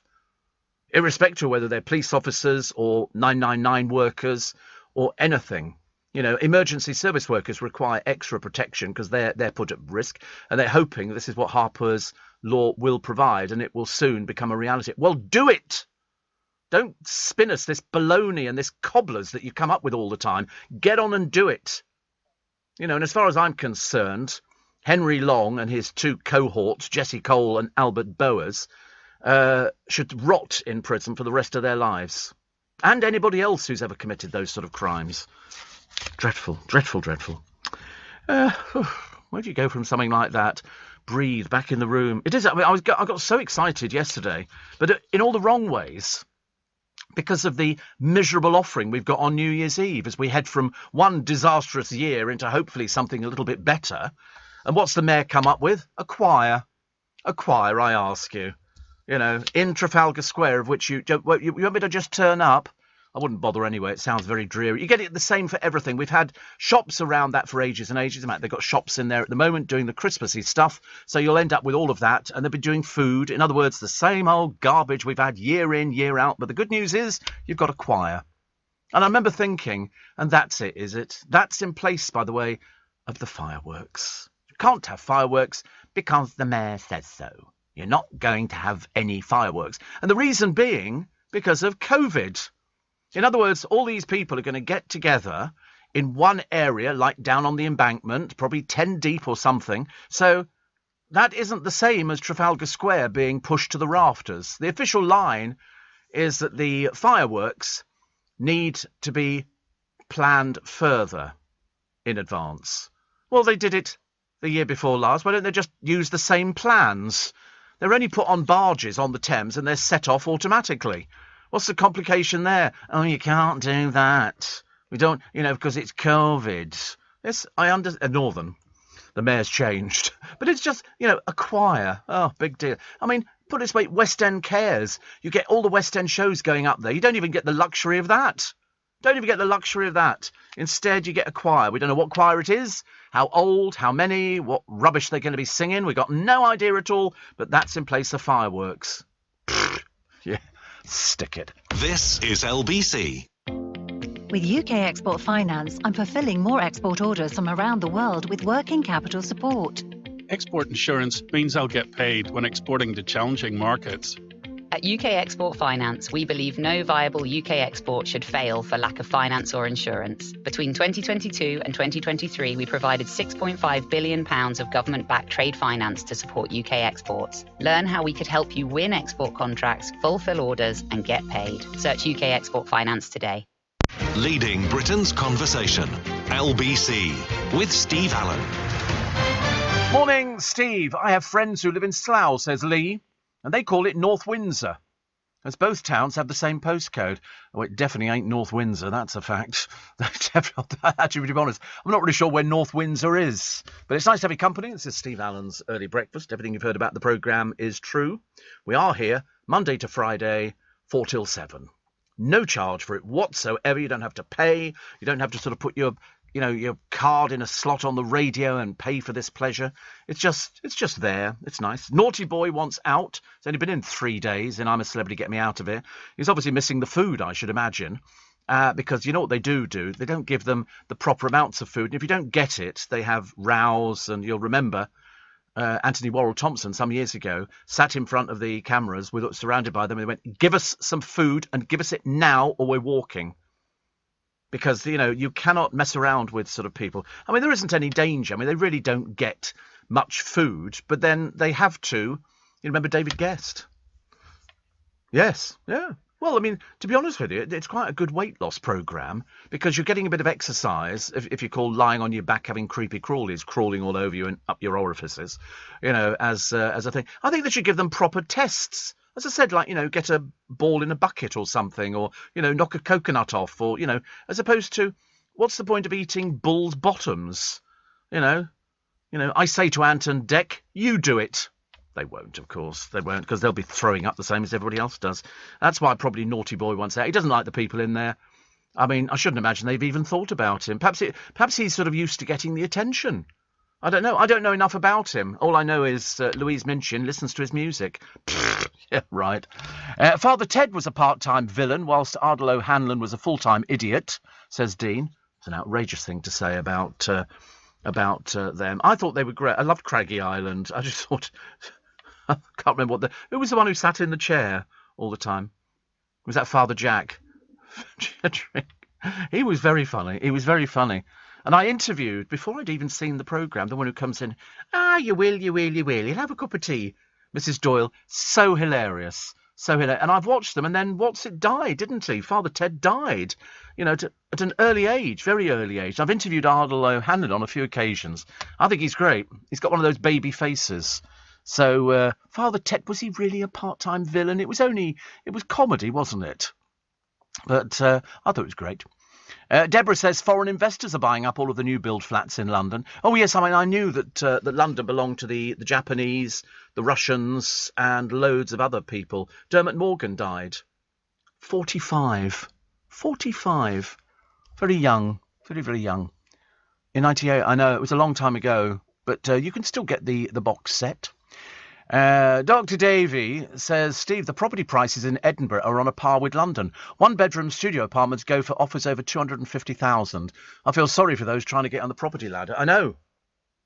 Well, as I'm just finishing, at my age, paying my mortgage, January.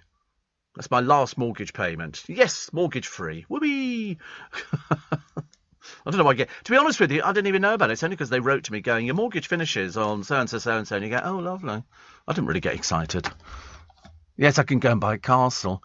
The money you get. Steve, says Brenda in North Finchley. The 24th, the rings a bell because Ideal Home Show opens today at Olympia. Will you be there? I met you back at Ideal Home Show back when he was at Earl's Court and got up and gave you my seat. Brenda. How lovely. I like the Ideal Home Show. It's a good, you get some ideas for Christmas and stuff like that. I spoke to a friend of mine the other day because we get paid tomorrow. And I've also got to pay a VAT bill, but that's got to be done by the 7th of December. So we have to shunt money into an account and all the rest of it. But then, as I say, from the end of January, I'll be saving a small fortune. Because not only will I not have a tax bill to pay, because we're all on PAYE now, which is the subject of much consternation, as you can well imagine, to anybody who's in the broadcasting industry.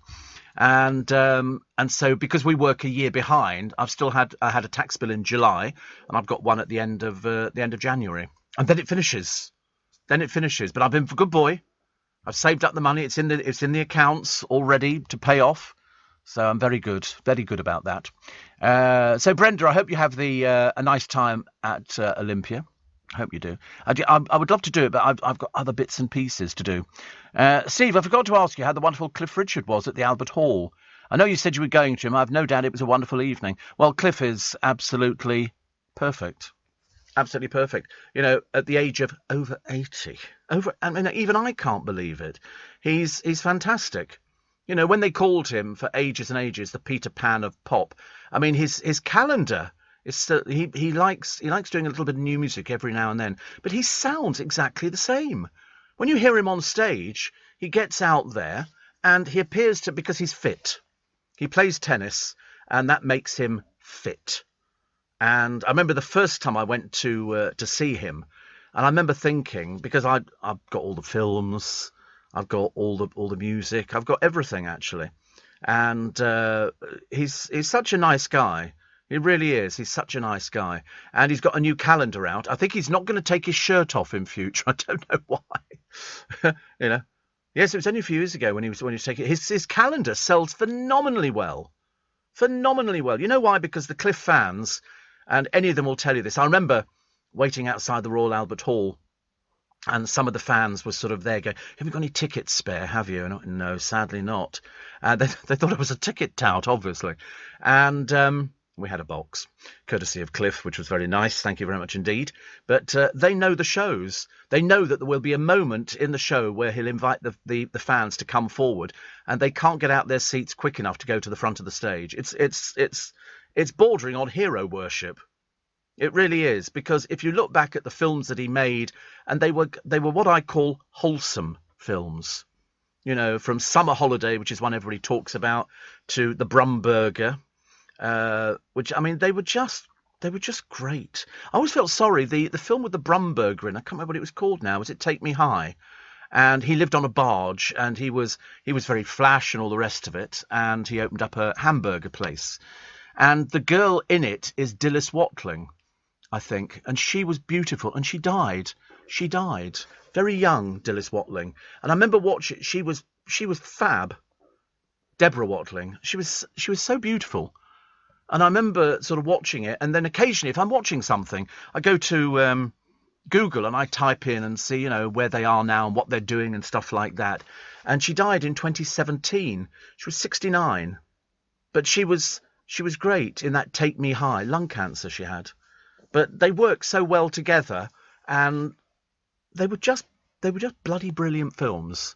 They were good, wholesome things which you could find no fault with, because it was just. Everything was nice.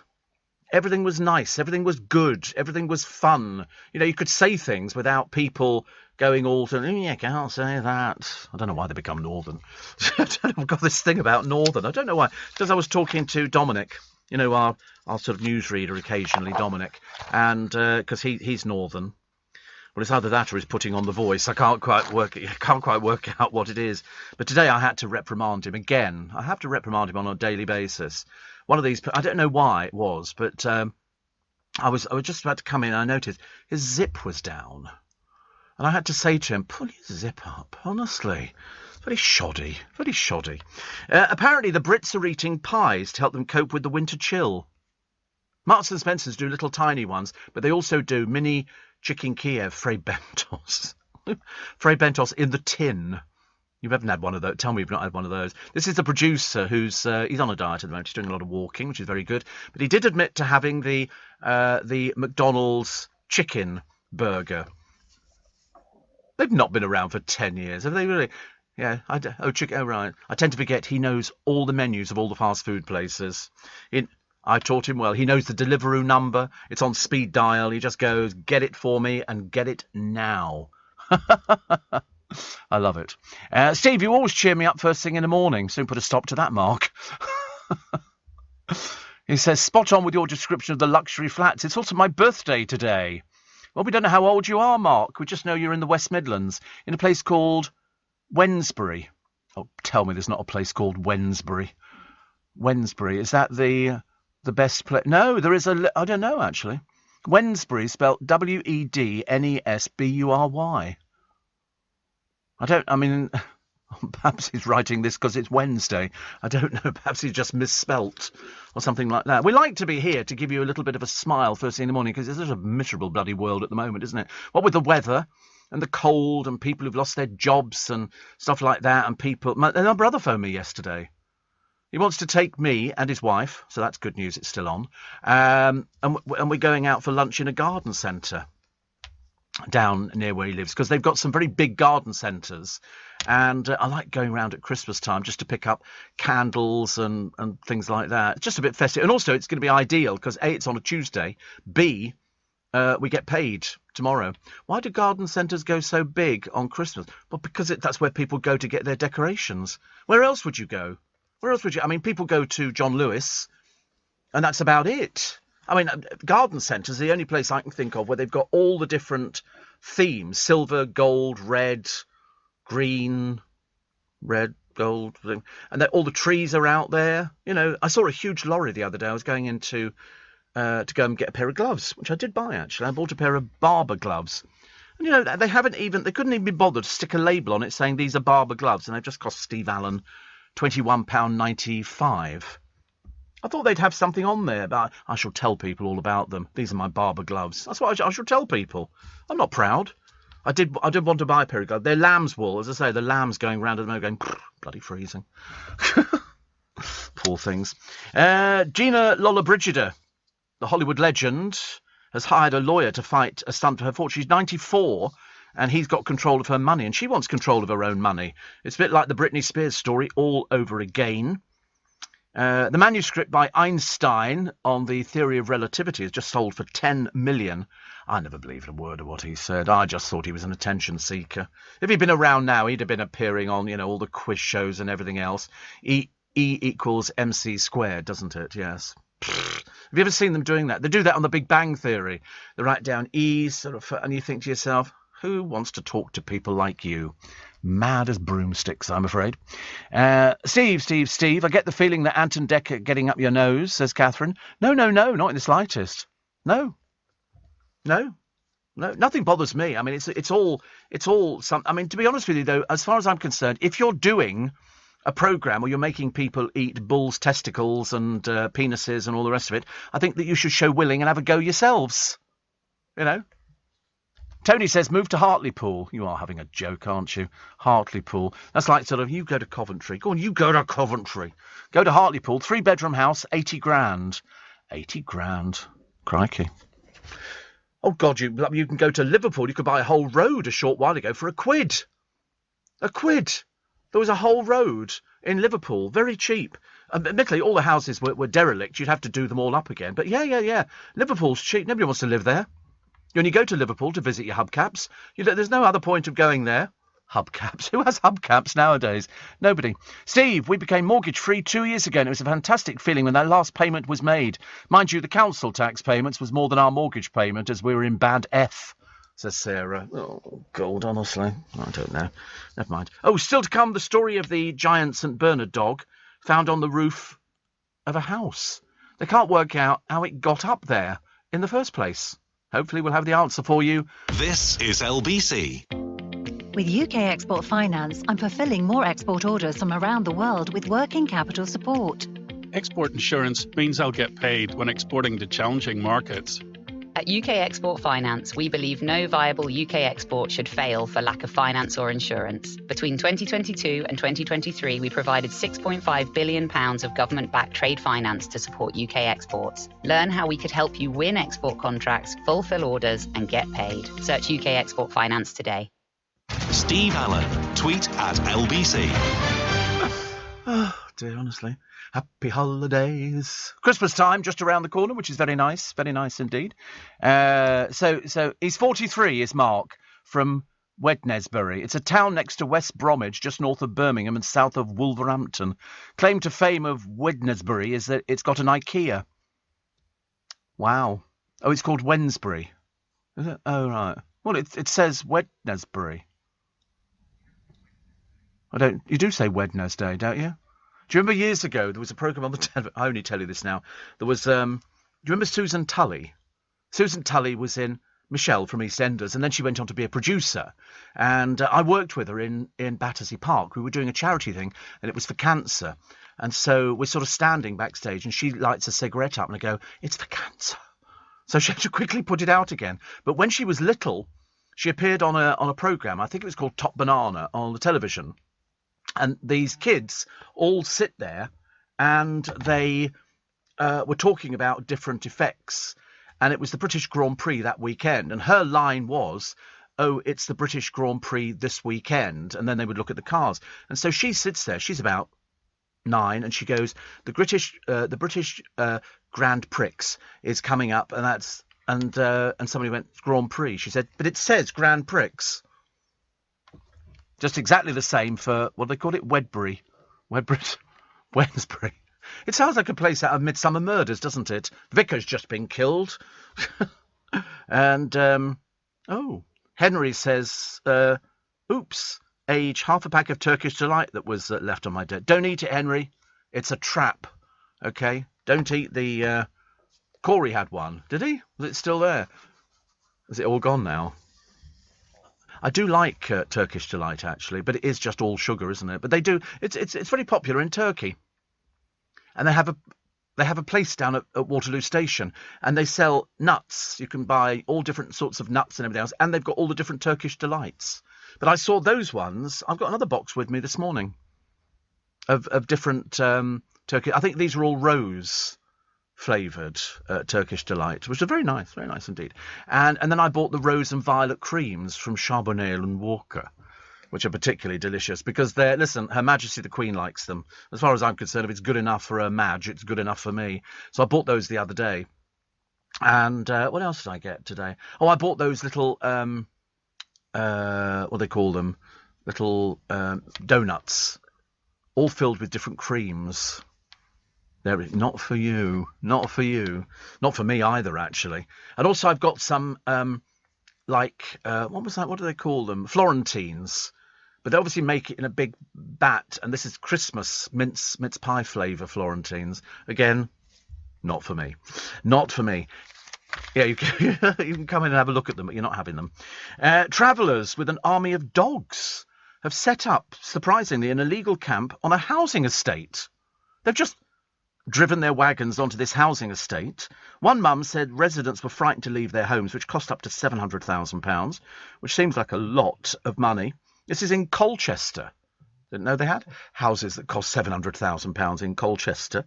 We've all rallied together. The travellers are also accused of revving scrap cars. Revving scrap cars? What's that mean? Oh, revving, sorry.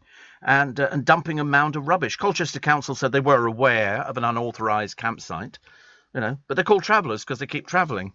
And then they move on after they've left all the rubbish, and then all these people, or Colchester Council, will have to pay for it. Let me just warn you of something else. The family of an Insulate Britain yob, one of these people, he's been jailed. His name is Oliver Rock. He was jailed for breaching a High Court injunction last week. He describes himself as a hard-up stage-set carpenter, which he probably might be. Unfortunately, he lives in rented accommodation. He's 42 and he's obviously a bit of a failure in life if his only claim to fame is that he's a hard-up stage-set carpenter. His sister, Isabel, has launched a plea for cash.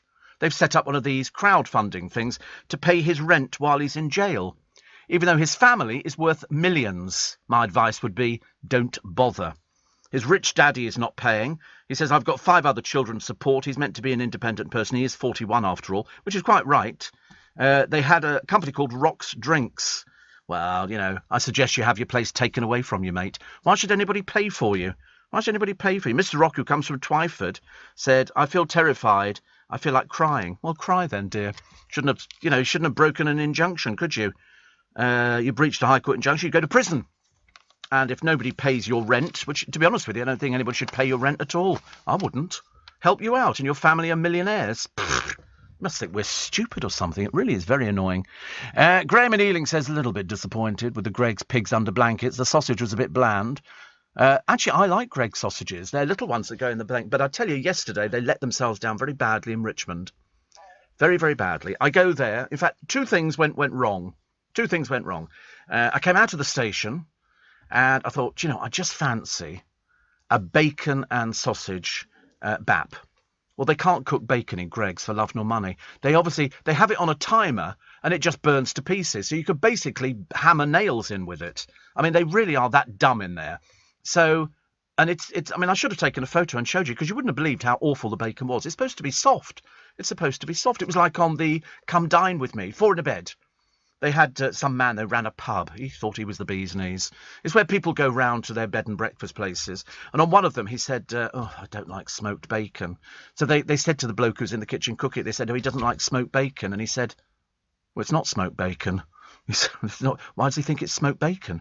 And I wanted him to go back out there and go, well, what did you not like about it? And I wanted him to say, I don't like smoked bacon. And I wanted the bloke to say, you must be really dumb because this isn't smoked bacon. So obviously you're a peasant. You've got no idea. Anyway, so I go to Greggs.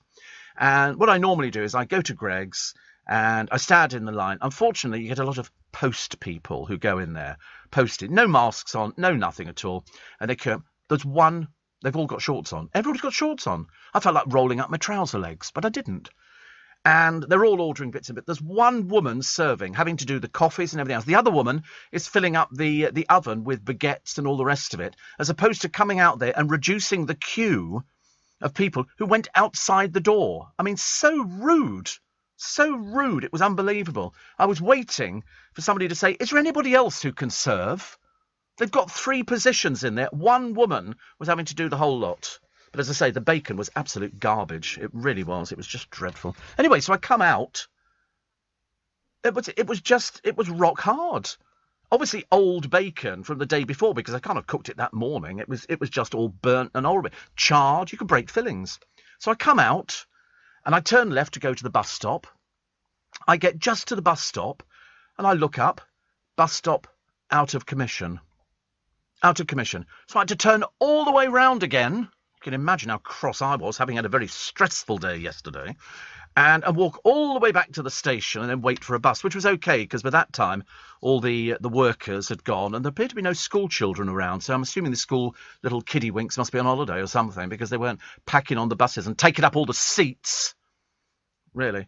If I spent so long in Greggs, I didn't get home till 8:45. It was ridiculous. But no, so it was... And then, when I went back into town to do something else, there's two people standing at the bus stop waiting for a bus, and I felt like winding down the window, but of course it wasn't my bus, and saying to them, the bus stop is out of commission. The red bag over the top of it, thickos, is to demonstrate that, and it even said on there, it was written, bus stop out of commission. But they bravely stood there like dimwits. They're probably still there now, actually. If they're there today, I shall shout at them, actually. Steve, never mind Turkish Delights. Oh, I used to love Fry's Turkish Delight. That was the one covered in chocolate. That was very nice. If you haven't tried Persian or Lebanese baklava, you haven't lived. Says like, oh. So that sounds a little bit... I've seen baklava. That looks as though it's just all sugar for me. Mind you, no different, I suppose, from Turkish Delight. Did you get the prawns in blankets? I didn't, actually. I was so desperate to get a pair of gloves. And they're lovely, but I just wanted them to say that, wanted somebody to know that I spent £21 on the blooming things. £21.95. And, yeah, the worst thing was £21.95 for a pair of gloves, and it had one of those security tags inside it. 20 quid. Who's going to walk out with a pair of gloves? I mean, honestly. But I bought them, and I bought them in green. I was going to buy black, but I thought, no, green. Make a stand, Stephen, I thought. Make a stand. And they haven't got the foam fingers. In fact, surprisingly, you put this glove on, not only have they not got the foam fingers, but you can't even draw the foam down. It won't do it. It's obviously got something to do with your skin, isn't it? It's obviously something like that. That's it. So I have to put one glove on and one glove off. No, I don't like fingerless gloves. I really don't. I'm not that sort of person, I'm afraid. What have we got here? Oh, look, it's Paris Hilton. My God, there's somebody who's riddled with talent. Riddled with talent. The TV star and DJ has just got married, actually, basically for publicity purposes. And they had 3 lavish events and all the rest of it. Thank God they aren't writing actually any more heir to the Hilton fortune, because she's not. She never was. Her mum and dad are estate agents. They call them real estate agents. And she was never heir to the Hilton chain. Never in a million. That's like, the other baloney, which you remember all the time. Which was sort of, Jordan was once worth 45 million. She was never worth 45 million in her dreams. Also, she had a puppy in a handbag, Paris Hilton. Unfortunately, I call those people puppy haters. Put it on the floor. They had a woman on, a place in the country. She was buying a place and she was a writer. You knew she was a writer because she had freaky pink hair or green hair or something. And she was holding the dog the whole time. Put it on the ground. It walks. Okay, I hate people who have dogs in little carry baskets. They really are. They're sort of, ghastly people. Scott says, every time I want a cheese and bacon turner, it seems to resemble Tutankhamun's foot in Greggs. I've never had a cheese and bacon turner. That sounds quite nice. Don't they do one of those in... Pret do one. I think I've had them in Pret. Yeah, they're quite good, aren't they? Have you had one of those recently? No. Liar, liar, pants on fire. All right, we'll take a break. Very pushy this morning. Honestly, the moment you challenge him on something, he gets very aggressive. Very aggressive. Starts sort of holding up a card with 2 letters on it. This is LBC. With UK Export Finance, I'm fulfilling more export orders from around the world with working capital support. Export insurance means I'll get paid when exporting to challenging markets. At UK Export Finance, we believe no viable UK export should fail for lack of finance or insurance. Between 2022 and 2023, we provided £6.5 billion of government-backed trade finance to support UK exports. Learn how we could help you win export contracts, fulfill orders, and get paid. Search UK Export Finance today. Steve Allen on LBC. Text 84850. Morning. Apparently, we've got heavenly buddies, ladies and gentlemen. The planets really are aligned as Jupiter, Saturn and Venus are captured in the sky over Stonehenge.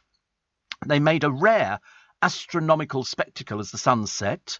Jupiter sits the highest, Saturn seen above the centre stones of the landmark, and Venus visible lowest in the sky on the right. What does that mean? Does that mean anything? I mean, I'm not too sure whether or not I suppose it's interesting. They say last year, stargazers were left disappointed when Jupiter and Saturn were at their closest for 400 years, but the view was obscured by clouds. I quite like the idea. I'm quite interested in what goes on in the heavens, and Stonehenge as well, because they've never really got to the bottom of Stonehenge, have they? And also this mission to smack Dimorphos asteroid set for launch. They want to neutralise it. It's a sizable space rock headed for Earth. It's a chunk of cosmic debris measuring a few hundred metres across. If it were to collide with the planet, it could unleash continent-wide devastation. So they're going to go up there. You've probably heard it on the news already, actually. NASA are going to crash a satellite into it. I mean, I don't know how... I mean, I saw a thing the other day on the television. I mean, at 6:20 GMT, a Falcon 9 rocket carrying the DART spacecraft will blast off from Vandenberg Space Force Base in California. And then they're hoping to smash it up. But there's loads of debris floating about up there. They're very messy, the Americans. Very messy. They just said, oh, leave it. Somebody will come and clear it up later. Yeah, it smashes into the Earth. I did watch the programme on Yellowstone Park. It was a bit disappointing because they sort of obviously didn't have enough money to sort of do a proper programme. This DART mission is $325 million. It'll target the asteroids, a pair of them, that closely orbit each other, known as a binary. The larger of the two objects, called Didymos, measures around 780 metres across, while its smaller companion, Dimorphos, is around 160 metres wide. I don't know what that looks like in terms of... I know what a metre is, but I can't cover it. So it's about half a mile across. It's quite big then, isn't it? So if it smashes into the Earth... Who do we wish it on? Let's have a quick think, actually. Who would you want it to just smash into? The trouble is, I wonder how fast it would enter the atmosphere, or whether it would break up on entering the atmosphere. I would think that would be the kind of thing that will happen, actually. Very odd. Record high fuel prices continuing to rise because you're being ripped off. You know, that's how bad it is, I'm afraid. On my way to Liverpool from Felixstowe, says John, can you advise the stupid people to have fog lights on as it's very bad? Yes, I mean, you're supposed to have them on legally, because sometimes the fog, and it was not a pea soup around here this morning, but it was certainly a little bit noticeable. Steve, these are the gloves, says David. Yes, I've seen these gloves before, and these are touch screen gloves. But they do them in. See, I like the bottom ones there. That's my sort of thing. But they're £22.50. That's you know. I mean, admittedly, I do need gloves. You know, I don't drive in gloves, strangely enough. What's the matter? I just don't drive in gloves. Why is that funny? You like the story of me and driving? My father used to have driving gloves, leather driving gloves, and he'd put them on to drive. I don't know why. I went down where did I go to? I had my gloves on. I remember thinking, oh, that's right, I was getting off the bus, and I had them on the bus. And I remember thinking, I could slide it. You know what the bus drivers do? I'm sure they see you standing up and they immediately put the brake on really quickly just to watch you fall over. One of these days, somebody's going to fall down the stairs and there's going to be a lawsuit against them. You know, terrible, really. Former rugby league star Kevin Sinfield has raised more than £800,000 by running 101 miles in 24 hours. He raised cash for motor neuron disease in honour of Rob Burrow, former teammate who has the illness. Well done to him. 800,000. That's very, very good. Very, very good. And here's a drug-dealing mum. You get more and more of these, don't you? Open up the papers and there'll be somebody. There was somebody the other day, and I love watching the Mexican border patrol thing on the television, because so many drugs are smuggled over the borders by all these different cartels, and they pay people. This particular one was in this country, and the bloke was stopped by the police. They'd had a tip-off, and it turned out they'd built a hidey hole in the back of this truck activated by a magnet. They're quite sophisticated. He, of course, claimed to know nothing about it.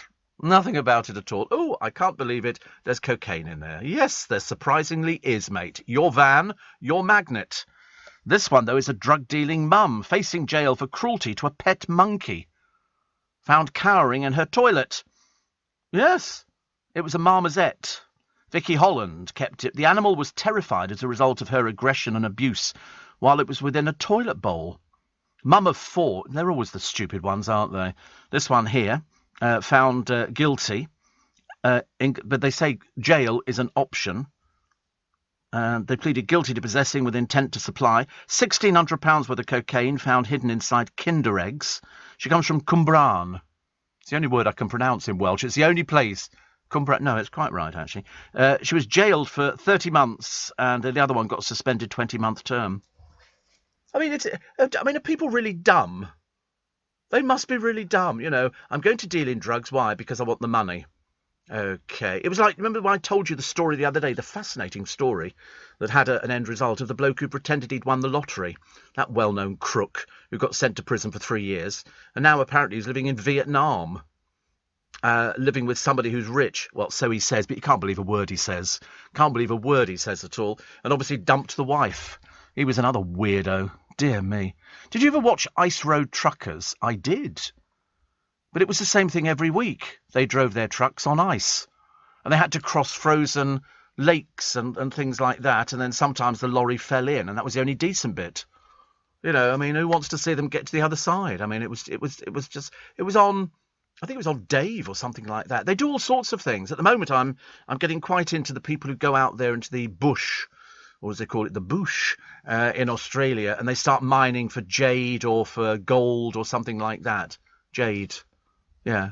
And there's other stuff they find seams, and they dig under the ground, and they've got machinery which breaks down, mainly because it's so hot over there, and they're all covered in flies and everything else, and they're all sort of old men who've been there and waiting to strike lucky, and then they do panning, and then they get little tiny bits of gold out, and they've got a target for it. Sometimes they're lucky and find it because it forms millions of years ago. And they're sort of the lucky ones to get it out. And then they put it all in there, and then somebody will drive out to them and go, I can give you so much money for this, and this is good. And you often wonder where it all ends up. And the answer is, who cares? But I do watch the programmes, mainly because it's so hot out there in the bush in Australia. It really is absolutely, unbelievably, unbearably. You wouldn't want to do it if your life depended on it. But comic Alan Carr's troubled husband faces jail after being so drunk behind the wheel he reversed into a police car.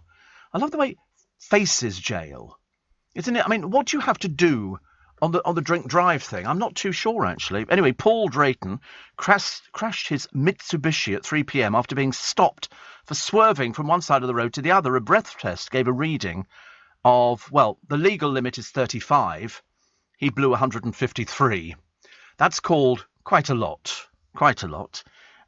He had denied drink driving but changed his plea yesterday. He has an alcohol problem, which is take the keys from the car away from him to start with. So much easier. But anyway, he's had an immediate ban, and he'll be sentenced in January. The judge, Amanda Kelly, says the overwhelming likelihood is you'll be going to prison. It's a miracle you haven't killed or maimed a member of the public. Amazing. Amazing. But the incident last month took place in Horsham, 3 miles from the £3 million pad that he shares with Alan. I mean, shouldn't they get him into the Priory or something like that and do something? Ridiculous. I've got a lovely rundown family home gone on sale for 20 grand. Every room is full of rubbish. The bath is full of junk and uneaten food. But, I mean, they do that. It could sell for 180,000 because you see it, when they do homes under the hammer in the morning, and you look at these places which have got, the whole top floor is taken over by hundreds and hundreds of filthy vermin pigeon and things, flying rats. And then the next time you see it, it's beautiful. It's all been replastered, rewired. It's got a new garden, a new front door. And you look at it and you think, wow, and how much was your budget? Well, we brought it in at 120,000. You think that's good. Really, really good. I'm very impressed with those sort of things. Enjoy your freedom. Steve, says Declan. It's ritual here in Vienna that we go to the Christmas market to buy our balls, and I've been to the Christkindlmarkt at the Rathaus. Regardless of what you bought the year before, the traders spend the whole year hand-making all the decorations. Under lockdown, we had to resort to buying online. It's taken away the festive spirit from the city. Oh, yes, I went there for, many, many years. I love the Christkindlmarkts all over Europe. They're lovely. Austria's in lockdown now. Which is, it seems odd when you see deserted streets because they're normally so full, and the cafes. Also, Northern Ireland are having problems. And let's wait and see, shall we, where else it goes to. I think Northern Ireland is on a par with Germany, as the leaders are now telling people to work from home. We said it would come back. I love the way people go, oh, it won't come back again, Steve. You're wrong on that one. No, Northern, always Northern. I don't know why, I've got no idea. And still to come, the lost dog found on the rooftop. The roof, do you get it? Oh, it doesn't matter. Make up your own jokes. I mean, he's fairly sure-footed, but how he got up on this roof, God alone knows. He's a St. Bernard. I mean, presumably there must be some sort of lift. And it was sitting there. They had to coax Samson down, fearing he might fall. Well, how did he get up there? It is a mystery, ladies. How do you get... Somebody must have put it up there for publicity. This is LBC. With UK Export Finance, I'm fulfilling more export orders from around the world with working capital support. Export insurance means I'll get paid when exporting to challenging markets. At UK Export Finance, we believe no viable UK export should fail for lack of finance or insurance. Between 2022 and 2023, we provided £6.5 billion of government-backed trade finance to support UK exports. Learn how we could help you win export contracts, fulfill orders, and get paid. Search UK Export Finance today. This is LBC from Global, leading Britain's conversation with Steve Allen. Morning, 24th of November. It's Wednesday. It's nice to have your company as we're getting... Do you know, before we know where we are, we're going to be going deck the halls with boughs of holly, and it's all going to be over. Because it races through. I mean, this month has raced through really, really fast. Bonfire night, bit of a damp squib, but it doesn't really matter, does it? But I mean, I promise you. So, you know, most people get paid next month. Then you get paid in a few weeks' time again before Christmas. And then it'll be Christmas, and it'll all be finished. It goes by really, really quickly. By this time, all the Christmas lists have come out. The kids will be sitting there going through the Argos catalogue, you know, trying to work out what they want to buy.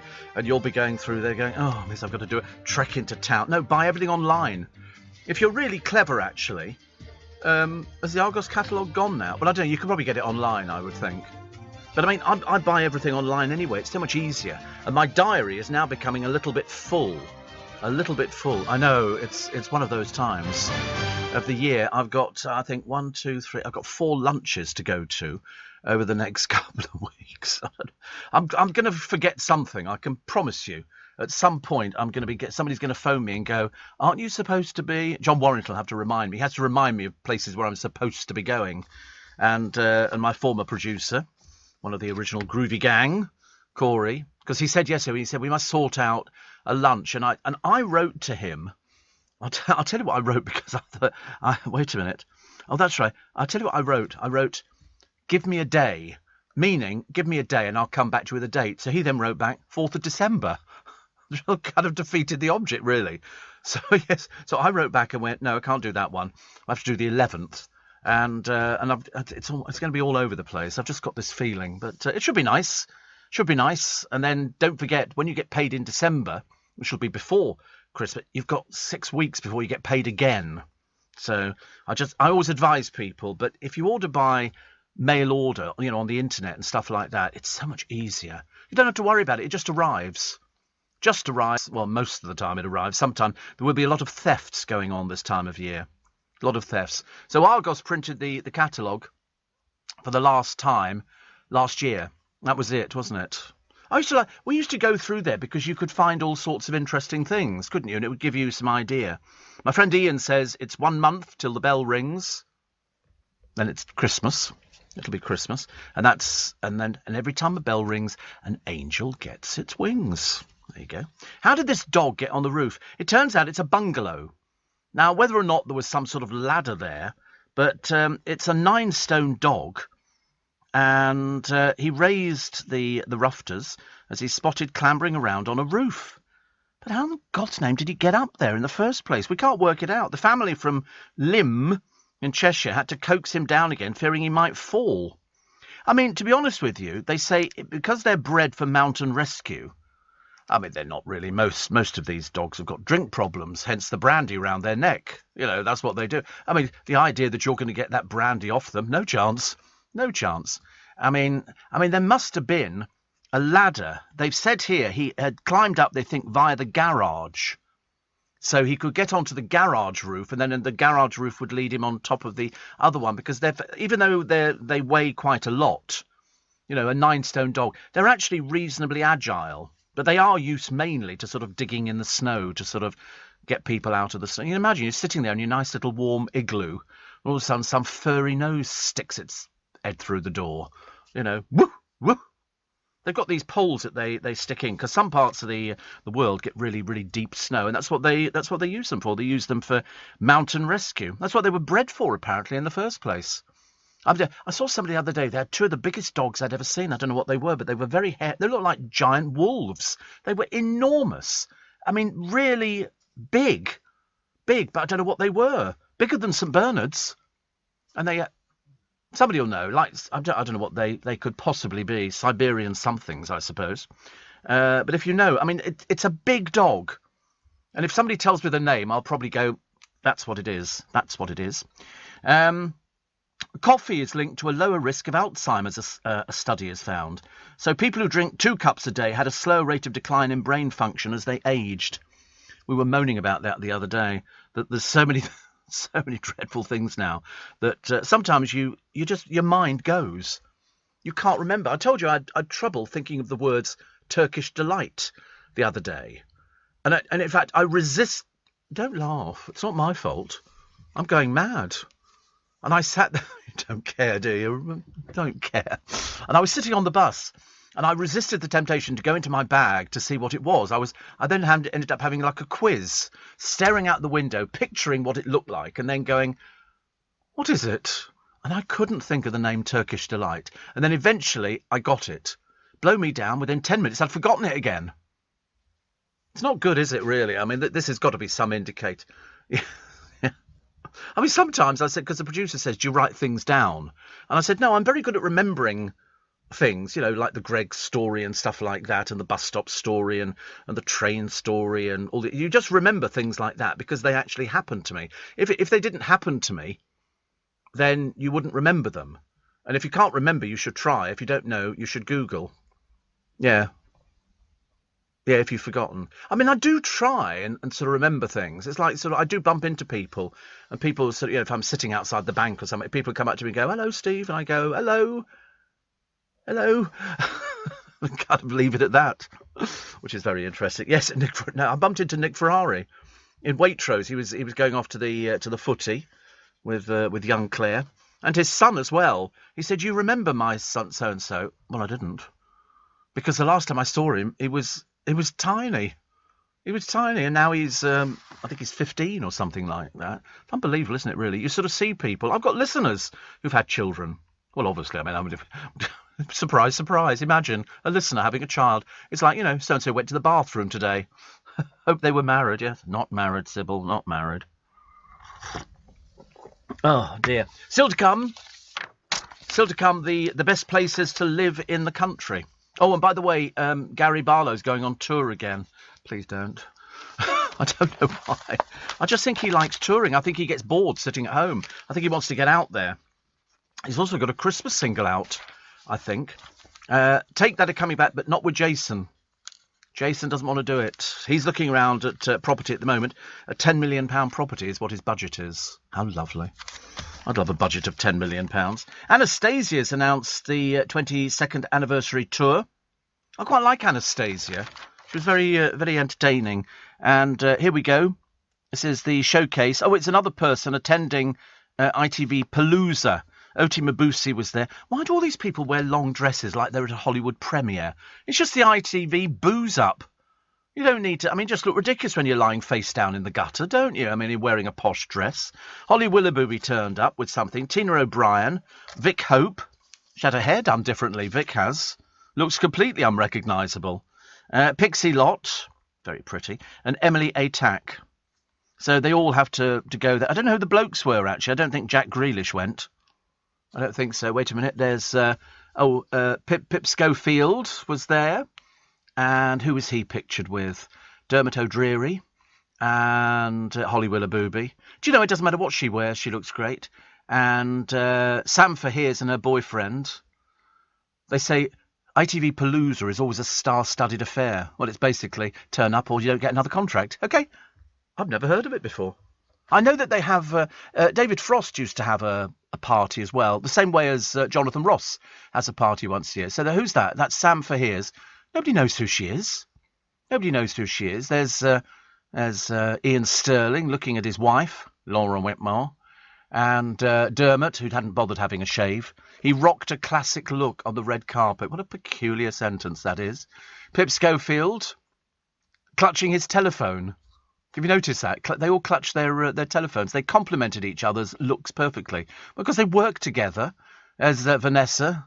God, blimey, you look as though you're destined for the top of the Christmas tree, dear. She went for the Princess style number. Let it go, let it go. I'm at one with the wind and sky. Emily Atack, stunned in an LBD. For those of you who don't know, little black dress. There's Rochelle Humes. She went there, wearing flared trousers. A bit dated, dear. A bit dated, but it doesn't matter. And was that ill? No, nobody else from reality shows. They don't bother with those, do they? They don't bother with people from reality shows. They were doing a thing the other day. I was reading about one of the reality shows. I can't remember which one it was, actually. And it was somebody who'd left, and they said, what happens now? And the answer is that he's acting as an agent for somebody. And he said he came out of Judge Rinder went. He doesn't have a boyfriend, does he? Does he have a boyfriend to go with? He went with Susanna Reid, unless they were just photographed together. There's a lot of, split thigh dresses and stuff like that. And very glam as always. Who else have we got? Who else? I love the way that all the people are hanging over the barriers to have a look and see who it is. My friend Ian bought some Turkish delights from the British store here, about $5 each. That store is better stocked than most Tesco Express shops, but everything is 5 times the price. That's the trouble. If you get any of these food shops abroad, you pay through the nose. It's like when we used to go to Spain on holiday, I used to want an English newspaper. And in those days, the English newspapers were about 20 pence. If you buy them when you're on holiday, they're like £2.50. Seriously, they're so expensive. And they're always a day late anyway. And you never get the full thing. Because it's printed, I think it's printed actually over in Spain. They turn out a Spanish edition. I can't believe Vic Hope's hair looks completely different now. It's very glam.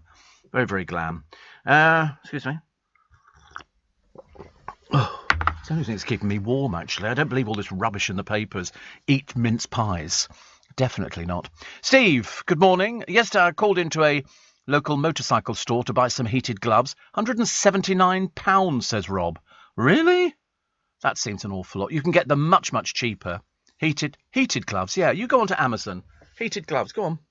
You get them much cheaper. Much cheaper. You just sort of plug them in, I think. And, no, they're £179. You see, the trouble is you're going to a motorcycle shop. There you go. 49 quid. £27.99 on Amazon. Heated gloves. Loads of them. Loads and loads and loads of them. Even the most expensive one here is £135. So I think £179 you're being royally ripped off. You can get them much, much cheaper. Much cheaper. This is LBC. To keep my business ahead of the game, I knew I needed some fresh ideas. And fast. That's why I decided to host a young person on a T-level industry placement. My student has already brought loads of new skills into the workplace. Plus, we're getting first pick of new talent coming into the construction industry right here in the Northwest. It's been a total win-win. Go next level with T-Levels. Search Skills Revolution. Steve Allen, tweet at LBC. Morning, nice to have your company. It is freezing cold today. Excuse me. Steve, the dog, says Nick. Leon Burgers? Never even heard of them. That definitely doesn't sound like the sort of thing. I've never heard of anything like that. Somebody not Leon Burgers, dog breed. It is Leon, but you're absolutely right. Well done, you. Well done, you. They're huge. I mean, look. They are absolutely ginormous. And this couple near me, they had 2 of the blooming things. I mean, these things could eat you alive. Somebody will say, "Oh, they're just soft babies." No, they're not. They're huge. Aren't they big? Yeah, see, even the producer admits. 2 huge ones in Marble Hill, usually, says Nick. I think that's where they were. Enormous. God knows what they must eat in the course of a day. House and home, I should imagine. Newfoundlands. No, very similar to Newfoundlands. Very similar. Big hairy things.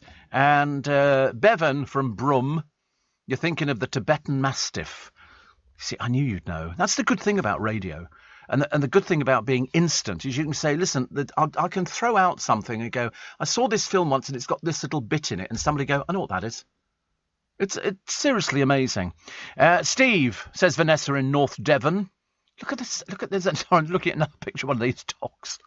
Vanessa says, another great show as usual. Marks the end of my night shift. Much more enjoyable and something to look forward to. I wonder if the dog breed you mentioned is a Newfoundland. No, but they look very similar.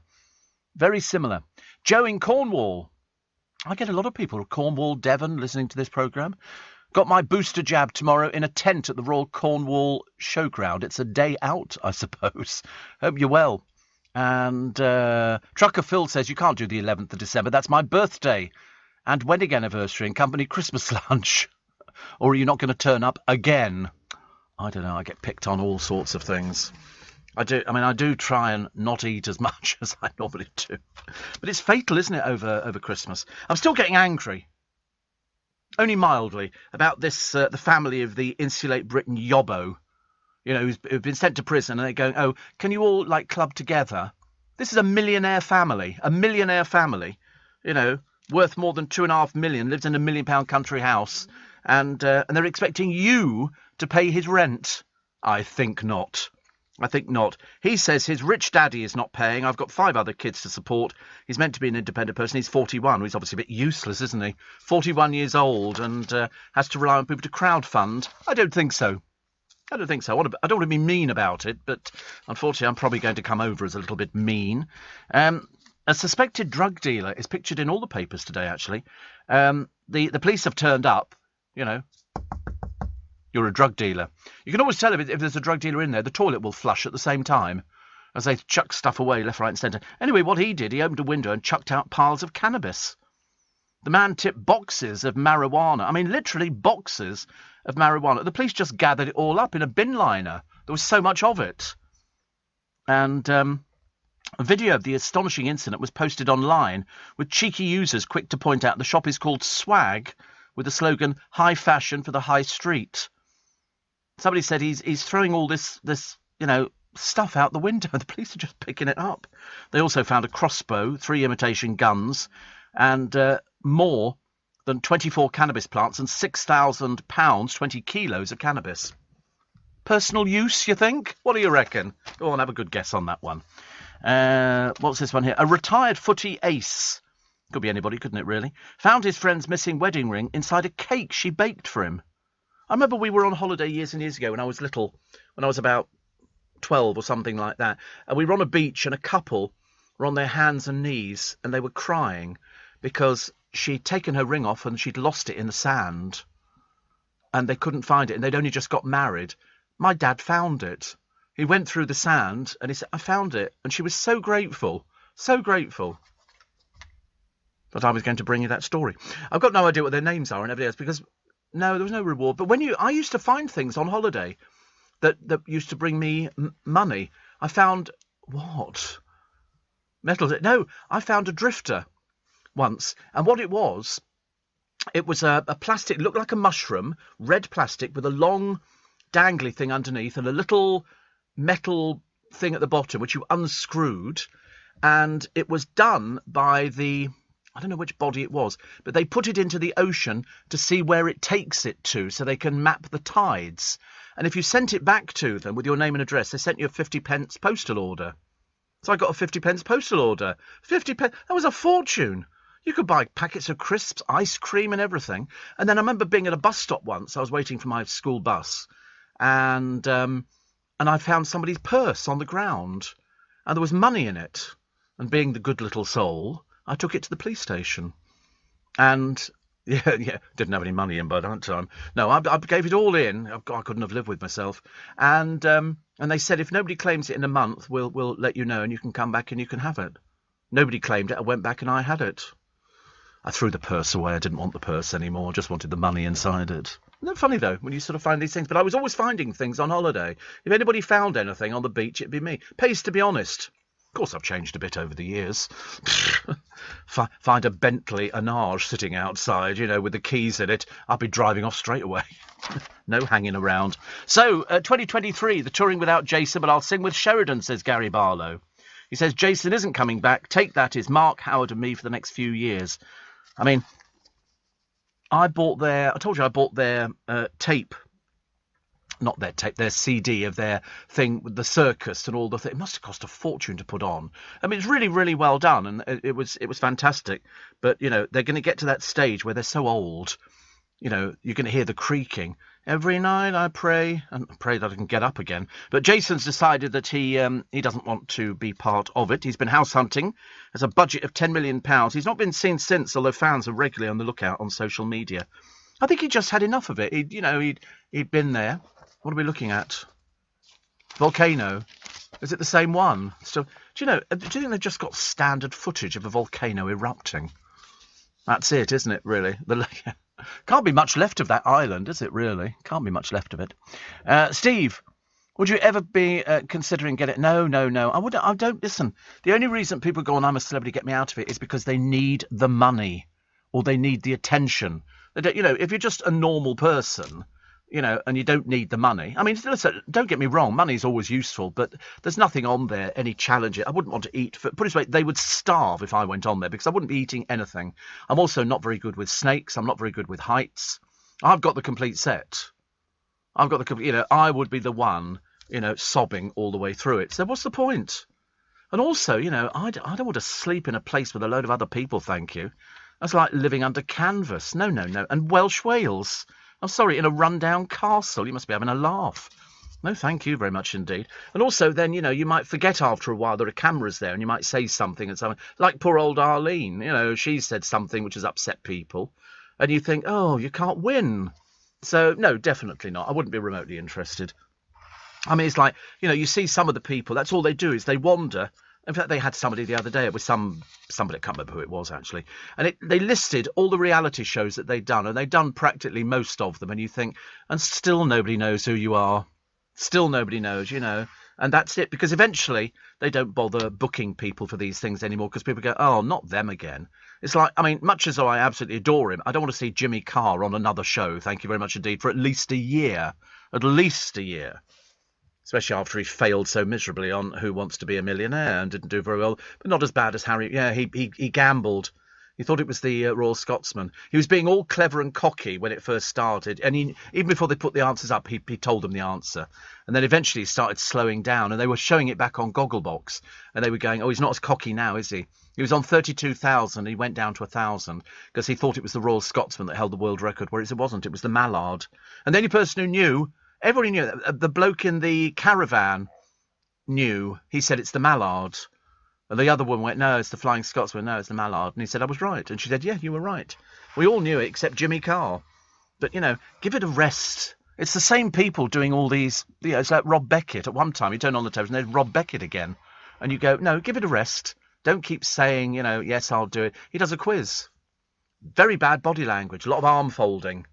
Which is generally, oh, I'm a bit bored, but I'll do this because the money's useful.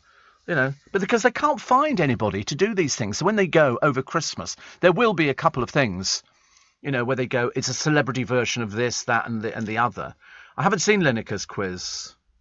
What's it? Oh, we haven't seen it. Oh, you haven't seen it either. Anybody seen Gary Lineker's quiz? Just to find out. I mean, the trouble is we've got too many quizzes. You know why they do them? They're cheap. Cheap as chips to do. Steve, have you ever knocked on the door where you once lived?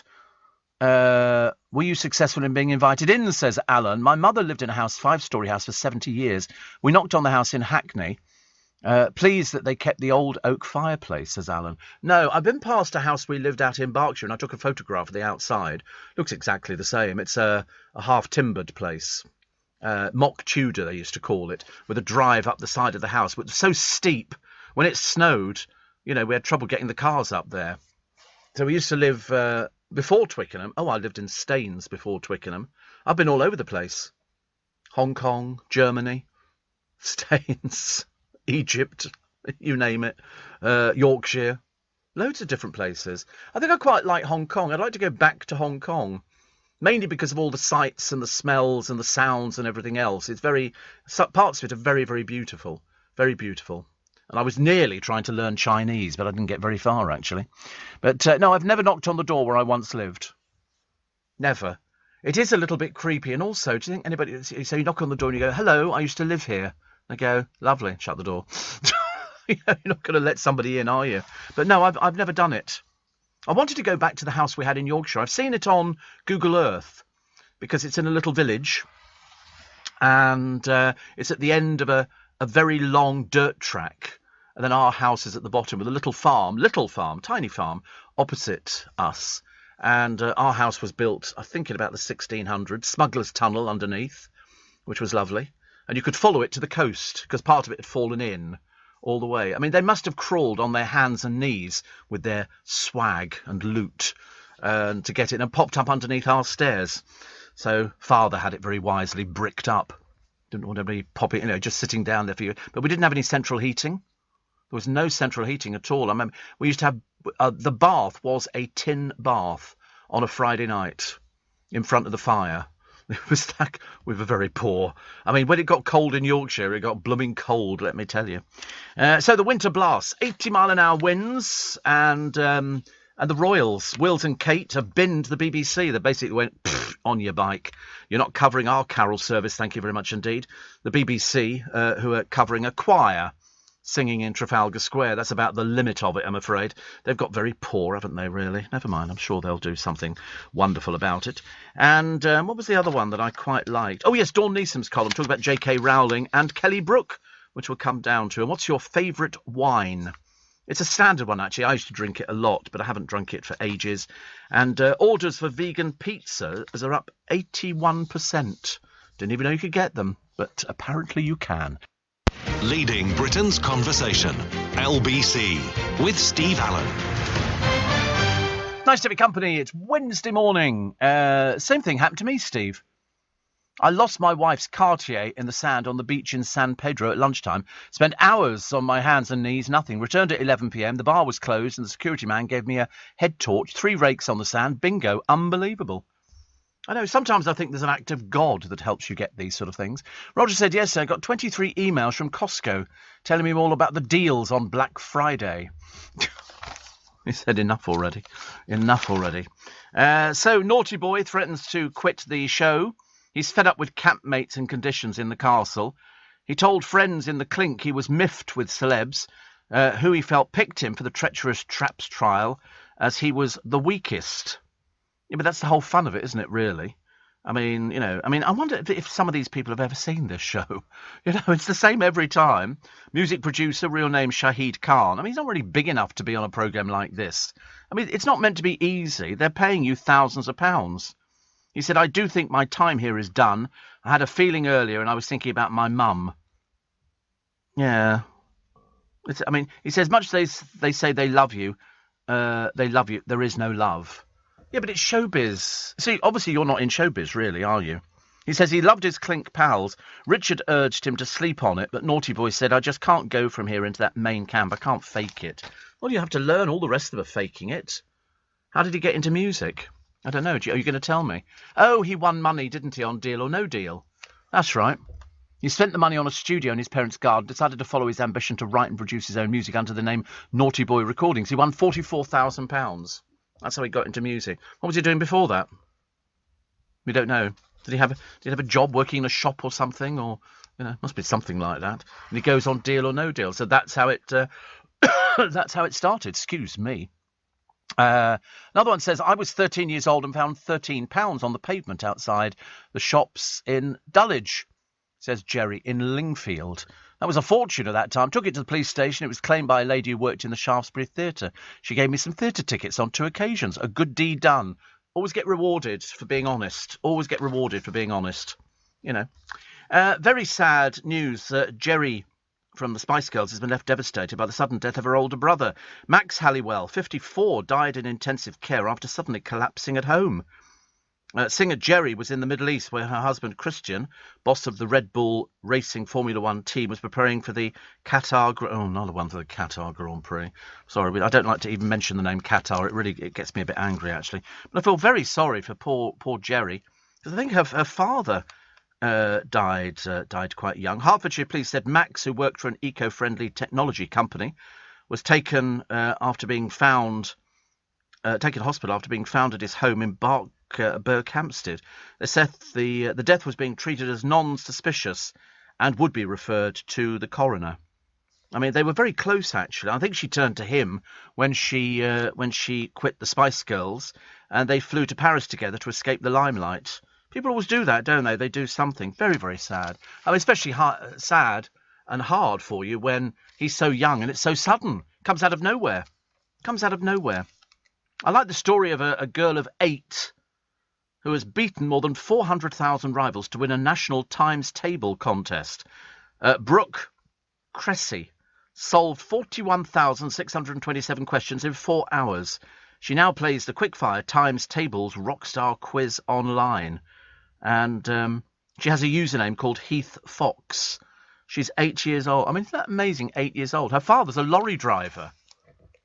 She answered a whopping load of 173 questions a minute at 8 years old. I think that's fantastic. Yeah. I mean, it is quite phenomenal, isn't it? They had, who was the little girl? 6'8", 48. Actually, I was fairly good on my times table because we all learnt how to do it when you were at school. You sort of say, all right, we're going to do your 7 times table. 1 7 is 7, 2 7s are 14, 3 7s are 21, 4 7s are 28, 9 7s 63.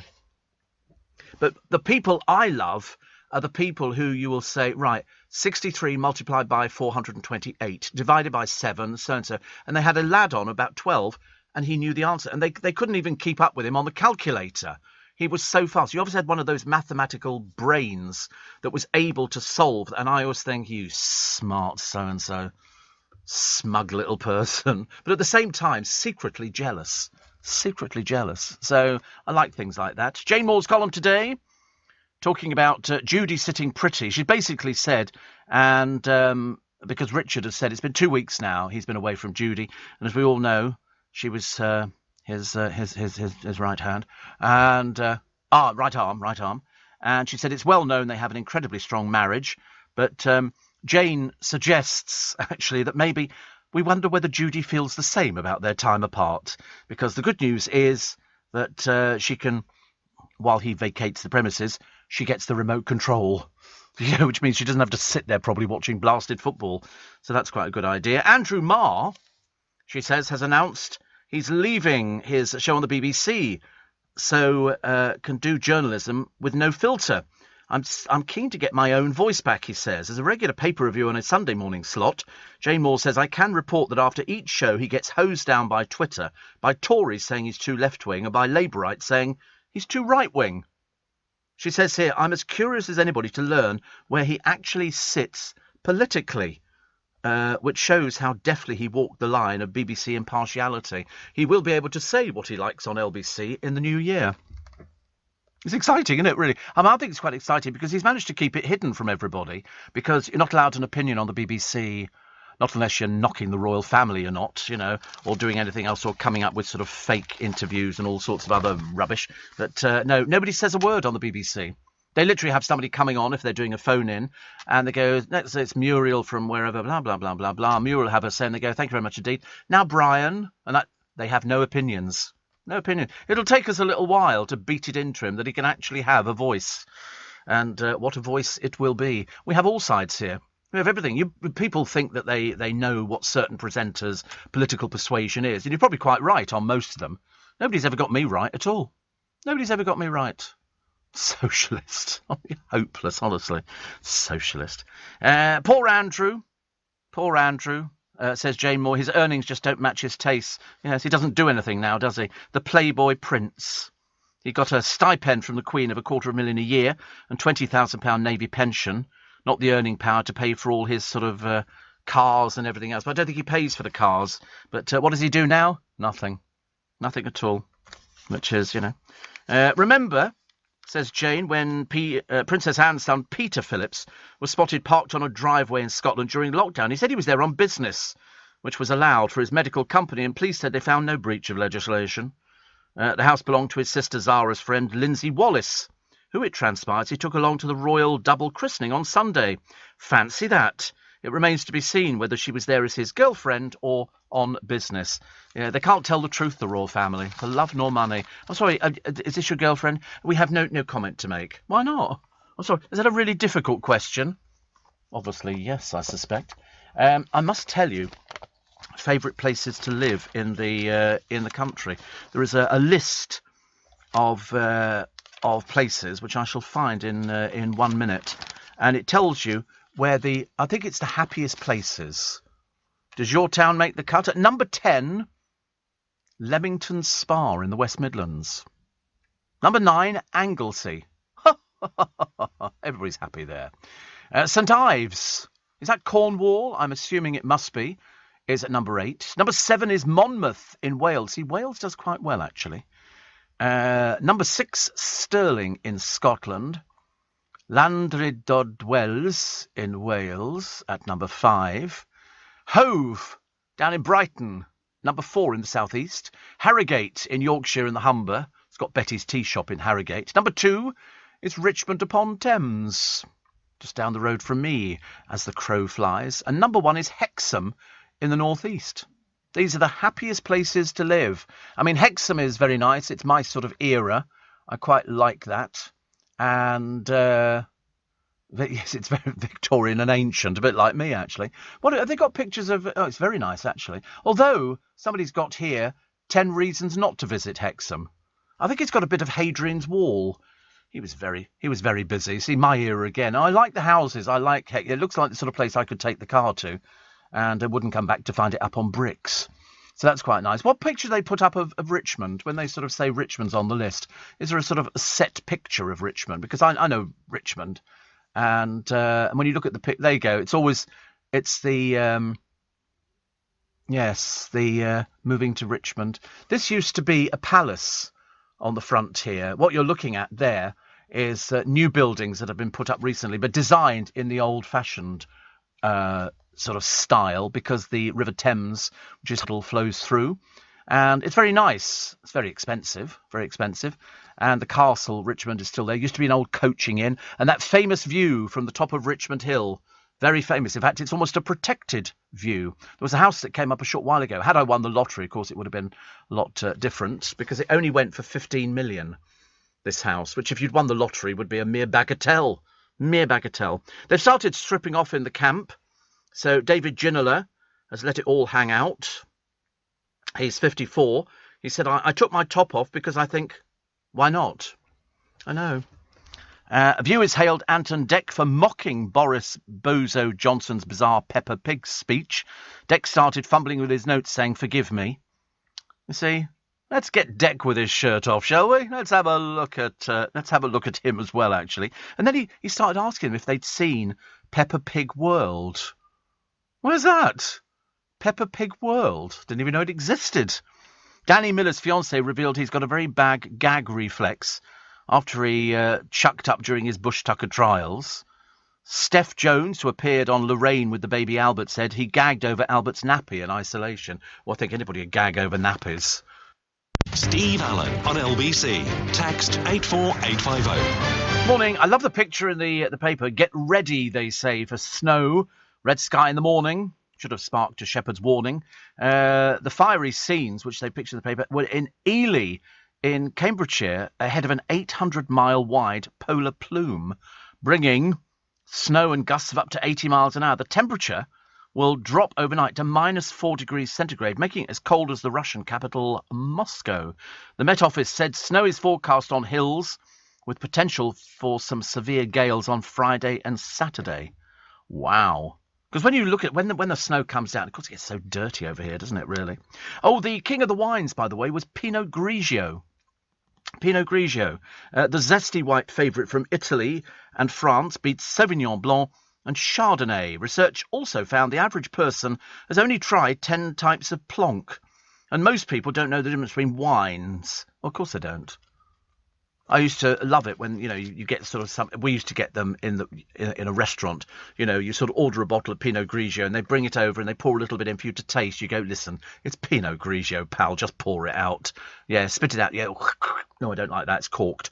Go and bring me another bottle. Because most of the time you don't even get bottles with corks in anymore. They're either plastic corks or it's a screw top. It used to come with our Lambrusco. But, to be honest with you, it doesn't make any difference that we don't know anything about wine. And I don't know anything about wine. I just know that I like either the taste of it or I don't like the taste of it. So Brits are eating pies. Pucker pies turn out 200,000 daily. I do like it, but I wouldn't eat it to help me cope with winter's first chill. That would be a bit ridiculous. Apparently, Holland Pies says sales have increased in lockdown and the resurgence is continuing. But they don't tell you which is the... Oh, here we go. Favourites, beef and ale and chicken and mushroom. Yeah. The best pies I ever had are from that farm where they do bison ice cream or buffalo ice cream or something like that. I can't remember what the name of the farm is. We used to have a farm shop and they used to make these pies. It's owned by a racing driver in this country, near Southampton. He's got a farm down there. Put racing driver farm and it'll tell you probably straight away. Just I can't remember what the name of it is. And it's Jodie Scheckter's. What's it called? Here we go, Laverstock. They've got 2,500 acres of organic farming in Hampshire, but they do pies. I cannot begin to tell you what their pies were. I used to go into the shop and buy them, and they would do a chicken curry pie. It was packed with chicken. It was absolutely delicious, the pastry. They do buffalo milk ice cream. Not bison, but, well, it begins with B. Honestly, so pernickety this morning. Really, honestly. Dreadful. But, yeah, they do buffalo milk ice cream, which is delicious. Absolutely delicious. And I thought you could buy it somewhere else. But their pies, they don't appear to do pies anymore. We can't find them. But they did these pies, and they also did a beefsteak and ale pie. It's making my mouth water. But they weren't cheap, but I could eat a whole pie. It literally, sometimes you buy a pie and it's a bit of a feeble sort of effort, pack the thing in. Their chicken curry pie was delicious. They do buffalomi. Like halloumi, isn't it? Buffalomi. And I've still not had halloumi. Might get round to it. Tara says, our little girl came in just now and said to me, you couldn't live without Steve Allen, could you? Good question, says Tara. Of course you could. Heavens above. And I'm surprised, says Rosie in Greenwich. St Ives is on the list. My gran's from there. She's Cornish through and through. And she's always miserable. There are two St Ives. There's one in Cornwall and there's one in Cambridgeshire. So there are two of them. Oh, is that Laverstock? Is that one of their pies?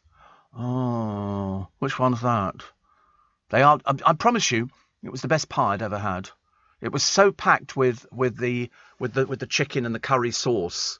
It was delicious. They don't seem to do them now. Such a shame, because they were the best things they did. And when they closed their farm shop down in Twickenham, because a friend of mine worked there and he said they won't be here forever, and they weren't. They sort of stayed there for a little while. It's now another coffee shop. Quite big, but they used to do meat, and we've got a very good butcher's now, which is next to the... We've got it all, actually. The butcher's next to the fish shop. And then we've got Paul Cooper's shop as well. I mean, that's why it's a very happy place. Or a happy palace, as the producer writes. He's got dyslexic fingers, I'm afraid. Here's my script. Nick says, best place to live is on the canals. Can't get closer to nature than that, and I pay 0 council tax. There was a couple the other day. They gave up work on the strength of selling their place and buying a canal boat. And they can move about at will. And they've got their dog and their rabbit on there. And they've got no really expensive bills. They live terribly cheaply living on the canals, but freezing cold. Brenda says, Steve, Richard Madeley's biggest crush here. Can't wait for tonight's I'm a Celebrity as Sexy Richard is doing a trial. Last week when I mentioned I fancied him on the show, you told me to wash my mouth out. Yeah, did you? No. Exactly, don't take the advice. You haven't learned at all. Stop chasing him. Get yourself into dreadful trouble. Other stories in the papers today. The Kaiser Chiefs are coming back to party again. This time it's thanks to Nile Rodgers. Dawn Neeson's column today talks about author J.K. Rowling. No, it's Rowling. Says she's received so many death threats she could wallpaper her huge house with them. Why? She dares to be a woman, talking about being a woman. Meanwhile, writes Dawn Neeson, the NHS's only gender service for children, believes all girls who don't like pink ribbons and dollies must be transgender. So says a whistleblower, which we did yesterday. And if it's as simple as that today, I'm identifying as Dan. and the husband is identifying as very, very nervous. And she talks about Kelly Brook, who's launched a cooker calendar. So I'm not entirely sure which month it is, but evidently it includes how to get your hands on her 600-calorie baps. Thank you. And she talks about Judy Finnegan and beer. Apparently, being a scrubber makes you live longer. Not beer at all. It's being a scrubber, cleaning and all that sort of thing. She says, it's official. Eternity, here I come. Calm down. We're talking cleaning, and I do love a bit of filth, says Dawn Leeson. No excuses whatsoever. No excuses. Orders for vegan pizza are up 81% in a year. I've never had a vegan pizza. I'd eat one. It wouldn't bother me. I'm not anti-vegan or anything like that. They had somebody on there the other day. One of the girls on Gogglebox was saying, I had a vegan breakfast the other day. Vegan sausage, this, and cheese and eggs. And the other girl with her went, that's not vegan. You had eggs and cheese in it. Oh. What happens? There's a place in Malton that make the most amazing Yorkshire pudding pies. Oh, lovely. Lovely. And Ray says, Steve, tomorrow is the 100th birthday of Squadron Leader George Johnny Johnson, MBE, the last remaining dam buster of 617 Squadron. I met him at a talk and book signing at Doncaster Airport with the Vulcan, a true British hero of our time. Great show. See you in the new year, says Ray. So, 100 years old, George Johnny Johnson, MBE, a retired Air Force officer, last surviving original member of the 617 Squadron RAF, and also Operation Chastise, the Dam Busters raid of 1943. How lovely. How lovely. And he's still going. He's still going. Good for you, sir. Good for you. And I remember we went to some airport, I can't remember where it was, where they have all these planes there, and there was a boy, an old boy, sitting underneath one of these Vulcan bombers, and he'd written his little life story, and you had to buy it from him, because you knew that's how he was surviving. Because some of these old boys, the Queen gave him his MBE. Was it MBE? Yeah. What a thrill for him. What a thrill. But I had to buy this thing, and this old boy was sitting underneath the Vulcan, and he used to sit there in it was a Wellington, because it was the bit that went underneath, and he was there. I thought one of the most dangerous places to be on the plane, but it's nice to know that some of them are still around. Not many. That's him on the left, is it? God, dear, honestly, they've all gone, haven't they? That's the trouble nowadays. That's what's so unfair about life. Somebody said to me the other day, they said, what would you want if you won the lottery? I said, well, I'd quite like to get my parents back. But to make sure that they were at the same age, a bit like Cocoon, that you might be old, but in fact you think young and you don't ever age. That would be quite nice, no amount of money obviously could ever bring anybody back, but it would be quite a nice thing, wouldn't it? If you could do something like that, just to find out, everything, because I don't think you ever get a chance to talk to your parents properly. I'm totally convinced you don't. I remember saying to some friends of mine who'd lost their parents as well. I remember saying, did you talk to your parents about how they met and everything else? They went, no. I said, you should. My dad wrote me a letter, 30-page letter, when I was born, telling me everything about him and my mother and where they met and how excited they were. That would soon change. And all the rest of it, because nobody does that. He said he was standing in Egypt. He said, I'm waiting for the plane to come in, bringing you. He said, it's the first time I'm going to see you. And it was for after he died, yeah. Yeah. I think my mother had it and she gave it to us. And so that's when you sort of pick up. My mother wrote a letter as well to us, saying, don't argue, like we never did. Making Christmas for everybody. Aldi are selling all their plush toys. Banana Snowman, Ebanana Scrooge, Spirit of Christmas. They're really going great guns on it. They look brilliant. Peas and Goodwill, Tiny Tom, Carrot Kids set, Katie the Carrot, Kevin the Carrot, and Marcus Radishford. This is LBC from Global, leading Britain's conversation with Steve Allen. Morning, everybody. Nice to have your company. Freezing cold, getting colder, and we've got those Arctic winds coming in to blow us across the streets. It's probably great, actually, in towns. You should be okay, but out of town, it's going to be a little bit precarious. And if you're driving on the motorway, that will affect it as well, especially if you go anywhere near those high-sided lorries, which seem to bomb up and down there. So we'll have to wait and see. I mean, I think, actually, You know, we might get a little bit of snow, but mainly on the hills, it might sort of drift in a little bit, and they'll probably have pictures on the news. There'll always be a picture, won't there, on the front of Country Life, which will have a beautiful village in the Cotswolds, drenched in snow, and it always looks quite nice, actually. More of your texts and emails we will take in a moment. 84850 steve@lbc.co.uk. Do you know the average house price in Hexham? 297,000, whereas the average house price in Richmond is 1.2 million. That's the difference. That's the difference. People are horrified when they come down south and go, how much? That's the average, yes. I know. Yes. I mean, but the trouble is, I mean, you know, Richmond's got some nice houses. I don't think you'll find anything in Richmond for 297,000. Even little, what I used to call little tiny place, where you get a little row of cottages, they go for 750,000, 800,000. It's amazing. I mean, our generation hasn't got a hope. I say our generation, I'm throwing myself into the mix. But no, it's very difficult. The mayor, Derek Kennedy, who's the mayor of Hexham, says we're a small town with great history, wonderful community spirit, people are very supportive of one another. Well, see, the fun thing is I don't see Richmond like that. I just see them as that little place down the road from us that brings in 24-hour parking. You know, and it's got a bad Greggs. Oh, but it does have an Amazon shop opening up, so you can get your fruit and veg. And it's not open yet. And they've got a KFC that's open directly opposite the station. They had their balloons up the other day, so I'm assuming the chicken was ready. But they don't do it for breakfast. I don't know why. Why can't you have chicken for breakfast? I don't see the problem with that at all. You know, because if you work nights or you work overnight or something like that, and somebody said, oh, the KFC's open, I could go some chicken legs now.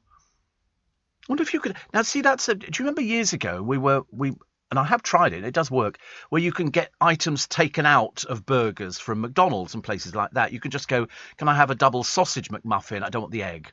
Just say you're allergic or something like that. And I wonder... Oh, they've trialled breakfast in the UK in 2016. Didn't take up. Yeah, but what were they serving? Because, I mean, do you think it's possible to actually go to KFC? Oh, right. Oh, they do well, that was quite interesting. A piece of chicken in a bap. That looks quite nice, actually, doesn't it? The bacon looks properly cooked. Greggs, take notice, please. The chicken AM, a burger with original recipe fried chicken, smoked bacon, cheese and an egg, a bacon roll and a bacon and egg roll. Oh, right, that sounds okay. But they're not doing it. That was 26. Oh, right, okay. But can somebody tell me, if you go into KFC, do you think you could actually say to them, listen, can I have 6 pieces of chicken? Can I just have chicken legs? Do you think they would give you drumsticks? Or do you think that their thing says, no, you can only have 2 drumsticks and then 4 of the other bits and pieces? Because I'd be quite happy with just drumsticks. Don't you think you could do that? I need somebody to tell me. No good, the producer's shaking his head. He doesn't know. He's got no idea. Yeah, he's rocking backwards and forwards now. Yes, of course you have, Steve. No, because I didn't realise before that you could sort of tailor-make your own things in McDonald's and go, can I have a double sausage McMuffin, but can I have some extra cheese in it? Because there's a price for everything. And, you know, if you could go to KFC, a lot easier to eat drumsticks. You know, if you could sort of, say, have 6 of those in a box, that'd be quite nice. What if they do that for you? Or if they go, no, you've got to have... Because surely it'd be easier to get drumstick, although you only get 2 out of each chicken, so that'd be sort of quite a bit of chicken, wouldn't it? Whereas all the other bits, you probably... By the time it's all been... Oh, anyway, whatever it is. You know what I mean. You know what I mean. Nadia Hussein, apparently, is often unable to clean her toilet because it gives her flashbacks to when bullies flushed her head in the loo at school.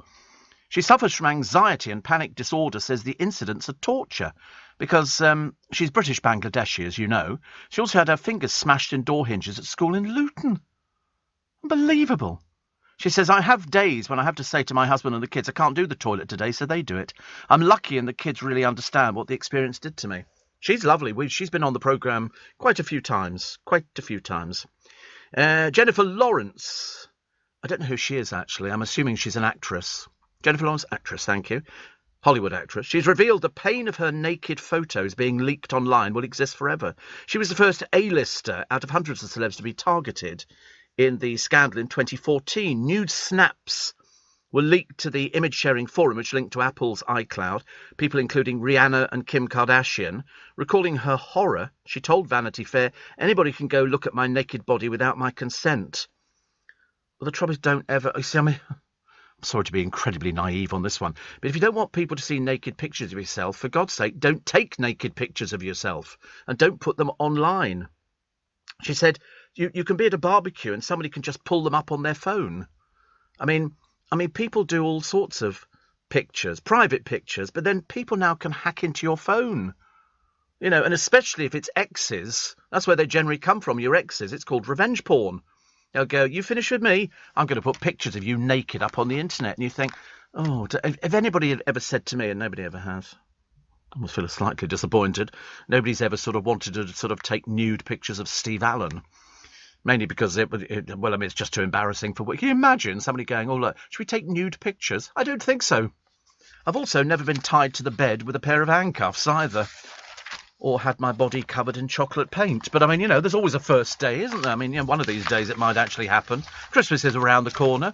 I did have some body paint at one time. And I remember thinking, this is a good idea. So I gingerly tried it. You know, sort of painted a little bit of my body and everything else. And then it just hardened. And nothing. Nothing after that at all.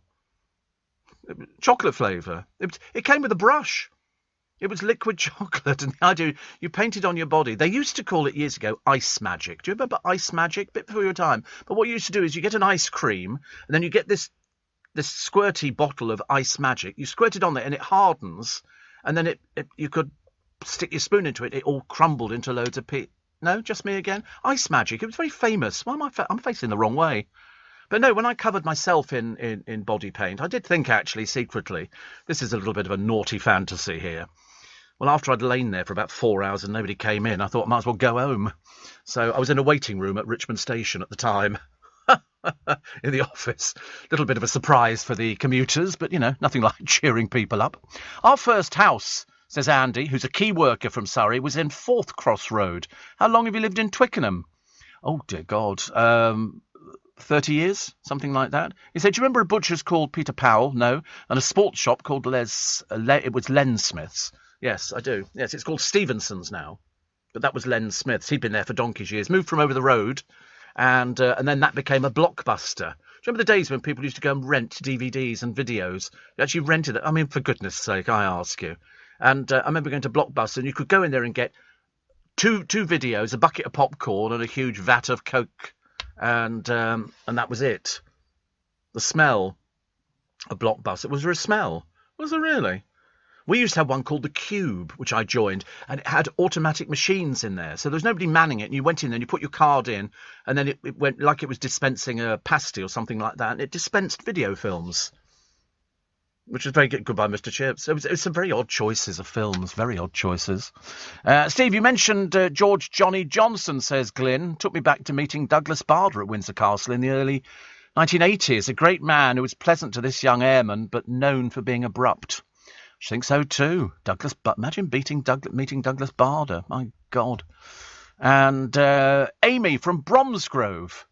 My brother recorded an interview with my dad about his life. It was fascinating. Dad died not long after, so we cherish it. See, that's it. But nobody ever does that. Nobody ever asks their parents. And all your parents will have stories to tell, you know, of what it was like growing up when they were younger, what they didn't have. And believe you me, most people had nothing at all. My mother used to tell me that she had, because she was one of quite a number of children, and so she was way down the pecking order, so she never got a new pair of shoes. She got an old pair of shoes passed on to her, which if they had holes in, you filled them with newspaper and put your feet in there. That was because people couldn't afford to go and buy things. And when you came home from school, you took your school uniform off because they were very expensive for a lot of people. So, you know, it's a case of, you know, now we've got everything. Steve, whenever I order KFC, I ask for drumsticks. Only it's a thing which they do quite normally here, says Stephen, in Bangkok. Yes, I don't know whether you could do it here. I want to know if you can just get drumsticks. And Ed in Bournemouth says, absolutely you can. I can't stand legs, so whenever I order a bucket, I say, no legs, please, and they kindly facilitate. You see, I want the legs. Because you can pick it, really? Gee, I'm going to try. I wonder if they're going... Oh, I don't know. Should I wear my KFC jacket that I've got? No. Okay. You think that might be... I'll be turned away. Steve, I used to ask for a cheeseburger with only ketchup And every time they'd ask, do you want the cheese in that? So now I asked for a cheeseburger with only cheese and ketchup, which normally works until you get asked, do you want the burger with it? I got asked that as well. I went in there and I said, can I have a quarter pounder with cheese, plain? And in their guidebook, plain means you don't want all the gunk on it. I just want the cheeseburger with the cheese and the bun. And so she said to me, so what do you want? I said, I want a cheeseburger plain. I said, I just want the burger and the cheese. She said, do you want the bun? I said, well, how else am I going to pick it up? Honestly, I mean, luckily she doesn't work there anymore now. But after my letter to the managing director, you know. But I'd be keen to find out if you can actually just get drumsticks. I might have to do it today, actually, because 6 drumsticks, I mean, they're so much easier to eat than all the other bits and pieces. Oh, I tell you, I'm tempting myself here. I'm mad. Steve, I remember Ice Magic. Chocolate favour, says Alison. Thank you.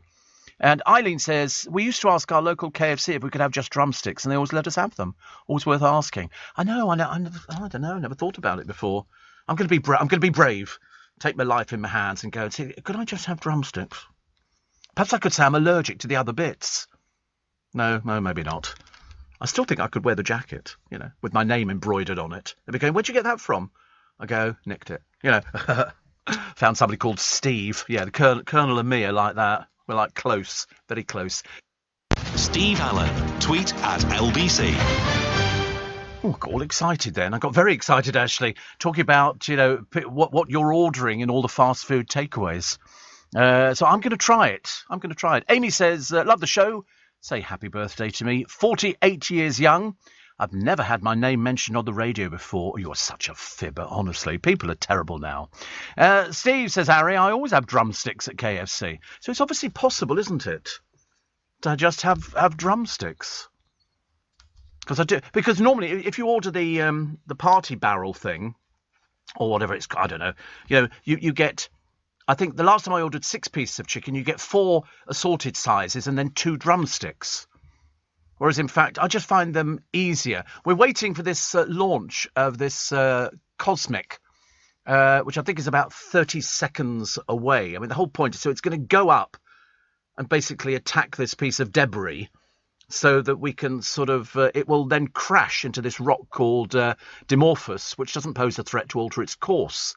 Now, as far as I know, this is the first attempt to deflect an asteroid for the purpose of learning how to protect the planet, but we can't have it going in. It's now taken off. So it's just taken off now, and an awful lot of smoke. Looks a bit like that volcano, which we've been monitoring for ages and ages. It looks like your living room, says the producer. It's amazing, isn't it, really, when you... So what it will do is it will intentionally crash into this asteroid, hopefully to sort of split it into much smaller pieces and to knock it off course. So the one it's crashing into isn't dangerous. It's the other one.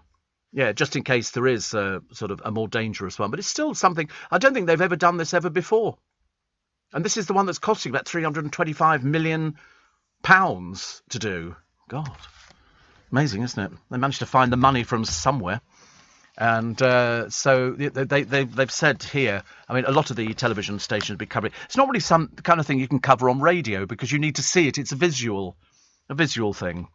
So the story that we started at the beginning, offenders who kill emergency workers whilst committing a criminal act will be given a mandatory life sentence.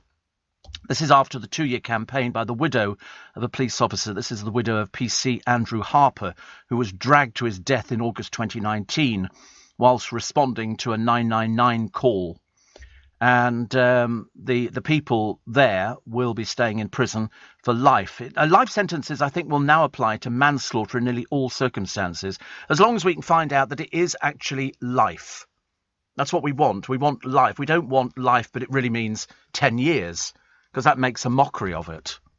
And Lissy Harper, who's Andrew's widow, said, the emergency service workers require extra protection. I know all too well how they're put at risk and into the depths of danger on a regular basis on behalf of society. The protection is what Harper's Law will provide, and I'm delighted it will soon become a reality. It's been a long journey and a lot of hard work. I know Andrew would be proud to see Harper's Law reach this important milestone. Absolutely. How she's lived with it, God alone knows. I really don't know.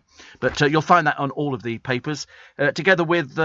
former Conservative Prime Ministers John Major, David Cameron, Theresa May, with the Commons Speaker Lindsay Hoyle, the Home Secretary Priti Patel, and Boris Johnson attending the funeral mass at Westminster Cathedral yesterday for the MP Sir David Amess, who was killed last month, and the whole family were there. The trouble at the top, the iNewspaper. According to a spokesman for Number 10 Downing Street, the Prime Minister is not unwell and he's not lost his grip. This is after Boris's rambling speech to business leaders on Monday, which, to be quite honest with you, sounded quite funny. I thought it sounded quite funny. Do you know, up to 5 ambulance call-outs to Amazon workers each week? Each week. Have you ever heard of such a thing? There's one here. As Amazon prepares to make £2 billion in the UK for Black Friday, warehouse staff have accused the retailer of treating them like slaves or robots. They say picking items is relentless, it's physically hard, and targets are stressful. I thought it was all automated. It isn't automated. So you physically have to go and find the object and then... Oh, right. I often wonder, actually, about the packaging. But apparently since 2018 at Tilbury, 178 medical emergencies. If you take time off for illness, 3 is the number of sick days that are unpaid. The union not very happy. And the amount that the billionaire Amazon boss Jeff Bezos is paid every hour.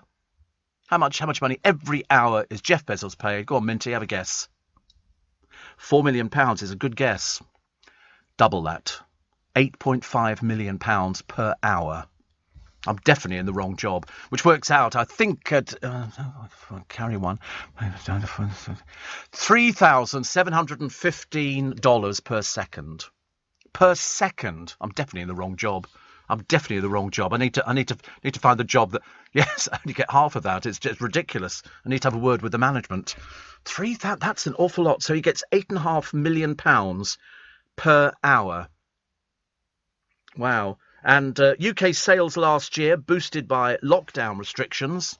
How much UK sales? How much did Amazon turn over last year?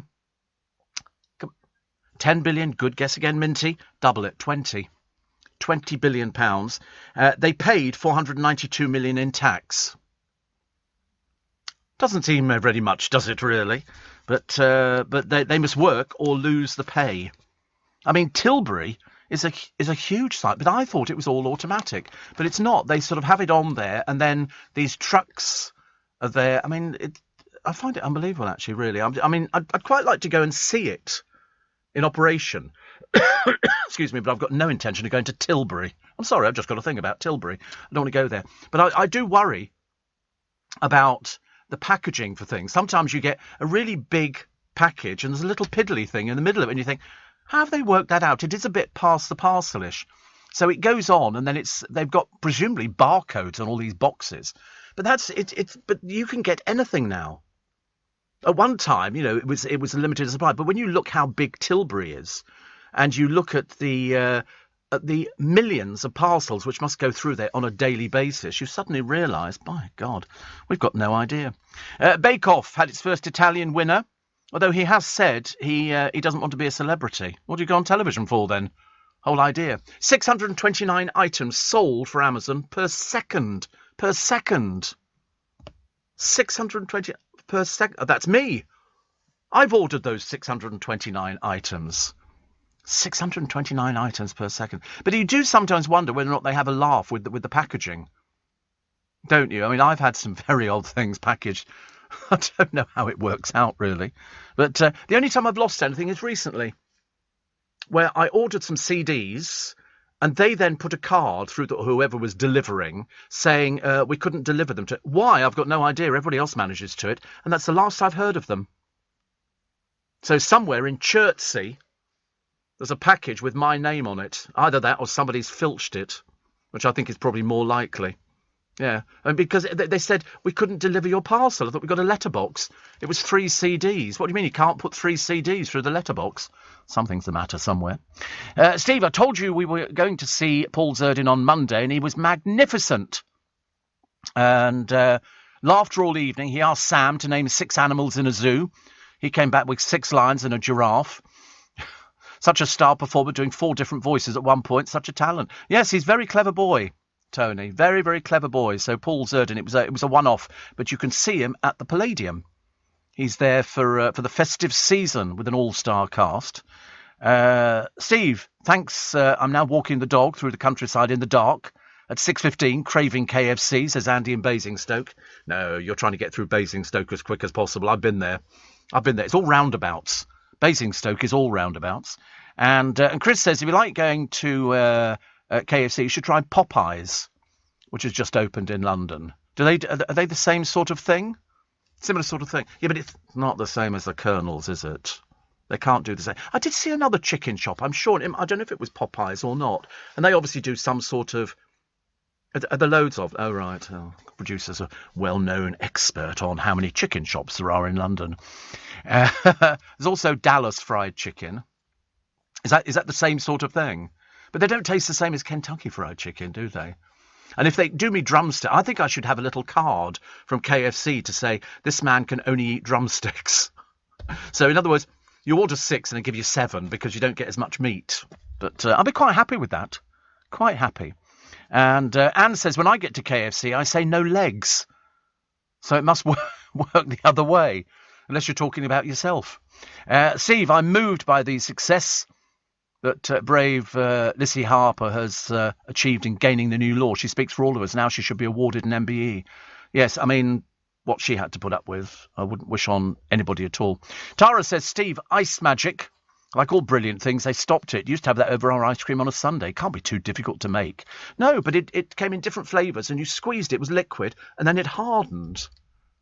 And the advert on the television was somebody smashing a spoon into it and it all breaking up into pieces. So you've got ice cream with sort of chocolate. Leading Britain's conversation. LBC with Steve Allen. Morning, 25 minutes to 7. 25 minutes to 7. Steve, I know you like Amazon, says Roger, but don't you miss walking around the shops and impulse buying? I do. Yes, I mean, I find Amazon's very useful. And one of my parcels has vanished. So the gloves were... they weren't an impulse buy. I did specifically go to Kingston to buy a pair of gloves. And my friend John, who works in Paul Cooper's, had said they're about 20 quid. I'm just amazed that they don't have a label on saying that they are barber gloves. You know, because normally they're very keen to advertise, and I don't know, perhaps they've stopped doing things like that. But no, I do impulse buy. I do like a wander about, you know, garden centres mainly. I do wandering about garden centres. I've got no idea why. Steve, I bought Christmas pudding and brandy sauce from Amazon after a night shift, says Ian in Bromley. I'm thinking of having some before going to bed.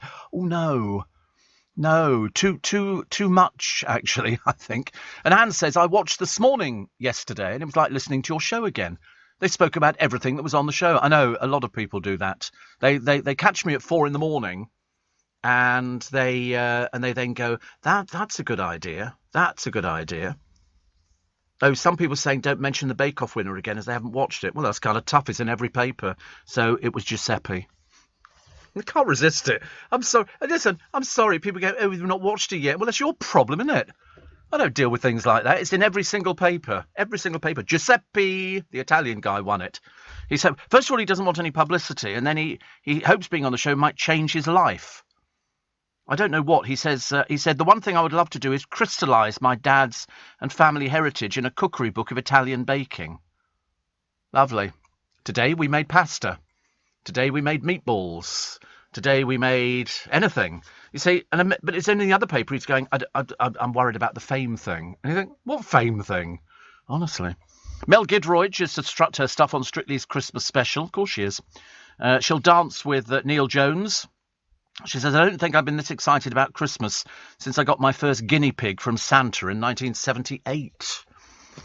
I'm not really sure about things like that. Wayne the Train, he said, I was moved about your parents' letters. Very nice touch. That's something you can always keep, not like these days, emails. I couldn't tell you the last time I wrote a letter. When did you last write a letter? I don't do letters. You send an email or you send a text. Or, you know, if my brother phones me and leaves a message saying, oh, you know, should we go for lunch, you know, next Tuesday, blah, blah, blah, blah, blah. And I just send a thing back going, yeah, that suits me fine. Or if Corey and I were having a conversation the other day, he'll send me something and I'll just write back, yeah, that suits me, great. Why do you need to write a letter? Producer the other day, I asked him to send me something and he went, yeah, that's fine. And I just wrote back, great, and that's it. You don't need to enter into a long diatribe about something. I mean, I spent 3 hours with him as it is. Talk about going round the bend. Honestly. Don't be so hard on yourself. This asteroid isn't a danger to us anyway, Steve. How do they know that by smashing a hole in it, they won't knock it onto an earthbound trajectory? Do we have a spare rocket ready to go just in case? No, I mean, this first one isn't a danger to us. But what they're doing is they're going to knock it off course. Oh, no, I think they've worked these things out before, James. It's a test for the future. It's a little test. Yeah, duh. Of course they do it. Amazon don't own any of this stock. They list other people's items on their website, says John.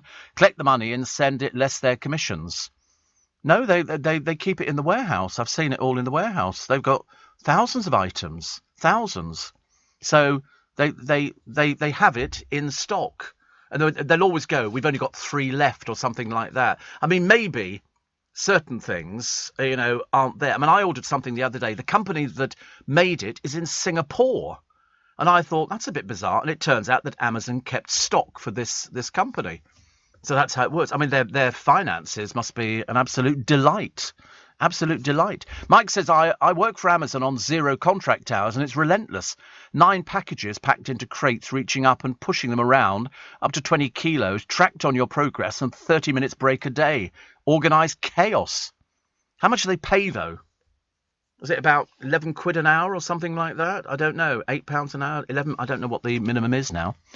And Big Frank says Santa apparently went speed dating years ago. Pulled a cracker. That's the way I tell him. Thank you very much indeed. Crackers. I've looked at the crackers this year. They don't look as good. They don't look as good. They need to be more imaginative. And I do like Christmas crackers. I was going to ask my brother if he needed me to bring some down over Christmas. Because I like them. I like the... I've seen the Tom Smith ones. I just like anything that looks glittery and a bit frou-frou and a bit sort of... They've got to look nice. Reds or blues or silvers or gold or anything like that at all. I did try making them one year. Ridiculous, an old toilet roll tube. Just doesn't quite work the same. Because you can buy everything. The snaps inside and the other things. But they're so cheap to buy now. And I do... I mean, Witch's Choice. That's Witch the magazine, incidentally. Their editor's choice is Nancy and Betty's North Pole Friends Luxury Christmas Crackers. 26 quid. 26 quid. But that's for 6. But what are the presents? They've got a spinning top, rubber puzzle, odd, metal cookie cutter, some marbles, Santa's little helper badge, and an animal eraser. Oh.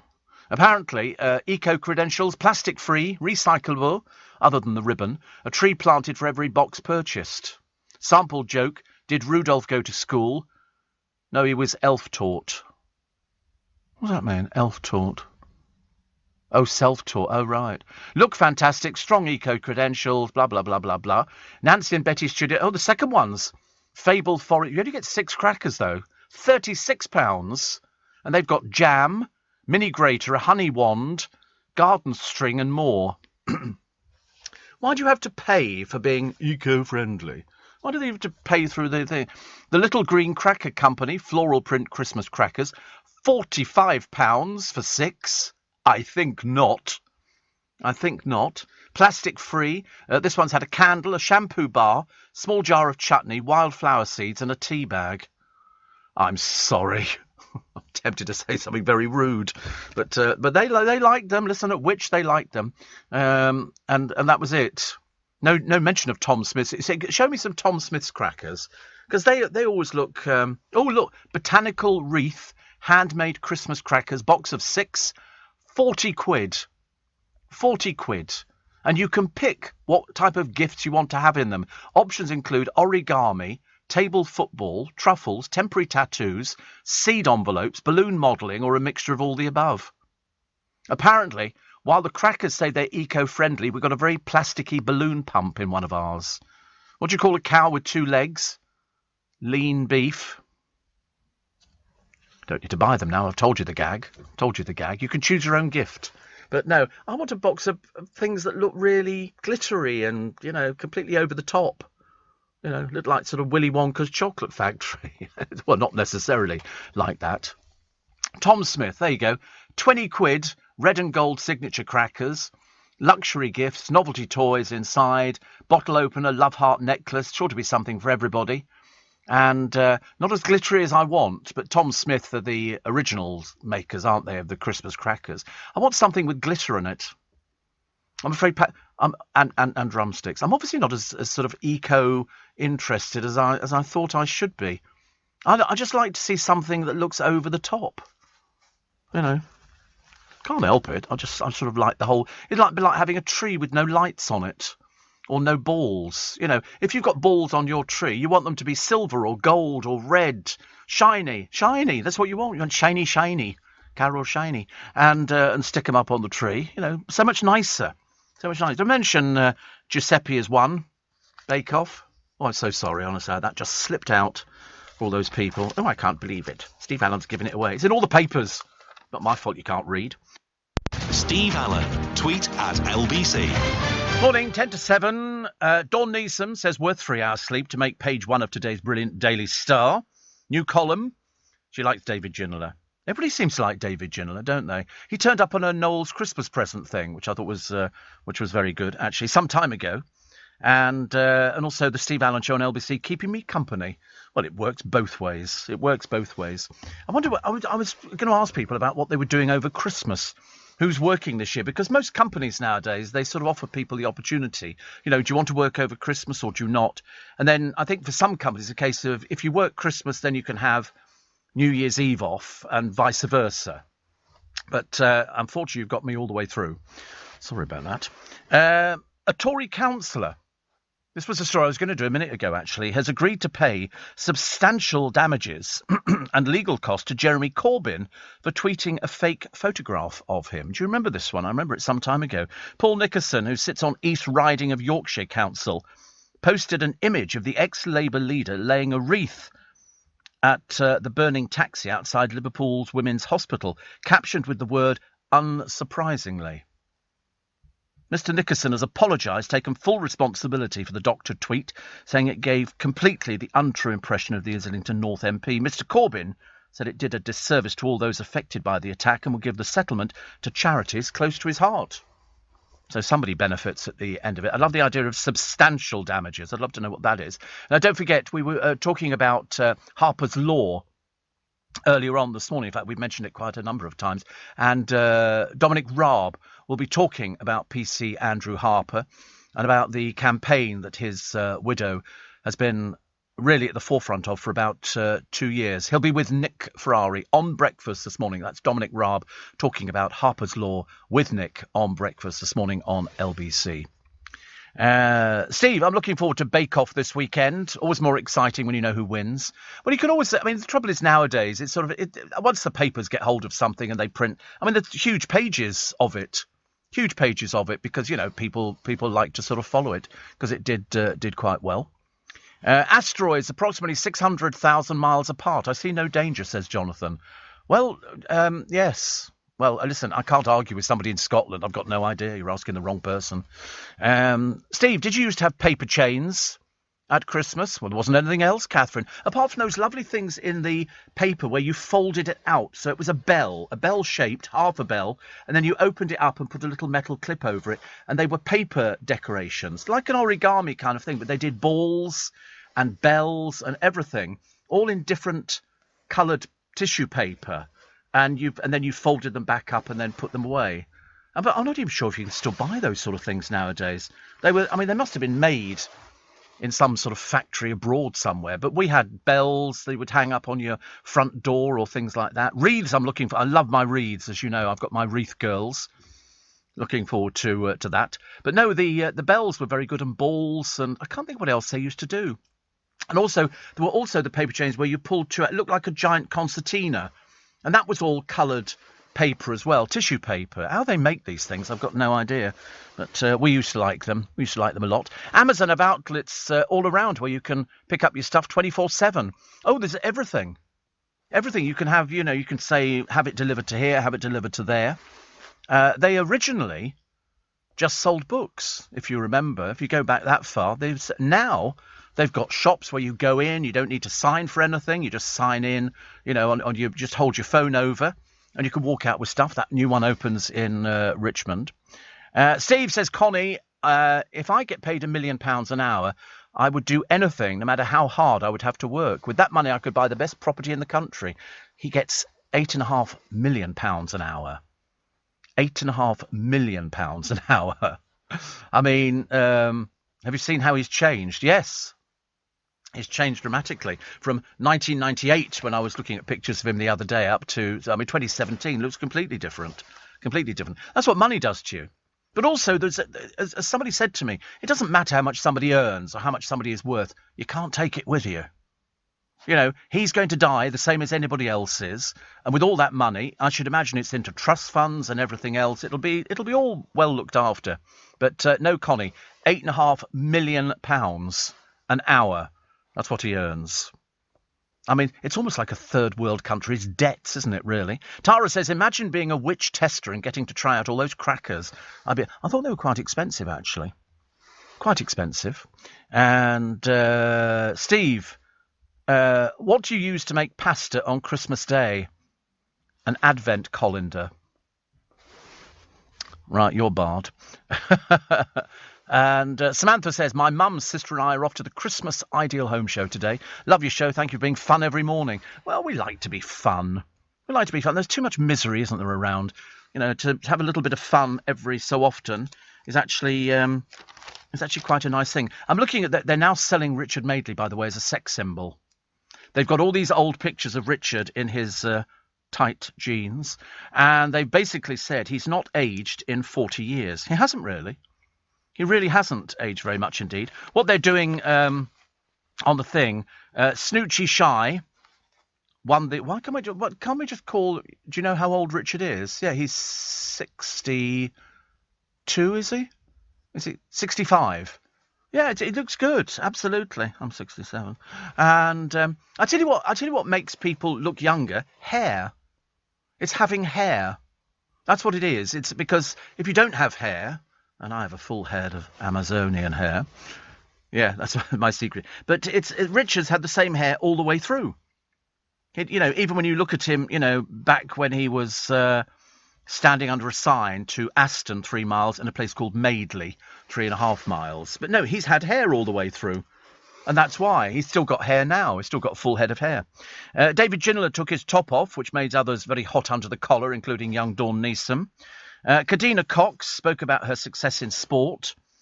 Yeah, I don't think people want to hear you talking about things like that, really. Richard Madeley kept spirits up. He can now get stuck into quizzing. He's going to win, I'm telling you. You need to put a shilling on. Louise Minchin regretted washing her hair. Whatever. Frankie Bridge enjoyed being alongside Ginola in the challenge. Yeah, she's not going to win. They were all saying it's going to be her and Danny Miller. First show that he's been on, they haven't seen him being sick. Hopefully viewers won't go sick of his antics. Is he acting, though? Is he playing up? Which ones do you think? They seem to think it's Danny. Matty Lee, still yet to make waves. This diver needs action to avoid an early bath. Yeah, because if you don't make an effort, then the public will just vote you out. Arlene Phillips, she's the clinker's taken its toll on her. And Naughty Boy says he's ready to quit. He didn't win biscuits. But that is the way the cookie crumbles. I mean, some people are just nice, which unfortunately doesn't win you the show. A friend of mine went on it, and he's really nice. He's a really, really nice... I can't... You have to... Sorry? No. But this is a really, really nice person. In fact, he's too nice, and they voted him out. What they're looking for is somebody who gets a bit of edge, somebody who is going to scream their way through all the Bush Tucker trials, because that makes people laugh. Certainly makes me laugh. And so the more people laugh, the more people watch. And if you lose somebody like that who's maybe got a bit more of a personality than other people, then you've got a flat programme. So they'll fight to keep people in who they think can... we've had all sorts of people. When you look at them over the years, some of the people, they actually put Sylvester Stallone's mother in. She was mad as a barrel load of biscuits. That was Big Brother, wasn't it? She was off. Nobody knew who she was. She was really peculiar. Jackie, who I think passed away, didn't she, some time ago?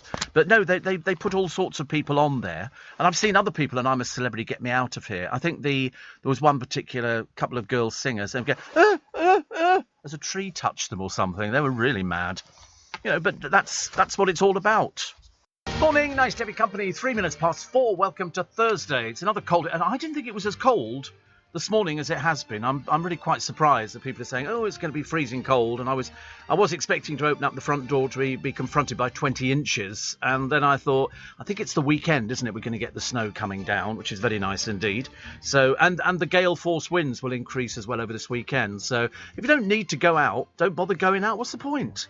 Don't bother. Listen, you might as well stay in, stoke up the fire, bring the cat in, make some sausage rolls and things like that, and have some mince pies and some glühwein or something, mulled wine, which is very nice, herbs and spices. Just buy little bags, pop it in a bottle of cheapo red wine, warm it up slowly. That'll keep you going for ages, and have some cheese on toast.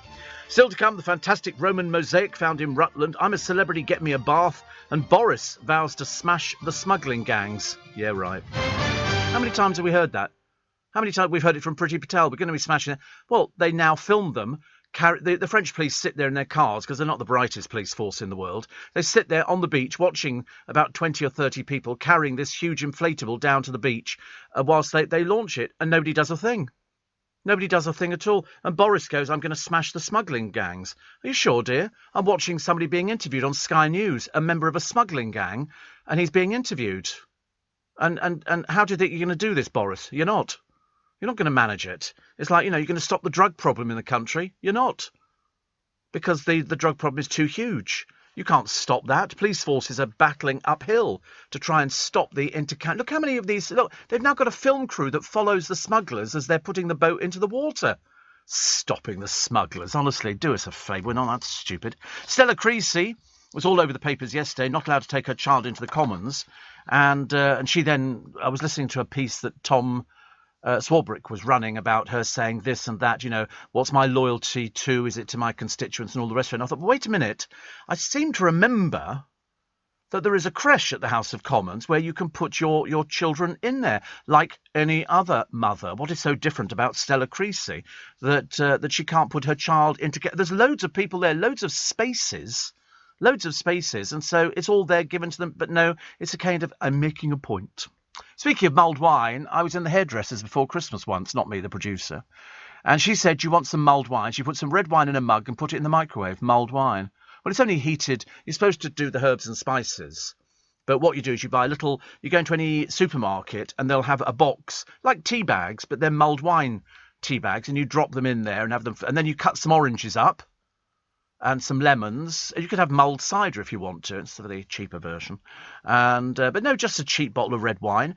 Heat it up. Not, so you don't want it to boil. Just want it to be sort of just lukewarm. And if you do some slices of orange in there, that's quite nice and very festive. And some cloves, little bits and pieces. It's all very exciting. And you have it for Christmas. And then, to be honest with you couldn't care less whether a man with a grey beard wanders down your chimney or not. You just sort of sit there laughing, which is so much easier. The hoaxer's fake bomb and jab factory created mayhem. He's a lonely, sad troll, I'm afraid. He wrote not only to the Prime Minister, he wrote to the market in Wuhan. He, at one point, tried to send stuff to Kim Jong-un. Very unwise, I thought, on that one, darling. And what he was, all these parcels, which had all these bits and pieces, including batteries and wires and everything else. And his lawyers said, he was just trying to draw attention to it. No, he's sick, so we've sent him to prison. The man's a complete and utter buffoon. And liked by Ian, my friend. I'm half expecting I tweeted to open the front door and be covered in 20 inches of snow, but I fear it is not to be. It is not to be at all. It's a shame, actually, because we like looking at the snow, and it's very... We don't want to drive in it. You don't want to go out there because it's a bit chilly bon, as they used to say. What else have we got? 1 in 10 families in Bill's battle. There's a surprise. But, of course, people will be going out there spending money because it's Christmas. And people feel duty-bound to buy the kids presents. I tell them, sod it. You're not having a present. There is no toy. Father Christmas didn't make any toys this year. He was too busy trying to sort of, yes, you've all been on the naughty list. Don't deny it. You've all been there. The benefits cheat. She was a thieving old bag, this one here, and managed to get away with it. And people say, what can we do as a deterrent? The answer is, why don't you send these people to prison? This one, she overwhelmed was overpaid over £100,000, and she knew she was a bent crook, and she carried on. She treated the family to overseas holidays and all the rest of it, and she carried on claiming it for years and years. The reason she dodged going to prison is because the judge said her kids would suffer. Yeah, nothing to do with the rest of the country and the fact she's a thieving old bag. It's ridiculous. So what is the deterrent? The answer is there is no deterrent. She's a crook. She scrounged it. Claire Finney falsely claimed she was a single mum, so she got extra child tax credits, universal credit, housing benefit, income, support, and had the nerve to turn up in court. Really, she went on holiday. She faced 3 years in prison. Instead, she got 12 months suspended for 2 years. She must be laughing like a drain at the court system in this country. She used it to enjoy 5-star luxury holidays with her family in Cyprus. She was living with her long-term partner during her 5-year deception. She must have walked out of court going, yeah, it's easy in this country, isn't it? Doesn't have to pay it back. Well, £11.77 a month because she's not working. She doesn't work, does she? She thieves. It's going to take 686 years to wipe the debt. I want to make sure she's alive to pay the final debt off, don't you? How stupid are these courts? And you wonder why there are people cheating the benefit system. You make it too easy for them. Oh, I've got children. All you've got to do is pop out five kids. They're not going to send you to prison for anything, are they? Doesn't matter whether it's drink driving or whatever else. You're not going to go to prison because the kids would suffer. They'd have to be taken into care. So that's why it's a cushy life in this country if you're a benefit fraudster. Whoa, blimey, I tell you. You can get away with absolutely anything. Absolutely anything. Janet in Manchester says the tragedy is sickening and upsetting. These are the people who've died trying to cross over. I think about 27 people. Bumbling Boris and Pretty will come to the rescue as usual. Yeah, right. God help them all with these 2 imbeciles in charge, says Janet. Well, it's codswallop. Codswallop. 27 have died. The dinghy sank off Calais. 5 women and a girl are among the victims. And Boris Johnson says the human traffickers are literally getting away with murder. I'm sorry, do you think we're really stupid or something? Do you think that we don't know this ahead of you? Because we must know it ahead of you. Because we know what's going on. You know, and you go, oh, and we're going to try and do it. Well, then why don't you contact the news companies, Sky News and all the other people who are running footage of this huge inflatable being taken down to the sea? The French are sitting in their car not doing it. They'll be glad to see the back of them. They don't want them back. Once they've left France, we seem to take them in. Why don't we just take them straight back to France? Put them on, you know, a Royal Navy vessel or something and drive them straight back where they came from. We don't want them. Pointless. Absolutely pointless. Steve started a new project in London, meaning I have to get up even earlier, says Sean in Cambridge, at 3:30. The plus is I get to enjoy your entire show every day. He was talking about me again earlier on, wasn't he? Honestly. It's almost I mean, listen, family's one thing, but a joke's a joke. Now he's talking about Steve Allen and bitcoins and Steve Allen currency and stuff like that. Good old Will. I wonder what he's going to buy me for Christmas. I wonder what he's going to buy me for Christmas. It's always every year. It's always something. One year I got a cow, and I've had bought me a cow. And horses and stuff like that. I'm seriously looking for a house, and I found the house I want. It's very near. It's within spitting distance of Windsor Castle. It's not that dump that Andrew lived in with Sarah Ferguson, you know, the couple who don't really do anything at all. Have you noticed Sarah Ferguson singing like a canary at the moment? You know, any opportunity. Oh, yes, Her Majesty is really an inspiration to me. She's so marvellous and all the rest of it. It's a shame that Sarah Ferguson was the big embarrassment for the royal family, together with that erstwhile on-off husband of hers. And the 2 children. It really is, honestly, they're very big. What's going to happen when the Queen dies? I've got no idea.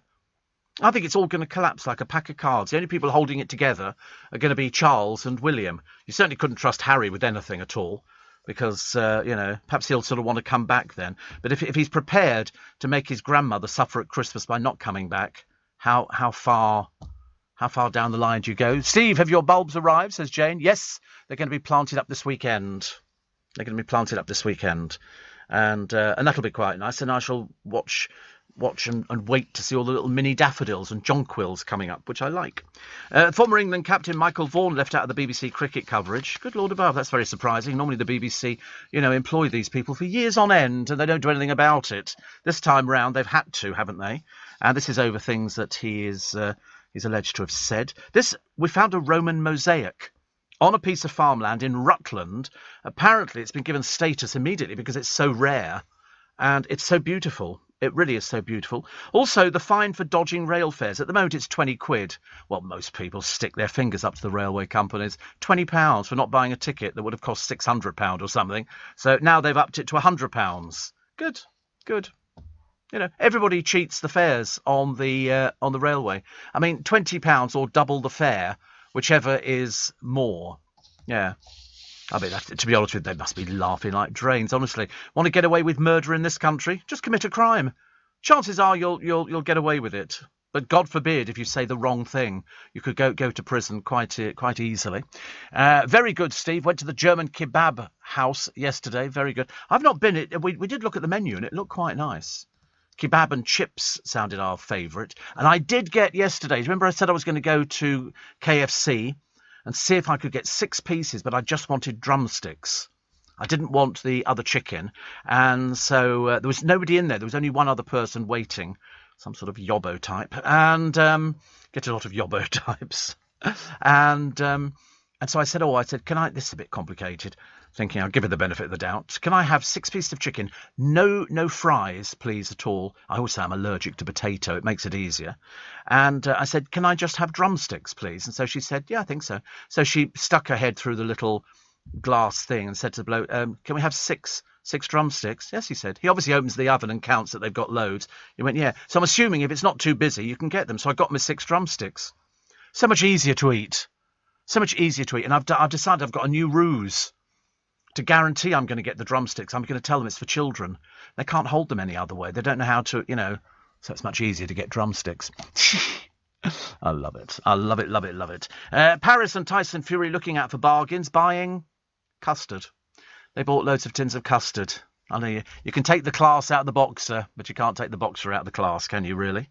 What was the other one that I quite liked? Lady Gaga said she did wear a bulletproof vest to sing for Biden, whose days appear to be numbered. Honestly, have you ever seen a man who's looking frail and weak? It's no good sticking them in a suit. That just weighs his little body down. Poor little soul. Joanna Lumley says Princess Margaret was the prototype for Patsy. Well, of course she was, because Princess Margaret drank like a fish and chain-smoked and basically did what she wanted to do. She was the black sheep of the family. She really, because she knew she was never going to get to be queen, so she didn't need to worry about it. So she just played the field. She was the original party girl. She had a big fling with Roddy Llewellyn, which was very famous. And people were going, "Oh, she's so daring." No, she just basically stuck 2 fingers up to everybody. She couldn't care less. She used to collect seashells. At Kensington Palace, she had a collection of seashells, which she would religiously dust every day. Such was her busy life. In fact, she was so lonely and bored, sometimes she'd get her hair done twice a day. She was that bored and lonely because she had nothing to do. There weren't as many engagements as there are now, and because she was never going to get to be queen, she just basically sat there twiddling her thumbs.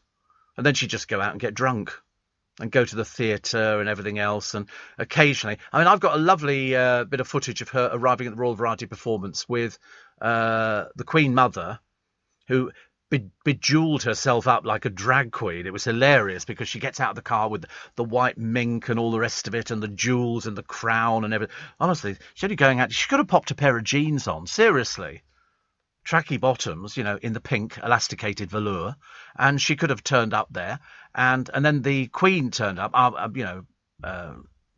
as was going to become the Queen, and Princess Margaret as well, sort of brought up the rear, as it were, and they all sort of crammed in. It was like sort of watching De Graaf's, the jewellery store on the move. This is LBC.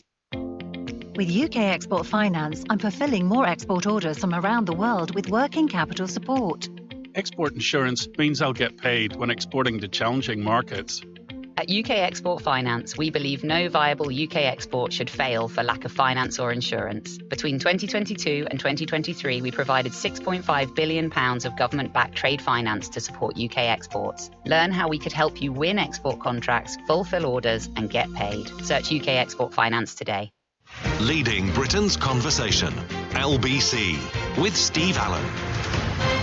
It's interesting, when you see a bit of jewellery coming up for sale that was owned by the royal family, you think, how did that get to be up for sale? A brooch owned by the Queen Mother sold for 50 grand the other day at auction. And I was sort of thinking, well, perhaps she gave it away as a gift. I mean, she had no idea about money whatsoever. She was bankrupt. You know, she had to be bailed out by her daughter. Bit embarrassing, isn't it, really? I mean, I forget how much in debt she was. It was a few million.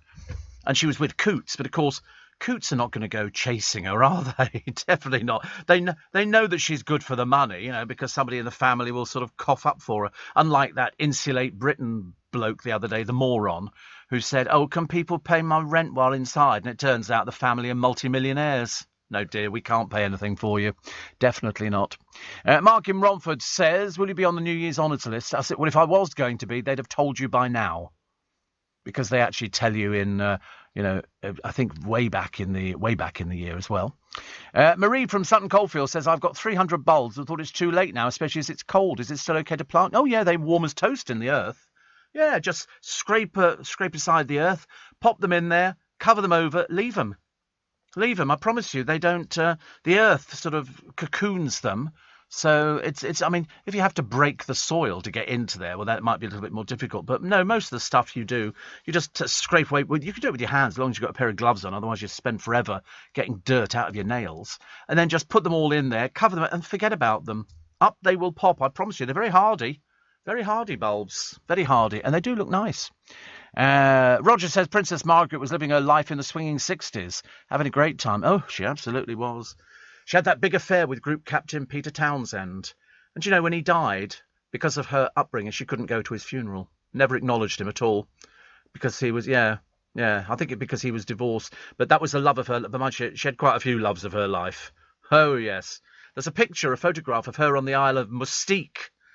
And I think there are two young men standing next to her. She's sitting on a deck chair, and they're both stark naked.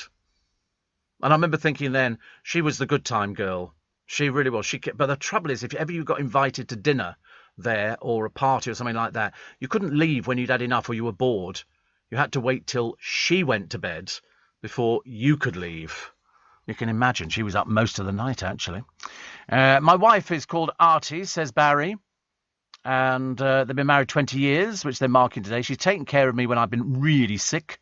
We worked together. We've got 3 girls at school in the Twickenham area. Well, there you go. That's the good working relationship, isn't it? That's the good working relationship. See, before Charles was born, what was the lineage to the crown? Roughly the same, just taking him out of the equation. Yes, I know Margaret never would have had it. No, I don't think so. It would have jumped a little bit. Might have been her... Yes, might have been the children.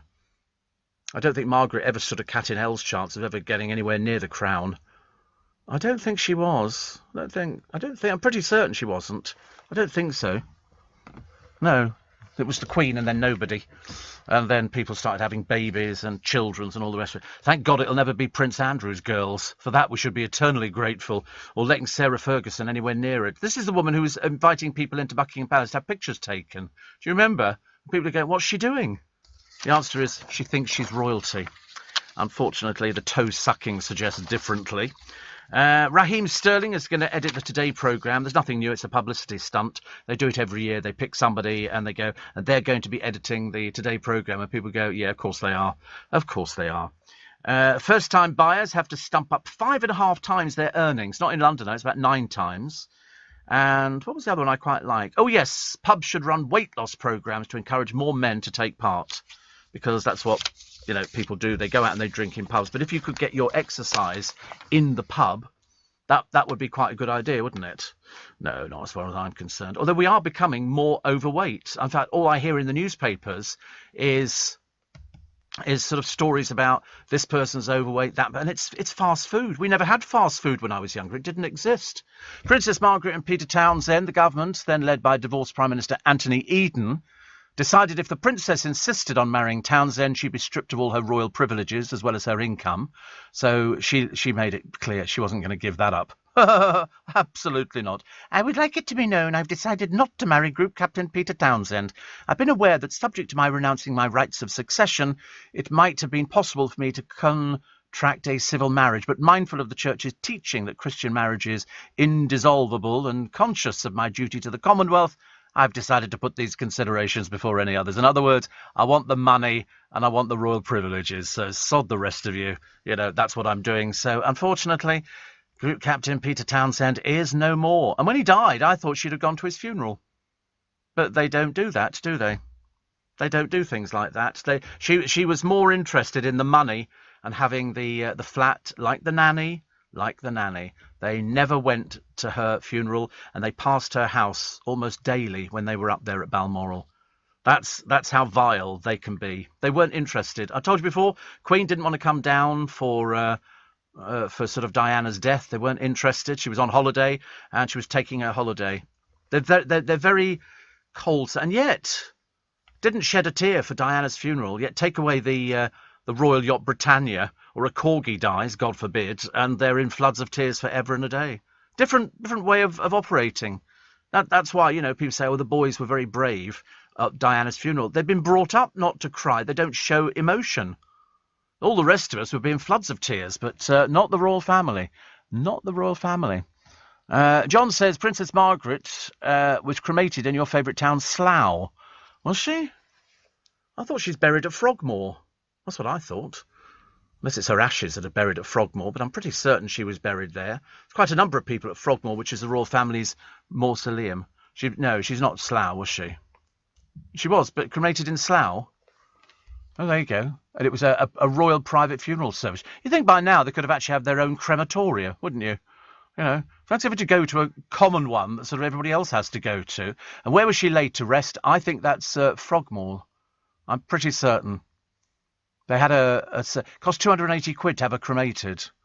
I mean, it took that long because it was like burning a Christmas pudding. She had so much booze inside of her, it just kept going forever and a day.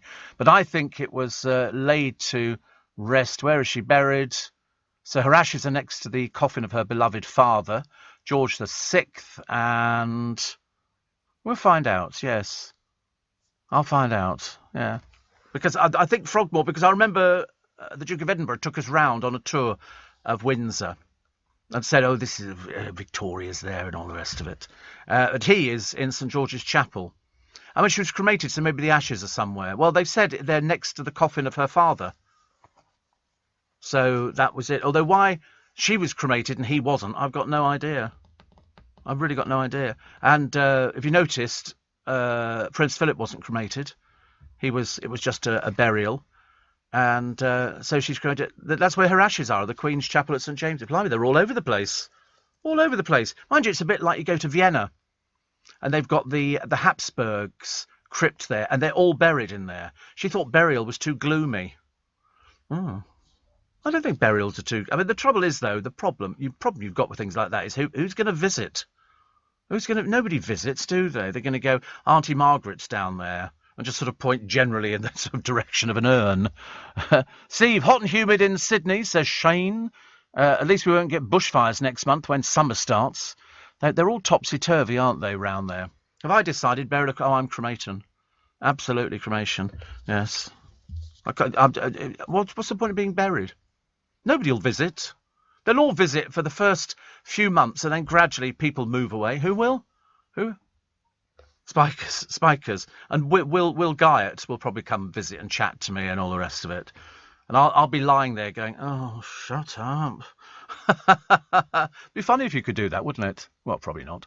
84850 steve@lbc.co.uk. Adam Woodyat is suggesting that he's not going back to EastEnders. He's been doing it for long enough. He's had a taste of the afterlife, and he can buy a couple of these Winnebagos, which he's very happy with. So that's quite good news. John Barnes has been banned from driving. He's been caught speeding again. So they banned him. And what was the other one that I quite like? Oh, it was an exhibition on Amy Winehouse. 10 years ago she died. 10 years. And dreaming of a real Christmas, the magic moment that you can't wait to recreate. There's all these Christmas movies on television at the moment. There's a very good one the other day about this little town where people wanted to go and live, and they got the church bells ringing again, and it was all very lovely, but the snow was didn't look very good as snow. It looked like little bits of paper and stuff like that floating down. But I mean, the idea was there. They all have to dress up in jumpers in the middle of summer. Brian May, in all the papers today, blasting modern culture. And he says Freddie would have struggled with it. Oh, Freddie would have done his own thing. He really would have done. He wouldn't have cared less if he upset people. Jenny Murray in one of the papers today, fearing she was becoming an alcoholic during lockdown. It's very easy, isn't it? At what time are you supposed to start drinking? I only ask this because if you work nights or if you work in the early morning, I mean, it would never be acceptable for me to go home at, 7, 8 o'clock and have a drink. I mean, that would just be ridiculous. I don't even drink at Christmas. I really don't. Everybody else at Christmas goes, yeah, now we can have drinks and everything else. I mean, people who work from home have been drinking more, I suppose, but that's probably through boredom, isn't it? But no, it doesn't. At Christmas time, I never drink. What do I have to drink? Sometimes I might have just a bottle of water. Eggnog. No, I don't like eggnog. I might just have a bottle of water. That would do me fine. Or a cup of tea. I'm always the odd one out. What does everybody want? Oh, we'll have a gin and Dubonnet. We'll have a glass of wine, some Prosecco. And Stephen, cup of tea. And that's it, because I'm driving. I always have to drive over Christmas. So, I mean, it doesn't bother me. I'm not remote. Because I can have a drink when I get home. So I'm not particularly, don't want to be hungover on Boxing Day. I've got a programme to do in the morning. Good grief. There's also the probe at the moment into a trans Girl Guide leader who has posted pictures on the internet of her as a dominatrix and holding a submachine gun. Changed a lot, the guide, since I was in it years and years ago. Changed a lot. This is LBC. With UK Export Finance, I'm fulfilling more export orders from around the world with working capital support. Export insurance means I'll get paid when exporting to challenging markets. At UK Export Finance, we believe no viable UK export should fail for lack of finance or insurance. Between 2022 and 2023, we provided £6.5 billion of government-backed trade finance to support UK exports. Learn how we could help you win export contracts, fulfil orders, and get paid. Search UK Export Finance today. Steve Allen. Tweet at LBC. Morning, nice to have your company. Hot and humid and all the rest of it in Sydney. Do you think Philip and Margaret had a good relationship? Prince Philip and yeah, I mean, she was the Queen's sister. I mean, he put it this way, the only thing that Philip didn't like was idiots. He didn't like idiots at all. I mean, he made his own gaffes and he had his own circle of friends. In fact, so when the Queen was up in Sandringham, he has a house on the estate. And so he would go there. He was, I mean, in his day, he was a bit of a party boy. He was rumoured to have had flings all over the place with different people, including a very well-known actress. And he had his own dinner parties at Buckingham. I mean, so he was very much his own man. But because they were married, they took the wedding vow. There was no chance they were ever going to separate. I mean, they had separate bedrooms and separate lives. He had his own charities. She had her own charities. It was a good working relationship. Good working relationship, and that's the way it was. I mean, Margaret, he probably just saw her as a bit of an old floozy, I should imagine. She's off having another party and everything else. There were some great lines when she was having this so-called fling with Roddy Llewellyn, who was a gardener, I think, or something like that. And she started taking him to the theatre, and the public were going, "Who's that?" And they went, "That's the other half." I think Helena Bonham Carter plays Margaret in The Crown. Do they have a Roddy Llewellyn character? Because they did ask the father, so what do you think about your son going out with Princess Margaret? He's alleged to have said, makes a change from all those sailors. Whether it was his or hers, we don't really know, actually. But she was a party girl. That's what she did. She went out, she kicked her heels off. She wasn't really responsible to anybody. Steve, if the Queen had died childless, Margaret would have inherited the crown, says Kim. Yeah, but of course, I mean, she didn't.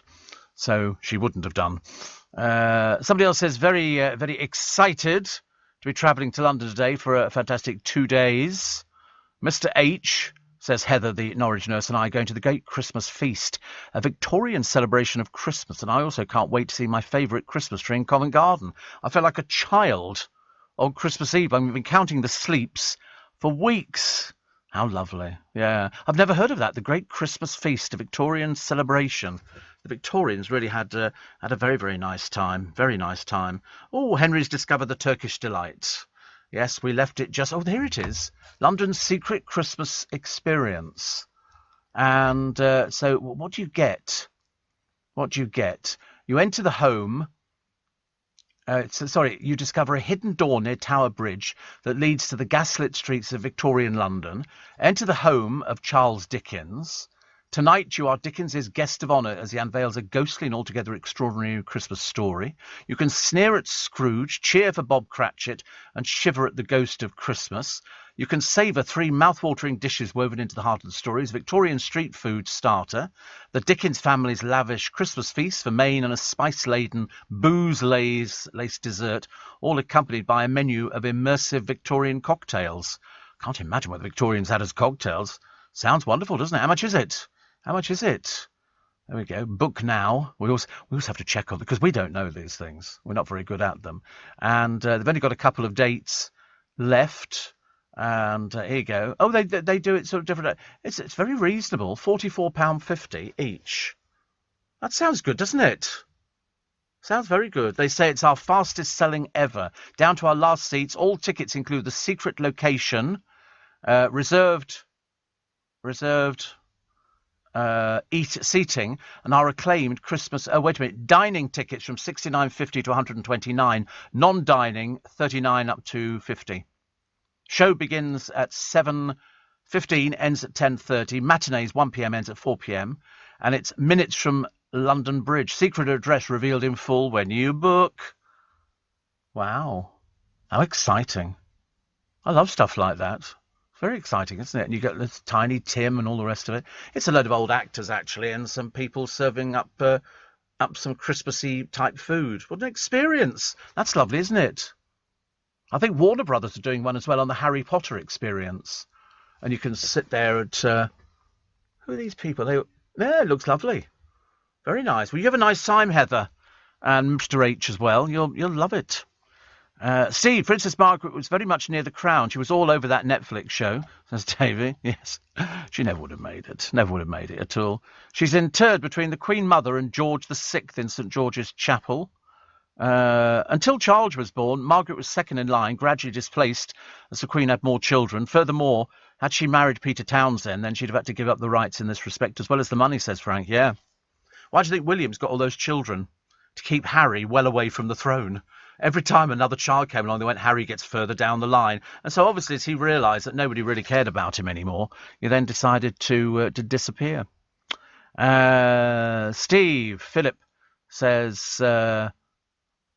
I think so. Poor Prince Philip gets carted around here, there, and everywhere, and is moved from the royal vault and placed along with them. So you've got the Queen Mum, King George VI, the Queen and Princess Margaret all together again. Well, certainly not Philip. He's in St. George's Chapel and will remain there until the Queen dies, and then they'll move her and him together. And they'll probably go to Frogmore, I would have thought. Frogmore seems to be the place to be. It's quite nice actually, Frogmore. Yeah, this is where the old monarchs go, as they say. Why Princess Margaret's not there, I've got no idea. Louise Minchin was getting to grips with a hen the other night while dressed as a farmer. It's all a bit stagey now, isn't it? But they had to win fried egg sweets or Scotch eggs. Oh, I love a Scotch egg. And Simon Gregson says, I've a celebrity belly, get me thin in there. Because he wants to lose the weight. Can't wait to see how he's going to get. But this way, anybody who's an actor should do very well, because they're used to acting. Another person turned up at ITV's Palooza. This is basically the party if you're an exhibitionist and a bit sad and down on your luck. And so Tanya Bardsley went there wearing a dress which she was so drunk she had to hang on to the top of it to stop herself falling out of it. And they call her a model. She's 40. I don't know what sort of model she would be, but she was the worst for wear. She left the do at London's Royal Festival Hall. And there were a few other people there. I think there was Chloe Sims, who certainly a lot older than 40. But they all start off with all good intentions, and it all goes a bit haywire, I'm afraid, as the drink takes control. Queen and Kate were on duty, showing a united front following the huge bust-up with the BBC. I think they've made a big mistake, the BBC. Once you're cut off from the royal family, they don't go back. They don't go back. Went to see The Lion King, says Stella. Brilliant. And Covent Garden was beautiful with all the Christmas lights. Yes, it is. Covent Garden gets... See, that's what the tree should look like in Trafalgar Square. This one must have about 50,000 lights on it, I would have thought. And you can get a big... No, the one in Trafalgar Square is feeble. It really is. I mean, it's really... Compared to the tree in Trafalgar Square... the tree in Covent Garden, it's completely different. It's a beautiful one. Must take them forever trying to unravel the lights. You can imagine, can't you? But no, the one in Trafalgar Square, there's no effort put into it at all. There you go. Look at that. Look how bad that looks. They don't even move they don't even flash or twinkle. Don't do anything. But of course, that'll be there for the choir, which we can't wait to see, can we, ladies and gentlemen? Yeah, the spectacular. There'll be nobody there from London. It'll all be tourists going, oh, let's go and see the tree, and this is what they do every year. No, we don't. No, we don't. The amount of COVID cases will be spread like wildfire on this event, I can tell you now. What else have we got in the papers for today? A pop-up restaurant. This is an old story in the Sun. To serve pigs in blankets for every course, including starters and puddings. We did that how many days ago? About 3 or 4 days ago. Very late. And Jimmy Carr has finally confirmed that he does sing on Ed Sheeran's hit Visiting Hours. I didn't know he was a singer, actually. I know Jimmy Carr's had his cosmetic surgery done, the hair and Botox and fillers and all the rest. I don't know why. He looked perfectly fine before. Absolutely. And most stars enjoy a swig of posh champagne, but Gemma Chan wore her bottle as a bag when she hosted the VIP Swarovski party at Annabelle's Members Club. She was apparently in something called Skins, whatever that is. No, drama for young people. Oh, apparently it was... she was wearing a Big Bubbles clutch. It's like a handbag that's shaped like a bottle of champagne, on sale to you at about £5,000. I'm surprised Victoria Beckham hasn't booked one already. She normally doesn't want to miss out on anything like that. And the rail fare dodgers, £100 amid concerns that the 20 quid penalty is not a deterrent. Takes them ages to realise this, doesn't it? 20 quid. People are not... Look, I got 20 quid here. I've got 20 quid. I told it up to the light, actually. This is one of the new plastic ones, isn't it? Yeah, just check it. Producer gave it to me. I think he's been protection money. He actually gives me 20 quid and I have to protect him. He pays to work. He doesn't get. It's like being a waitress in Stringfellows. You have to pay to work there. You don't get paid. You pay to work there, and you make all the money on your tips and all the rest of it, which can be very lucrative. Because the more drinks people have, the more they'll tip. You know, I've done it myself. You know, go on, give him a pound, give him a pound. I got my hair cut yesterday, and I tipped £2. Especially in America, they live on tips. They don't make any money at all unless they thrive on their tips. But I gave a £2 tip for hair. The cut was £10. I just have one all over. You know, which is, you know, it's okay. Catches the light. If you look at it, skinhead. Honestly, just put my bother boots on and my braces, and I'm a real old man. Yeah. Funny you mentioned Princess Margaret. She went out with an old villain called Johnny Bindon. No, she didn't go out with him. But John Bindon had a specialty. I can't tell you what it is, but that's why Princess Margaret liked him. But no, he was just somebody who she played around with people like that. They were just part of her sort of, you know. He was a two-bit villain, and I think he was an actor as well, or something. I can't remember what it was. But no, he was famous for just one thing. Yeah, and it mentions it, doesn't it? He was known as Big John, absolutely, whereas she was known as Drunk Margaret. This is LBC. With UK Export Finance, I'm fulfilling more export orders from around the world with working capital support. Export insurance means I'll get paid when exporting to challenging markets. At UK Export Finance, we believe no viable UK export should fail for lack of finance or insurance. Between 2022 and 2023, we provided £6.5 billion of government-backed trade finance to support UK exports. Learn how we could help you win export contracts, fulfill orders, and get paid. Search UK Export Finance today. Steve Allen on LBC. Text 84850. Morning. Somebody says, Steve, I'll always remember when I saw Princess Margaret at the ballet in London in the 80s. She looked lovely in a beautiful emerald green evening dress and dazzling diamond earrings and necklace. Gave us a lovely smile as she walked past us. Seemed very gracious and beautiful. She could be very difficult, as people can in those days, you know, because they didn't really mix with, you know, ordinary folk. Even though they will tell you that during the Blitz, Margaret and Elizabeth used to sneak out of Buckingham Palace and go and mingle with the crowds, because nobody would ever expect them to be out there. So they were able to freely mix when they were younger, only when they got a bit older. But no, she made up well. But as I say, she was so bored with her life because there was nothing, you know, so bored she would she'd get her hair done twice a day just so she had somebody coming round to the place where she lived, Kensington Palace. But she always used to smoke cigarettes in a cigarette holder, and she'd be having conversation where, I mean, it was really quite common. But she obviously thought it was fine, and she had some right old language. She knew every swear word under the sun and used them, I think. But No, I mean, just days gone by. Days gone by. But she liked the ballet, I think. Mind you, Diana liked the ballet, didn't she? Diana was very into the ballet, but I don't know what it was that she died of. What was the point of cigarette holders? It was supposed to filter the smoke through before they came up with low tar, and so it filtered it through. Dale used to smoke sometimes with a cigarette holder. Yes. I mean, to be honest with you, it just seems very odd seeing people smoking nowadays, because unless she carried her own ashtray with her, she probably just flicked it on the floor. Or something like that. She must have, it was interesting, wasn't it? But that was the point of cigarette holders. It filtered the cigarettes. I don't know what brand she smoked. I've got no idea. But the producer bought some cigarettes yesterday. And he said they were about 13 quid. 13 quid. Died of a stroke in 2002. I remember seeing her. They brought her outside of Clarence House in a wheelchair. Backstairs Billy was behind. And he was the one who leapt forward and went, now. And she waved. That was for the Queen Mother's birthday, and she waved as they went past, but she couldn't see it. I think she'd gone blind by that time. But sad, isn't it? But I mean, such a family. I mean, you couldn't make it up. You really couldn't make it up. Temperatures will plunge because they all dress. For Christmas lunch, they all dress. They have to dress. There's none of this casual jeans and a t-shirt. It's dinner jackets. They will dress up in all their finery for their Christmas lunch. They will exchange gifts, which are silly gifts. They're not, they don't buy each other diamonds and things like that. Or I've just bought you another Bentley. And if Andrew's there, the conversation will inevitably turn to him or Sarah Dreary Ferguson. I can't imagine really what she's hanging around there for, apart from she's got nothing else to do at the moment. Oh, she does her videos. She tells little stories. Very odd little stories, very odd stories. Anyway, temperatures will plummet as snow and icy gusts of up to 80 miles an hour blow in this weekend. They say 4 inches of the white stuff will hit northern hills. Flurries may be seen as far south as London.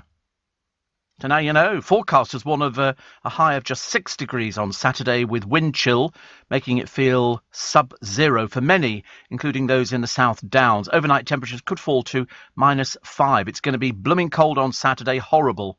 And Ladbrokes have just slashed their White Christmas odds to just 4 to 5. 4 to 5. I love the idea of a running club. Well, I don't love it. It's the most pathetic thing I've ever heard of in my entire life. They've been slammed. They have people who compete in their 10,000-metre annual event, or 10K, so it's 10 miles, isn't it? 10 miles-ish, something like that. And they give medals to people, which is quite nice. They're not going to do that in future. They're now handing out invisible medals in a bid to be greener. One runner at Leigh-on-Sea Striders in Essex blasted, "Runners all love getting the T-shirt and the medal at the end of an event alongside a personal best. It's one of the traditions of running events." But now they've announced their new unique medals, which will be invisible to save them having to be manufactured and shipped to the UK from China. Have you ever heard of anything so stupid in your entire life? But perhaps they could all run naked as well, and we could pretend that they've got clothes on. Yes, it's so much greener as well, isn't it? What a stupid club. The woke athletics club's imaginary medals. Oh, Struth, honestly. Well, here she is, tennis ace, Emma Raducanu, and she started doing the posy. Can you just turn sideways and show us a bit of boob or something like that? Really? Because I don't think she's actually done very well since she had that tremendous win, has she? She's not done as well as she should have done. No. Do you not know about tennis? No, she hasn't done as well. No, I mean, she posted a video. She's in a tropical paradise. She's on the first holiday in 7 years, but obviously with a photographer friend, so they could take some pictures and send them back again, which is quite nice. But no, she hasn't done as well as she could have done, mainly because it's the press get caught up in it and everything else. Have you ever met any of the royal family in person? No. I've seen them. Yes, I've seen them. I've seen Diana and the Queen, and Diana was in the back of a car. Unfortunately, my car was a little bit better than her car, and I was in the Bentley. She was in a very average car with two bodyguards, and she was crouched down in the back seat, in between the two seats. She was crouched, because I remember looking to the right, thinking, oh, and then she looked up and I went, oh my God, it's Diana. I was tempted to wave, and I thought, no, it looks common. So I just hooted and went, "Seen you," as you do. Yeah, I do in conversation. Steve Allen. You know, she knew who I was straight away. She stuck her thumb and she went, "Love your show, Steve." She said, "Love your show." And I went, "Yeah. Will you come on it?" Oh, it's driven away now. But yeah, you get to see them all. And also I covered the royal wedding. So I got to see all the royal family. Got to see Sarah Ferguson. Way! That was a bit of fun. And Prince Andrew. Not way hey. Yeah, me and Sybil. Yes. Me and Sybil. So here's the benefit cheat. Honestly, these people, they make me sick. She took 5-star foreign holidays after swindling almost £100,000, was told by a judge she helped stigmatise honest claimants. She didn't give a toss. Why should she care? She's been given 668 years to pay this money back.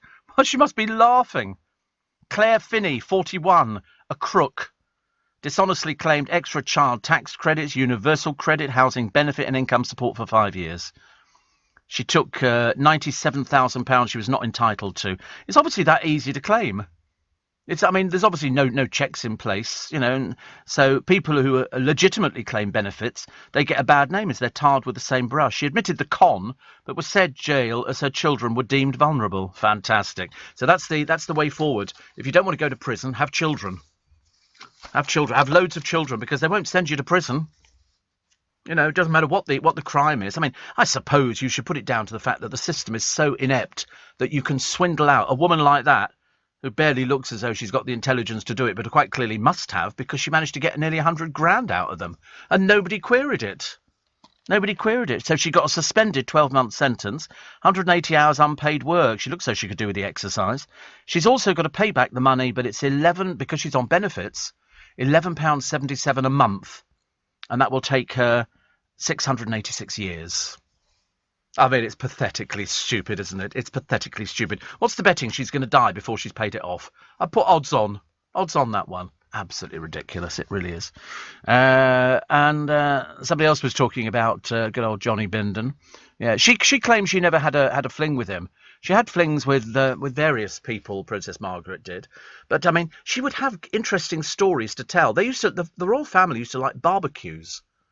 They would go away and the Queen Mother would sort of, you know, flip a pancake or something, or, you know, Philip would sort of do they love stuff like that. All the interesting things. I remember talking to a very famous lady, and she got invited to a private dinner at Buckingham Palace. They used to have private ones where the Queen and Philip would go through the papers and they would pick people out who they thought were of interest. You know, a bit like me. I'd be of interest. And they would invite you, and there would be 20 people for a private dinner at Buckingham Palace. So this particular person, it shows what a simple life they had, because this particular lady who went, she said, I was seated next to Prince Philip, and after we'd had the main course, he leant over and said to her, "We're having spotted dick for pudding." Can you imagine? What a charmer, eh? He knew how to win the girls over. Said, "Philip, shut up." Johnny Bindon was known for having many socialite girlfriends like Christine Keeler, Serena Williams and Vicky Hodge. Vicky Hodge, of course, had a bit of a thing going on in the Caribbean. And I think you'll find she was known to Prince Andrew as well. I believe so, because I remember them taking the mickey out of her at a comic relief evening. Through Hodge, the daughter of a baronet, Bindon gained access to the British aristocratic circles. Because if you were introduced via somebody, that was your way in. Once you were in, you were in. And he met Princess Margaret at her home on Mustique in the Caribbean, which they've now sort of opened up. But at one time it was a private island, and the guy who owned it died and left it, I think, to his servant on the island. And he was able to sort of build houses and all sorts of things. But that's where Margaret went. And she would basically sit there, and you had Mustique and the island, which had some buildings on it. And it was all, you were pampered from top to bottom. Literally bottom. And spotted dick for pudding. Hey, what about that? Hey, we could have had flambé bananas. We used to have, did you ever have flambé bananas? Oh, they were good.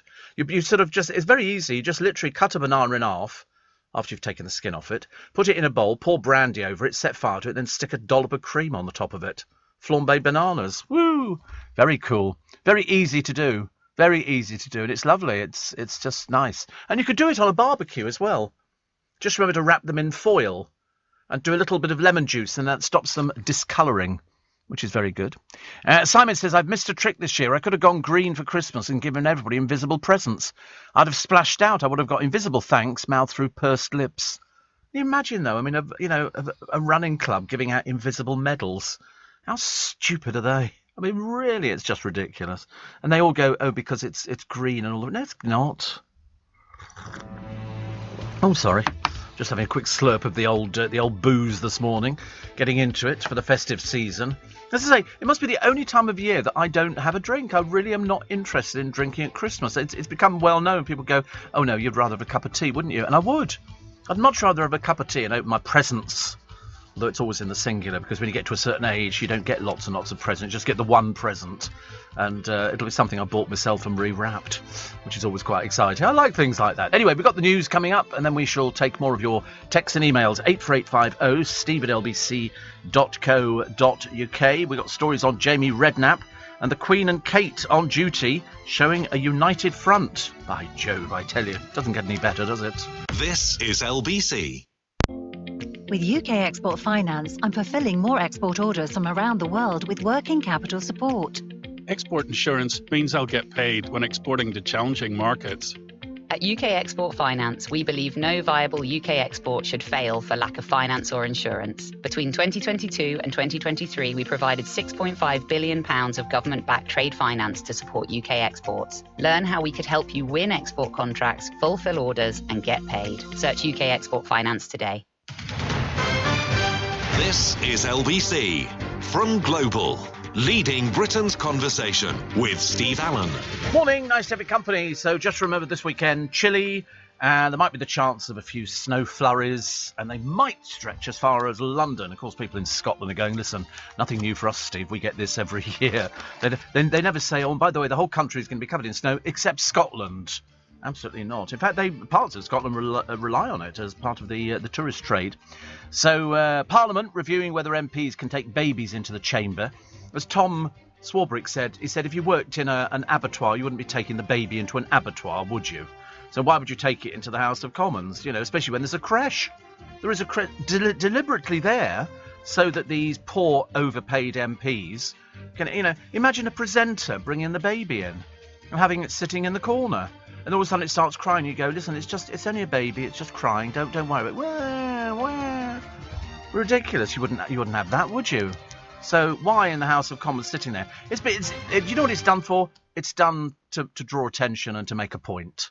That's all it is. But they do have a place in there. I mean, it's just ridiculous. It is just ridiculous, for goodness sake. There's always rules. I mean, if I said to the management here, now I've decided I'm going to turn up every day in my pants. And they're going to be going, Steve, please don't want to upset people. And I'm going, well, it's my right. It's my right to wear my pants and to just turn up. Which, I mean, you wouldn't. And so, she's never done it before, so why is she doing it now?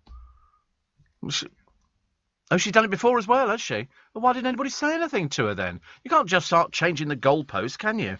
I don't know what is going on in the world. It's all gone mad.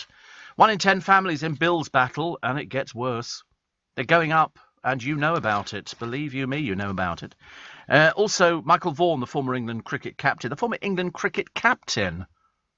been dropped by the BBC for the Ashes tour of Australia to avoid any conflict of interest over allegations of racism. So he stood down from his radio show earlier this month after Azim Rafiq alleged, he said, too many of you lot, we need to do something about it to him. He categorically denies saying the words. But, why would somebody say something? It's just the way it goes, isn't it? That they've dropped him. And 2 police officers, you can't believe the mentality of some people. 2 police officers who shared photos of murdered sisters, calling them dead birds, have been sacked. One was 47, that was Deniz Jaffer, and the other 33, Jamie Lewis. They posted their crime scene snaps on WhatsApp. I mean, you can't believe that these people ever made it to working for the police force. The women were found in bushes. One had already quit the Met, also used a derogatory racial term for Pakistanis in other posts at the tribunal. Because what these people do is they sort of commit something like that, then they just opt out of the police force, so they don't have to sort of answer to anybody at all. I mean, to be honest with you, it was described by the judge as shameful. I would have thought that would be an understatement. They'll be sentenced next month for misconduct in a public office. I mean, perhaps they didn't have a brain. Perhaps there's something in the matter. Let's put it down to the fact they weren't just stupid, thick, dumb and ignorant. They were just ill. I mean, I can't imagine why you'd ever want to do that. They're probably sort of going, oh, why were we sacked? Well, if you don't know now, you never will do. But whether you get a job again is totally beyond me. And one of them also shared photographs he'd taken at the crime scene, which didn't show the victims, with a WhatsApp group of 40-plus police officers. I mean, what's happened to them? I mean, I really can't even understand anything like that. That's like, people who, take pictures of dead people in mortuaries and things like that, and you think, are you sick or something? And these people were police officers. That's even more worrying, isn't it? Even more worrying. The World Shin Kicking Championships is to be held again for the first time in 3 years. Like that. Have you ever been to that? That's very good. You're training. The event forms part of the Cotswold Olympic Games, which first took place in the 17th century. Olympic spelled O-L-I-M-P-I-C-K. There's a council grant, which means it can go ahead.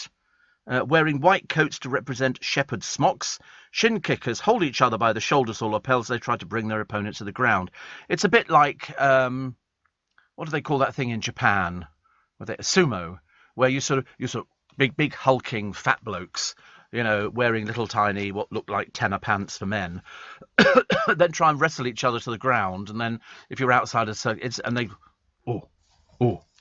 they're like that. It's very odd to watch, actually. But I'm watching shin kicking now, and it's people sort of sit around there and they watch it because they're basically stupid and they've got nothing else better to do. And so they watch two women. In fact, quite a lot of stupid people sit down there watching it. It's very popular. Shin kicking. And then they've got some woman walking around behind them with a stick, and that's obviously to whack them round the head if they don't perform properly. And so you just basically kick somebody, and the idea is to sort of knock them to the ground. Where is this held? Where is this held? The Cotswolds. Don't go to the Cotswolds ever again. They're mad as fruitcakes. So can you imagine? Look at that. Oh, then one fell over. All right, you're out, and now somebody else will do it. And all you've got to do is kick them. You must go away with brute. Oh, there you are. You're on the ground first. You're out. And people sit there and they film it. And the worst thing is, there's a little band attempting to play on a little tiny stage in the background. Actually, yes, the choir, as we call it. We can't wait for New Year's Eve. We're so excited, ladies and gentlemen. No, we're not. So anyway, so that's what they do in the Cotswolds. And there's a £5,000 prize. So it's obviously worth... It's like, what's that other one where they do cheese rolling down a hillside? And that was cancelled because of elfin safety and all the rest of it. Simon Gregg, you're still going, is it? Yeah. I mean, to be honest with you, I would never do anything like that. I'm accident prone at the best of times. I've got no plans to leave Corrie, says Simon Gregson, but Adam Woodyard insists he doesn't know whether he'll ever return to EastEnders and wants to show TV viewers he's not Ian Beale in real life. I've got some very good Ian Beale, Adam Woodyard stories, but I can't tell you. Can't tell you. Because that would ruin a confidence. So it's not the same as Johnny Bindon, no. Deborah said, Steve, you had me laughing out loud talking about Prince Philip and we're having spotted dick. I mean, you can imagine, because normally it'd be a case of having sort of, stuffed prunes or something very exciting. I mean, what with the cheese rolling, where they roll down with the cheese, people have done themselves serious damage on it, and they all get ready for it. Look at them. Neanderthals. Ooh, ooh, ooh, ooh. Chase cheese now. And they all sort of go for it, and then they all fall over and they go, bum over what's it, and then people go, oh, that's really exciting, isn't it? What do you do in your area? We chase a ball of cheese down the hillside. Great. Anything else happen? No. I think the local vicar rang a bell once. I remember that. That was very exciting. But it's so steep that, and it's also very muddy.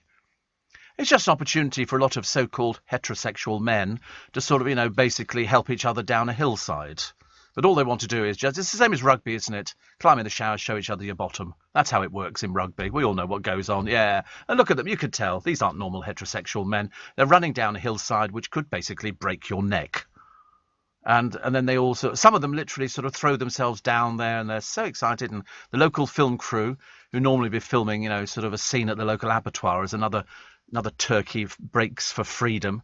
And they go, oh, we cover this thing. I mean, look at it. It's really dangerous. Very, very dangerous. Not for you, ladies. If you're over the age of 80, do not attempt this. Okay? I know what you're like, you over 80-year-olds. Got a lot of people here listening saying, "Oh, Steve, we'd like to have a go at that one. That'd be good." No, you're not to try it. Honestly, you'll be in and out of hospital for the rest of your life. It'll drive us mad. Customers are facing less choice this Christmas because of food shortages. What food shortages? I've been out to all the supermarkets recently, not every single one of them, quite clearly, but all they're missing are crisps. And let's be brutally honest. Who has crisps at Christmas? Nobody. You have Twiglets and Cheeselets and things. You know who has crisps? That's peasant food. That's all it is. Oh, we're having crisps. No, you'd get the tin of Quality Street out, you get your Satsumas out, and your other little bits and pieces, and perhaps have a little bit of, dried fruit. You can get some very nice boxes of dried fruit, which, you can sort of have a dehydrated bit of pineapple, which is very popular over the festive season, and stuff like that. And you can get some Eat Me dates. Believe you me, after you've had 3 or 4 of those, you won't want to open your mouth ever again for food. I mean, they really are the ultimate thing. Eat Me dates. Have you ever seen anything like it before? And then they do the Magellan dates, which are the most expensive ones because they all taste exactly the same to me. A date is a date is a date. Politicians and celebrities are joining a growing army of supporters calling for the rugby league legend Kevin Sinfield to be knighted. The former England captain has been nicknamed Sir Kev by fans of the Leeds Rhinos, where he won a host of honours alongside his little mate Rob Burrows. And he was raising money, wasn't he? So there are always calls. Whenever people raise money for charity, there are always calls for them to be knighted or given something. Pete from Turkey said the Sporting Stadium job finally finished. Heading back to the UK Saturday for a few days, then back out to Dubai. So it means I get to enjoy your biblical knowledge and wisdom mid-morning with nothing to do but lay back and try to let my old body recover until we start the next job in India. How lovely.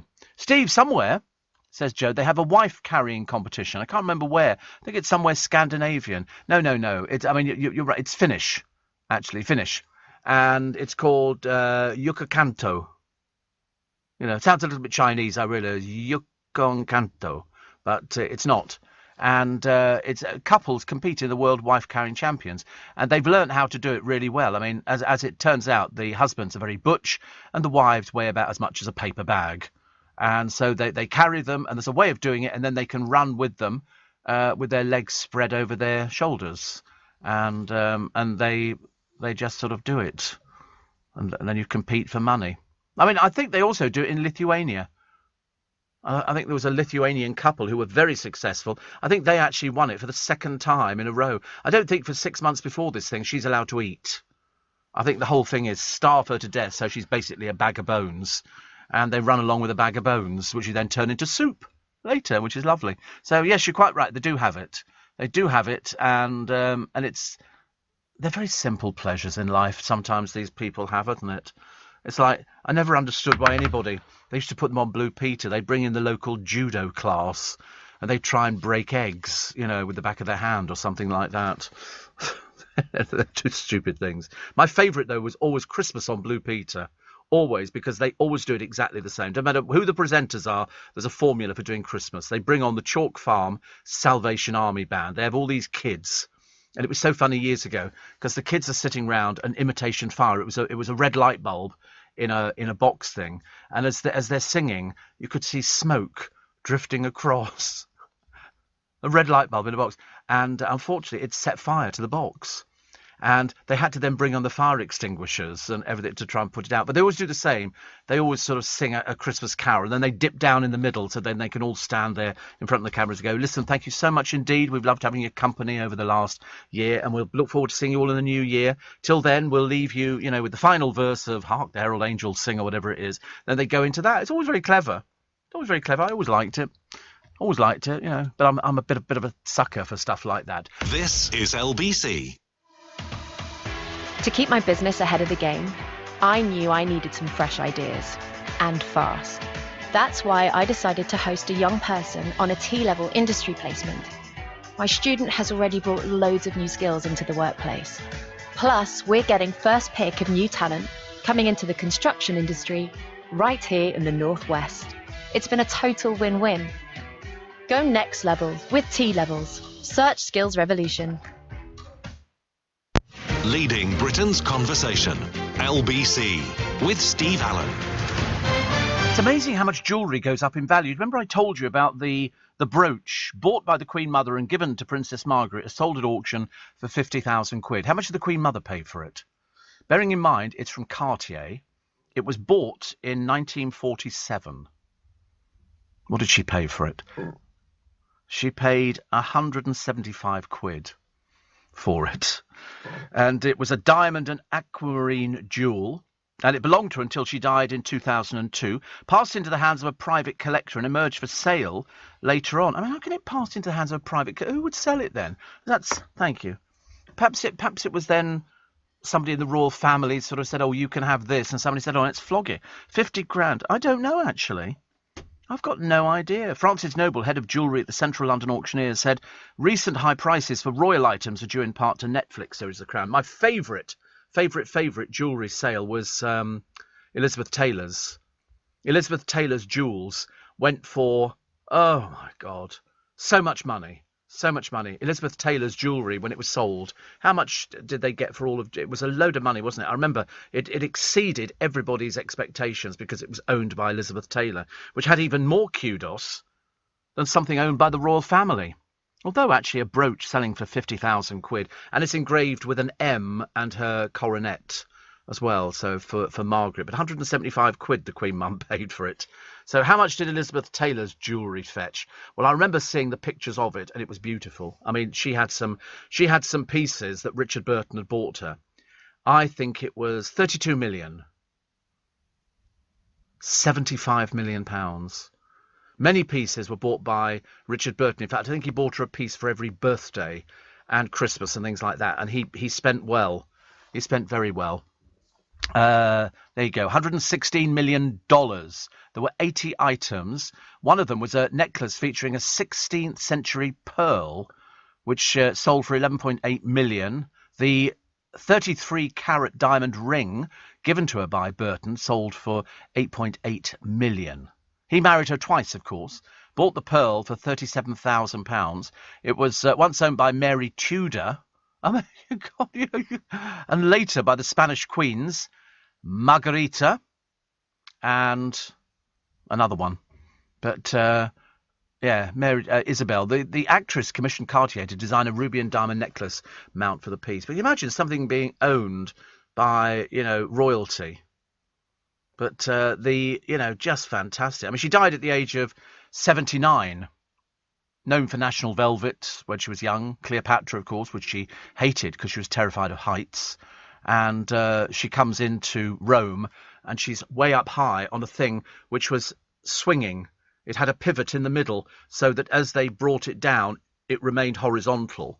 And she was frightened out of her life. It was a huge platform towed by all these Nubian slaves. It was really quite something. They actually started to film in this country, but the weather went off and she became ill. So they decamped and they all went to America. They carried on filming in America.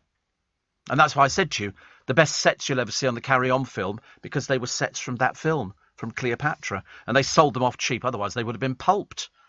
And I think they paid 100 quid for them or something like that. And they got the best looking sets you've ever seen. Move over, Captain Birdseye. We've got a new kid in town. Schoolboy Tag King 7 will replace the old Sea Dog on limited edition fish finger packs. The competition winner is the first child Captain Birdseye since he was first created in 1967. His twist, a Mexican twist recipe for fish fingers in tacos with paprika, salsa, sour cream and iceberg lettuce, was something special. Tag of Manchester said, I'm so excited to be Birdseye's new mini captain. Can't wait to go in store and see my face on packets of fish fingers. Well, you're going to. Mexican style, yeah. They're my favourite on our Taco Tuesday family nights. We change up the ingredients each week, although I love cheese as much as fish fingers, so I always add that too. Sounds quite nice, actually. It's not complicated, so it's just basically tacos, paprika, salsa, sour cream and iceberg lettuce. It's like having, it's like doing a fish finger sandwich or a fish finger roll. Always very nice, very pleasing indeed. Very nice, very, very nice. Also, here's Jamie Redknapp proudly showing off his sleeping newborn baby son. That's all they do when they're that age. They sleep. They hardly get up and go to work, do they? Some pubs, they charge £8 for a fish finger sandwich. I know. And they'll be buying the fish fingers, cheap. They'll be buying big catering bags of them. Fish goujons, they call them. Are you sure they're not fish goujons? Because they are somewhat different from fish fingers. The fish... No, not the pubs you go to. I'm surprised they have anything called goujon, the pubs that you go to. Thought they go, here, mate, do you want another packet of crisps? What flavour we got? We got every bloody flavour. What flavour do you want? Yeah. We got kebab flavour. But no, you can't beat a fish finger sandwich. You really can't. But I prefer it in a roll. At least it all stays roughly together, I think. Little Mix star Leanne Pinnock will host next month's Mobo Awards alongside celebrity MasterChef Munya Chihuahua. I don't know who that is, actually. What? Is it? Yeah, Munya Chawawa. Chawawa. Yeah. I think I was pretty close to it. Goodness sake. New mum Leanne, who has had twins in August, said she was gassed, honoured, excited and slightly drunk. Oh, no, not drunk, sorry, slightly weeing her pants to present it with comedy genius Munya. He said he was ticking off one of my presenting dreams to front the ceremony in Coventry. Coventry? God, hardly worth bothering. Going all the way to Coventry to present an award. But Tom Daly doing very well with his jumpers, which we like a lot, actually. And here's two pigs out on a golf course. The runaway porkers stormed a green at Lightcliff Golf Club on Sunday, hurting a player, pushing over bags and digging holes. Well, they're looking for food. That's what they do. The pigs returned on Tuesday and injured a male worker who tried to ush them away. Don't argue with pigs. I've seen people killed by pigs before now. Literally, killed by pigs. Yes, they're enormous, these ones here. Well, they're obviously sort of mummers. And they were, where they came from, I've got no idea. But they injured a male worker because not only can they bite very, very badly, but if they only have to sit on you and that's it, you've got the life squashed out of you. I think they're Vietnamese potbelly pigs, the ugly ones, and they were taken away. The owner remains a mystery. It's in West Yorkshire. They had to close the club temporarily because they'd obviously never seen so much excitement. And so off they went. What else we got here? We've got a Real Madrid star, Karim Benzema. I'm getting better at this. I'm getting better, actually. Has been found guilty of conspiring to blackmail a fellow French footballer with a sex tape. What is the matter with these people? Has the whole world gone completely balmy mad? All I do is try and get 6 drumsticks from KFC. Nobody made such a fuss about that. But apparently he was also fined £63,000. He's going to appeal the judgment. What is the matter with him? He's a £10 million a year Real Madrid star. He helped 4 friends blackmail a footballer. Honestly. Apparently officers posed as pals of the victim to lure the blackmailers into a trap. Because you can guarantee if they're going to do blackmailing, they're a bit thick at the same time. And so he got caught. Piranhas. Where was this? This is in Santa Fe. Argentina's Parana River, spelt P-A-R-A-N-A, but they do have piranha fish, P-I-R-A-N-H-A, which chewed off a 13-year-old girl's toe and injured 30 other bathers who jumped into the river to cool off. The teenager was rushed to hospital after the frenzied mauling because, unfortunately, piranhas have huge teeth and feed in groups. And once they start, they just go... They could take things off. And this girl lost her toe. Rushed to hospital, and Sergio Barreda is a life... Stop it! I'm doing my best here. I'm struggling under adverse conditions.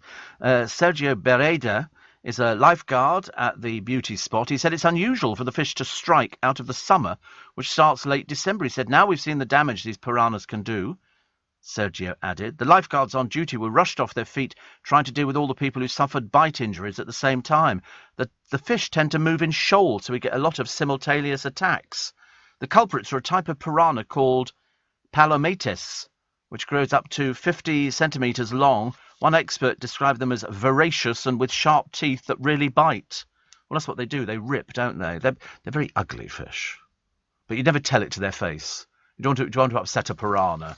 And once they start eating things, it's a fish frenzy. Isn't it funny? You look at them, I'm watching them in a sort of an aquarium, I think, at the moment, or something like that. But none of them seem to talk to each other. They all sort of are going on their individual ways. And then all of a sudden they will attack a fish that's swimming with them. And then once the fish has been attacked and they've bitten its gills off and its fins, it then sinks to the bottom and they all attack it. And that's when they apparently they can strip, a shoal of these things can strip a man's body of flesh in less than 10 minutes. Very fast indeed. I mean, you wouldn't be getting out of there. Look at them. It's got a fish in its mouth. This one. I suppose they just wait because the fish can't go anywhere. Lunch is sorted out. People going, have you got any bread? Got the fish. Got the fish. Yeah, I've got goujons. I love it. I love it. Also in the paper today, cast sharing their highlights of Call the Midwife. I've never seen it, actually. It really doesn't interest me, but I'm delighted to say that Cliff Parisi is in it. He's the handyman Fred Buckle. Linda Bassett, Jennifer Kirby, Helen George, Leonie Elliott, Jessica Rain, Miranda Hart, of course. I love Jenny Agutter. Do you know how old Jenny Agutter is now? 68. Daddy, my granddad. 68. It doesn't seem possible, does it, really? Never understand how these people, we were talking about ages earlier on, actually, because the producer's fairly young, and he's sort of, I told him how old I was, because I feel duty-bound to tell him, and he said, I don't believe you. I could tell he was lying. Straight away, just trying to patronise me. He was tempted to say, I thought you were about 73, but he didn't, actually, very wisely. The French police watching another launch and do nothing, and there's quite a lot of people involved in this launch. And the smuggler who's on the television being interviewed said, we tell people if you do this route, you could die. OK, we're not guaranteeing you're all going to live. There's a very good chance some of you will not make it. It's as simple as that. Handymen paid to fix patients' drafty homes. It'll still help them stay healthy and out of hospital. I was one of those documentary programmes on the television the other night about 999 Our Medical Emergency, and it was a man who had a huge tumour on the side of his face. It was huge, but what it was doing, it was infecting his blood supply and all the rest of it, and they showed the operation. I had to turn over. I don't even like watching them having they had to cut all the way around his ears with a knife. They showed it all on television. They show everything on television now. It's terrible, it really is. But, I suppose you don't have to watch if you don't want to, so I sort of have a curiosity, and then I turn it off. Steve Allen on LBC. Text 84850. Morning, everybody. Well, apparently tomorrow, Thanksgiving. So all over the world, Americans will be giving thanks. And in fact, if you're in another country, normally you go and plonk yourself in another American's house. I remember working out in Vienna, and there were some Americans out there, and they were furious because the other American working on the station didn't want them to go round for dinner. But my friend Ian is going. He said it's a bit like a rehearsal for Christmas dinner. My friend whose house I'm going to asked me if there's any specific food I wanted. I said as much stuffing as possible. So you have wild rice mushroom soup to start with and cherry pie for dessert with all the turkey, mashed potatoes and stuffing in between. Sounds quite nice, actually, doesn't it? Is that when you have pumpkins? Because we went to a Thanksgiving thing once at my friend Paul Savoury's, and they had pumpkin soup. Oh, horrible. Don't like pumpkin soup at all. Not my idea of fun. But the turkey and the... See, it's funny, they have the turkey and the mashed potato. I quite fancy mashed potato with turkey. We're just used to roast potatoes, but I suppose mashed potatoes just as good. And a roast potatoes a thing in America? Oh, I don't know. Ian, do people have roast potatoes in America, or is it just over here we have roast potatoes and you have mashed potato? And I suppose, well, I don't know. Yes, can't wait for Ian to tell us this one. This year I've decided to go Nick Abbott for Christmas dinner. Pizza plus all the trimmings, says Lawrence. He's not. Honestly, he's such a fibber. He's having the complete thing. He's ordered his turkey and everything. You know what he's like. Boots meal deal. Boots meal deal? What's Boots meal deal? Oh, sandwich. I didn't know Boots did sandwiches. Oh, well. Steve, you mentioned the old Christmas decorations made from paper that fold out. You can still get them on eBay. Oh, right. Well, there you go then. That's it. And, Steve, what do you think of the annual black pudding throwing contest held in Ramsbottom each year, says George in Runcorn? I don't know. We didn't know what that was, actually. We had to go and check. The World Black Pudding Throwing Championships is outside Greater Manchester, outside the Royal Oak Pub on Bridge Street on the second Sunday of September. So it's been crowds assemble for it. But as I say, I couldn't care less what they do with black pudding. It doesn't make any difference to me. Ian says, this is so fast, isn't it? This is coming from America. Roast potatoes are not done so much, more mashed potatoes. Isn't it funny? We're ahead of the Americans. Whee! And pumpkin pie is a big thing, but they're having cherry pie instead. I love cherry pie. I love rhubarb crumble, rhubarb and blackcurrant, or blackberry, or something like that. But this sort of thing, you have to knock these Yorkshire puddings off, do you? When you get it in the Yorkshire pudding. Wow, that's very clever. And then you sort of throw your. This is for the black pudding throwing things, actually. People have lots of different ways of making mashed potato. Between the Americans, there's a lot of competition for whose is the best.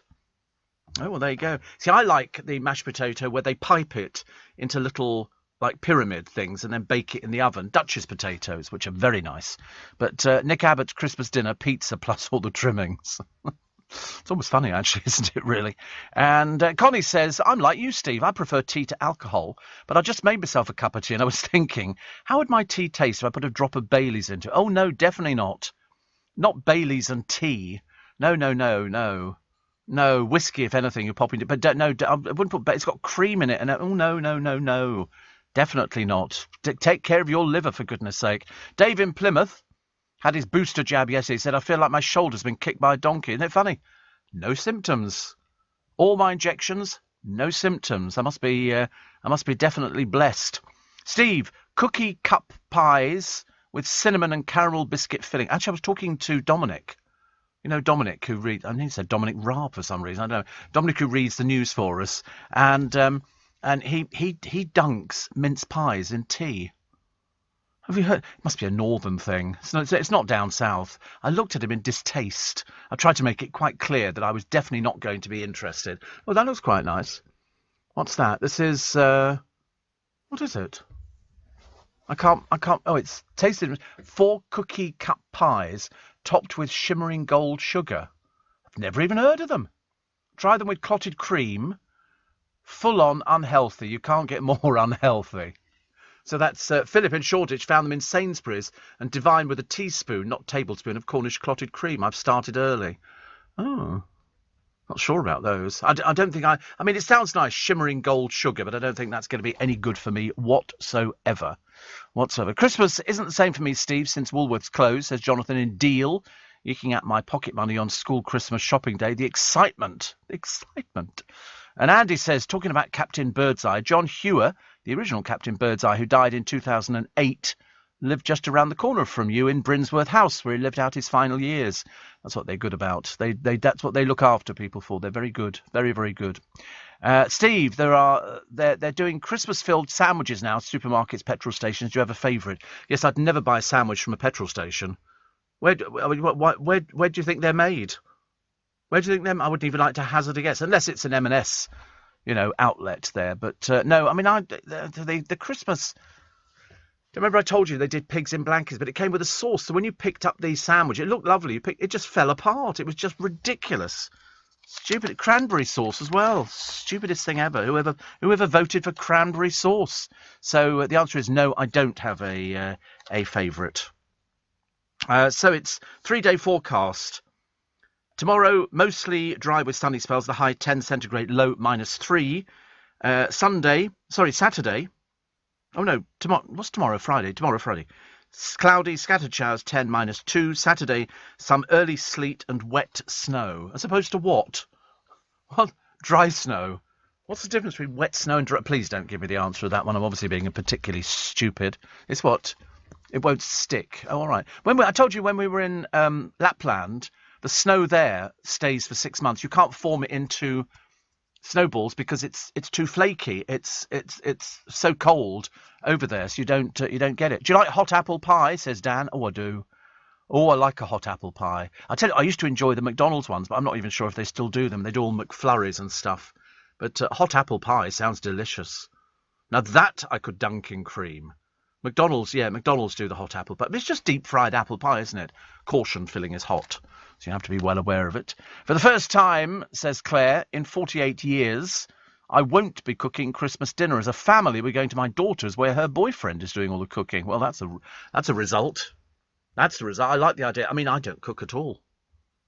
It's not a case of I can't. Well, I mean, I can't. I don't even bother making the effort. People cook for me because I've got to that age. And I also plead total insanity and say to them, listen, don't let me near the oven. You know, I can remember one year my mother stuck the turkey in the oven and we couldn't believe that she'd forgotten to actually light the oven, which didn't help. So, of course, we had to wait for hours and hours before the turkey was ready. Yes, finally got it Boxing Day. Yeah.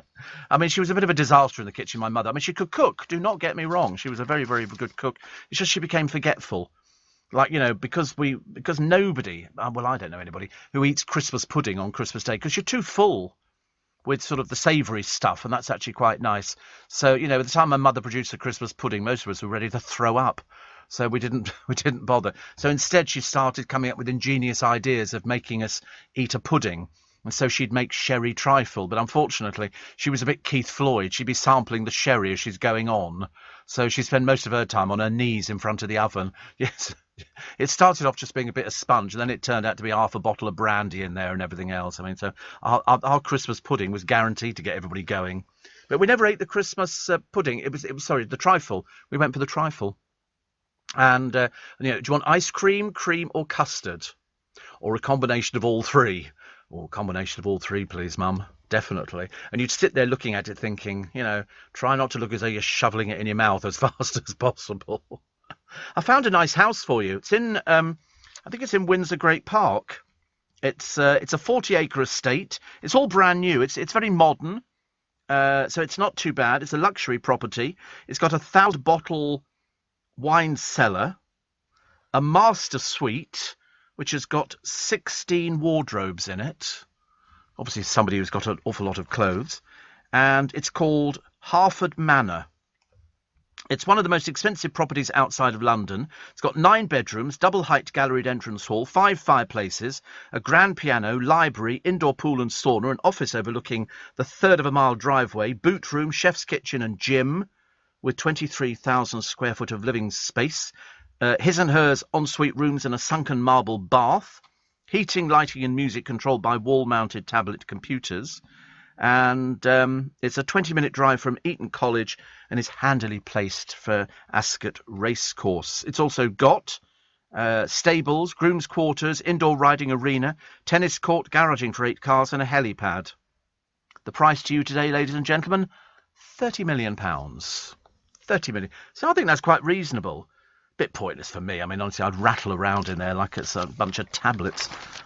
Absolutely ridiculous. Is it? Yeah, it is modern, isn't it? It's too modern for me.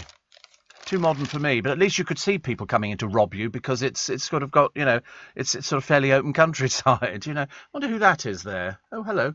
I mean, I think what you should be able to do is sort of get people. I've seen people locked in shops before when they've tried to rob them, and somebody pushes a thing and the shutters come down and they're stuck. They can't get out. And I would like somebody in here to sort of come in, you know, creep in, and then you see them and you push a button, immediately bars shoot up from the floor and they're imprisoned, and then you sort of drench them in custard or something like that, you know, and then go, won't be breaking in here again, will you? Nasty little piece of work. But no, there's no sort of particular. I mean, you're going to need a gardener, aren't you, just to cut the thing. The Christmas tree is looking impressive. Bottom right, very nice, better than Trafalgar Square. It's a bit too modern, the house, for me. A little bit too modern. I like character places. I'm far more into a character place. My friend Ian says, I think this year we're having beef Wellington for Christmas. That's so you get a joint of beef, roll it in your frying pan and just seal it, and then you put it in your Wellington, and basically you have to go out hopping around because you've only got the one Wellington. Stupid boy. No, then you wrap it in the thing, and then you put it in the oven, and it bakes it, and then it looks lovely. I love a beef Wellington. I'm sure that Phil Vickery made a beef Wellington at one point, and I remember thinking, that looks nice. I quite fancy it, but I don't think we've ever had it. It's because mainly people don't really know how to cook the thing. But and then you can put a mushroom over the top, can't you? You can put sort of pâté. And they do a mushroom Wellington for vegan. Well, who cares about them? They're not going to be catered for in our house. Meat or nothing. Otherwise, you're going to be starving. But they do. You can have a nut roast. But you don't do nut roast Wellington. That would be silly, wouldn't it? That's just capitalising on it. But you also put pâté over the top of it. Mushroom pâté you could do, or a Brussels pâté. Would be quite nice. And then you put the thing over the top of it. I mean, that'd be quite a thing to make, wouldn't it? Perhaps I'll surprise people one year and sort of bring in something that I've cooked. No, on second thoughts, beef Wellington. Imagine bringing in beef Wellington. I brought in some food for everybody. What's Steve brought in? He's brought in beef Wellington and mashed potato. Somebody did bring in mashed potato once. Jamie Oliver sells sandwiches in Shell garages. Really expensive and pretentious. Weird filling, says Lewis. No. It'd be ordinary stuff for him. He doesn't do pretentious food. I'm taking a break. I'm just explaining. Goodness sake, honestly, talk about pushy. No Christmas present for you this year. No slice of my beef Wellington, the award-winning beef Wellington. Leading Britain's conversation. LBC with Steve Allen. Morning. I wonder whether it's going to change once they raise the penalty for rail fare dodgers. I mean, also, how easy is it to get out of a railway station without going through the barrier? I mean, do people... I mean, I'm assuming that most stations now have the barriers. You've got to go through. Richmond Station, the workmen working over the road, building flats, used to jump over the barriers or force their way through 2-3 at a time. Crooks. Some of them come behind me, so I deliberately slow right down and then sort of take my bag out very slowly so they can't get through. I'm amazed how many people cheat the system. Really, it's disgusting. Not all of them have barriers, actually. Christine says, morning, Steve. Morning, Christine. I had my booster jab on Tuesday, got no symptoms, and my arm is fine. Had no symptoms from the first jabs either. No, I mean, I was very lucky, actually. Very lucky. I quite like that. We were looking at Jamie Oliver's sandwiches. They look very nice at Shell garages. But how much they are? The average sandwich is about £4, isn't it now? £3.50, £4, something like that. But we've now got into the culture of just having a sandwich, packet of crisps and a drink. You can have a drink as well from there, sort of Coca-Cola and orange juice or something like that. How much fare dodging goes on in London? Or how much does it cost us in London, the fare dodgers? How much does it cost TfL a year? 60 million? 100 million, yeah. I can remember them stopping people. They had the inspectors, but they're basically ineffectual. And they would get on the bus and go, can I see your tickets? Because I tell you what, round our way, the bus drivers let loads of people on, who they shouldn't let on the buses. There's two people who get on the Strand every day. One of them in particular, he just stands there and bluffs it out. And eventually the bus driver goes, go and sit down. And you think, I want to be an inspector and stand up and go, get off the bus. You've not paid to be on it. Why should we let you on the bus at all? It's the bus drivers. They're letting people on who they shouldn't be letting on. You're supposed to be on there with a ticket. That's the whole idea. They're very keen to make you wear a blooming mask, which I'm more than happy to do. But, pay at least to get on the bus. Don't sort of cheat the system. But there's loads of them that do it. And I remember seeing them. They did a whole programme on chasing people on the tube. And they tracked one person. They did it every day. They had no qualms about it whatsoever. When they eventually stopped them, they went, so-and-so made some excuse. And then they made a run for it. And all they'll do it again because they can't track these people every single... They can track them, but they've got to find them. Well, though they don't have the power to arrest, I think. What they do is take their name and address. Very useful. Yeah, so, sorry, do you need a packet of biscuits as well? We got your packet of biscuits, yeah. I live at number 1 the High Street. Most people used to give out Buckingham Palace's address, just the postcode. They say, I can't remember my address, but my postcode is, and they give it out, or Harrods or something like that. And the inspectors would write it down. But, I haven't seen anybody on the buses checking tickets for ages. I don't know whether they still work out there or whether they don't. In Vienna, they're very keen on working on that. You see them on the trains. They'll be waiting at the station, all huddled together, with their coats on and everything else, and they'll get on the train, one on each door on the trains. They have 3 doors on the trains, and one will go on each door. The door shuts, they bring out their badges, and they go, Fahrschein. And so if one doesn't get you, the other one will get you. And they'll take you off the train at the next station, and you get fined. And it's quite a heavy fine. Quite a heavy fine. A little bit naughty. And Ian says, our friend Matt Lissack is in New York this week. He doesn't know what he's going to do for Thanksgiving dinner because they haven't booked anything. Oh, for goodness sake. And they're vegans. I told him I thought vegans were good at planning their food. I didn't know he was vegan. I'd had no idea that Matt was in New York. Must be quite nice. Freezing, I bet. freezing. So anyway, my brother's up as well early this morning. We're going to a garden centre. I don't know why. We go to a garden centre for something to eat on Tuesday for lunch. Yeah, I hope it's the big one down the road from there. There's a very well. I don't know if it's a surprise. I'm dreading to ask. Is it a surprise? You got yourself another job or something, and yeah, because I think you need to book for this one. I think it's better to book because they get so busy with pensioners who you can go out there and get some really lovely food, and you can get a pudding and everything, and a cup of tea. I like a pudding. Don't know. It'll probably be apple crumble or something like that. There's not really much choice for me. I'm either going to sort of overdose on sugar, in which case I'm going to go completely round the bend, or I'm not. So we'll have to take both cars as well, because I don't want to leave my car anywhere, because it's got the boot full of stuff. Rubbish, mainly rubbish. One of these days I'll try and empty it, but at the moment we're sort of having to double bank with all the stuff in the boot. It's quite ridiculous. Not normal, actually. Not normal at all. What have we got here? I was trying to find out, actually. Oh, if you want to drink, there's a guide to drinking. Most people gulp drinks, and there's a guide to not gulping your drinks, so it goes a little bit further. It's quite a lot further, actually.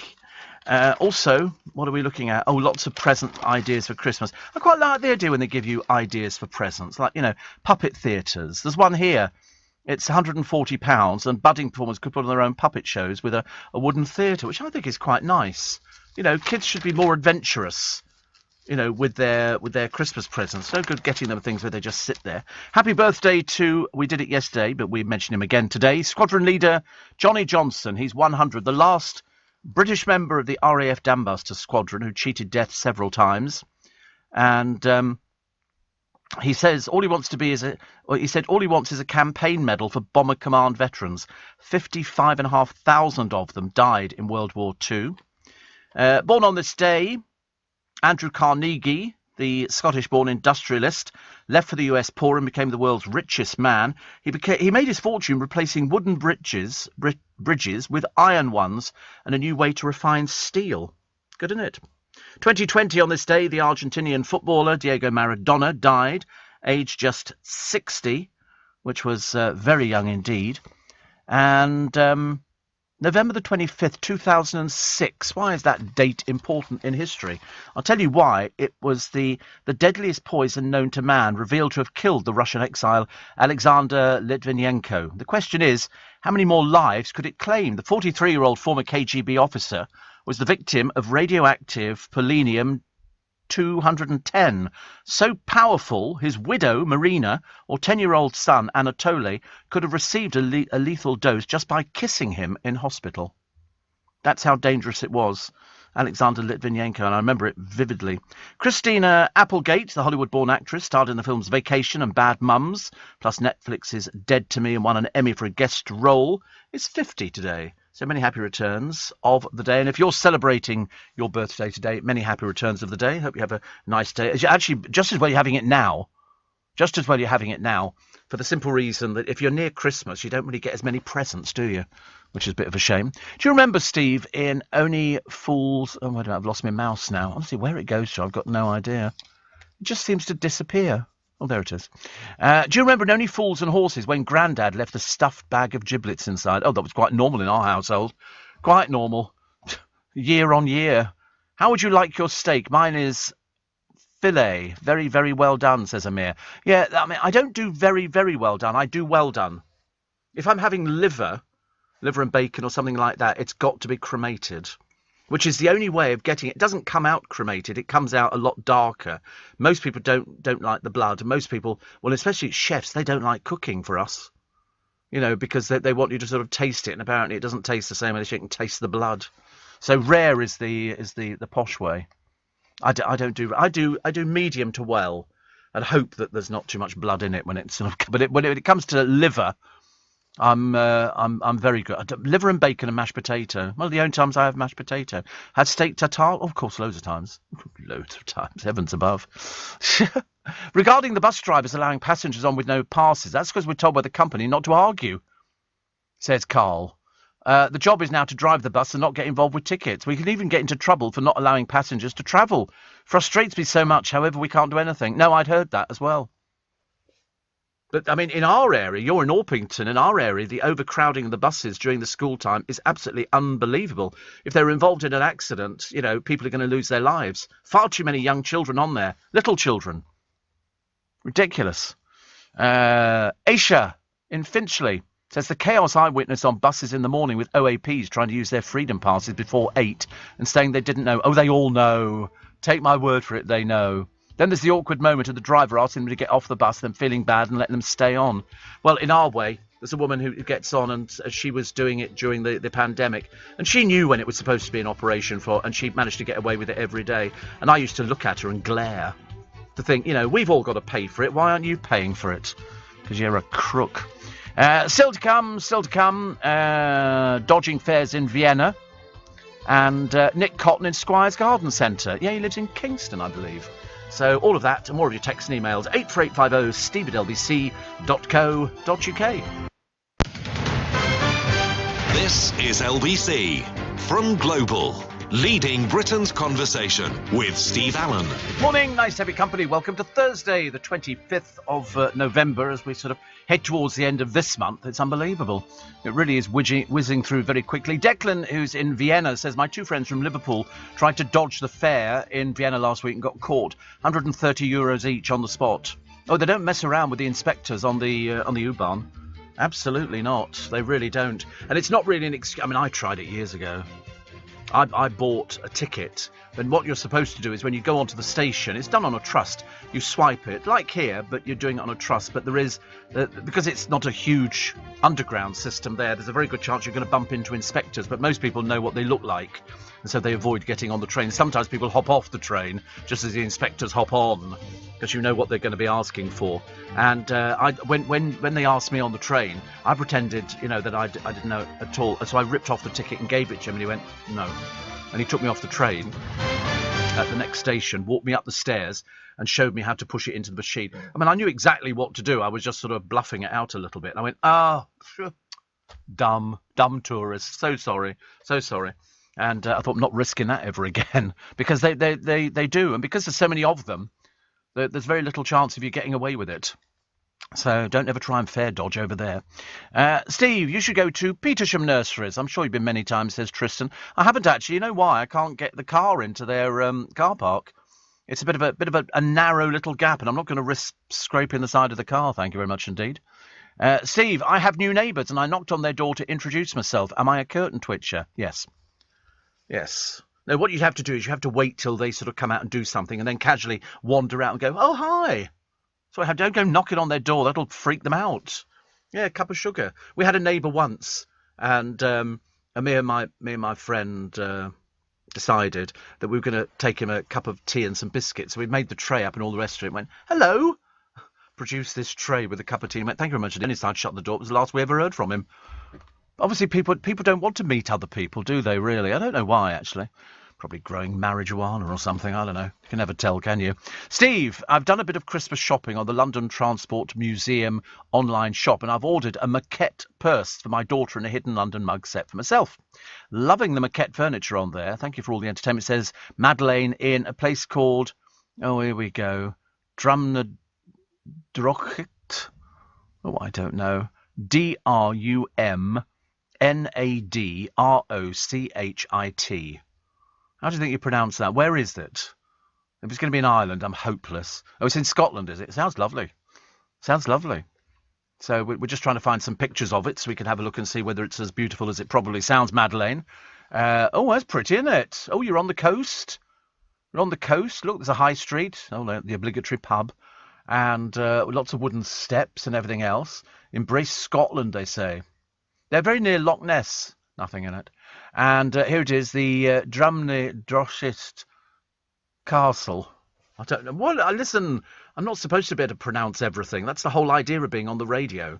You don't have to be able to... It looks very pretty, whatever it is. And also, luckily, it's not swamped with tourists. So that's a good idea. Yes, it will be after we've finished. But it's very pretty, isn't it? I bet there's not many people that live there. I mean, we've only seen a few houses. I'm trying to find something for sale. We always like to have a little bit of a look if we can find a house for sale. The population is 813. 813. I mean, that's almost like sort of a scout jamboree, isn't it? Let's see if we've got a property for sale. Oh, here's a nice one. And this is a country house for sale, a Victorian lodge, holiday letting properties, 29 acres of amenity land and woodlands, plus fishing rights on Loch Ness. Dad, I've caught something fairly big here.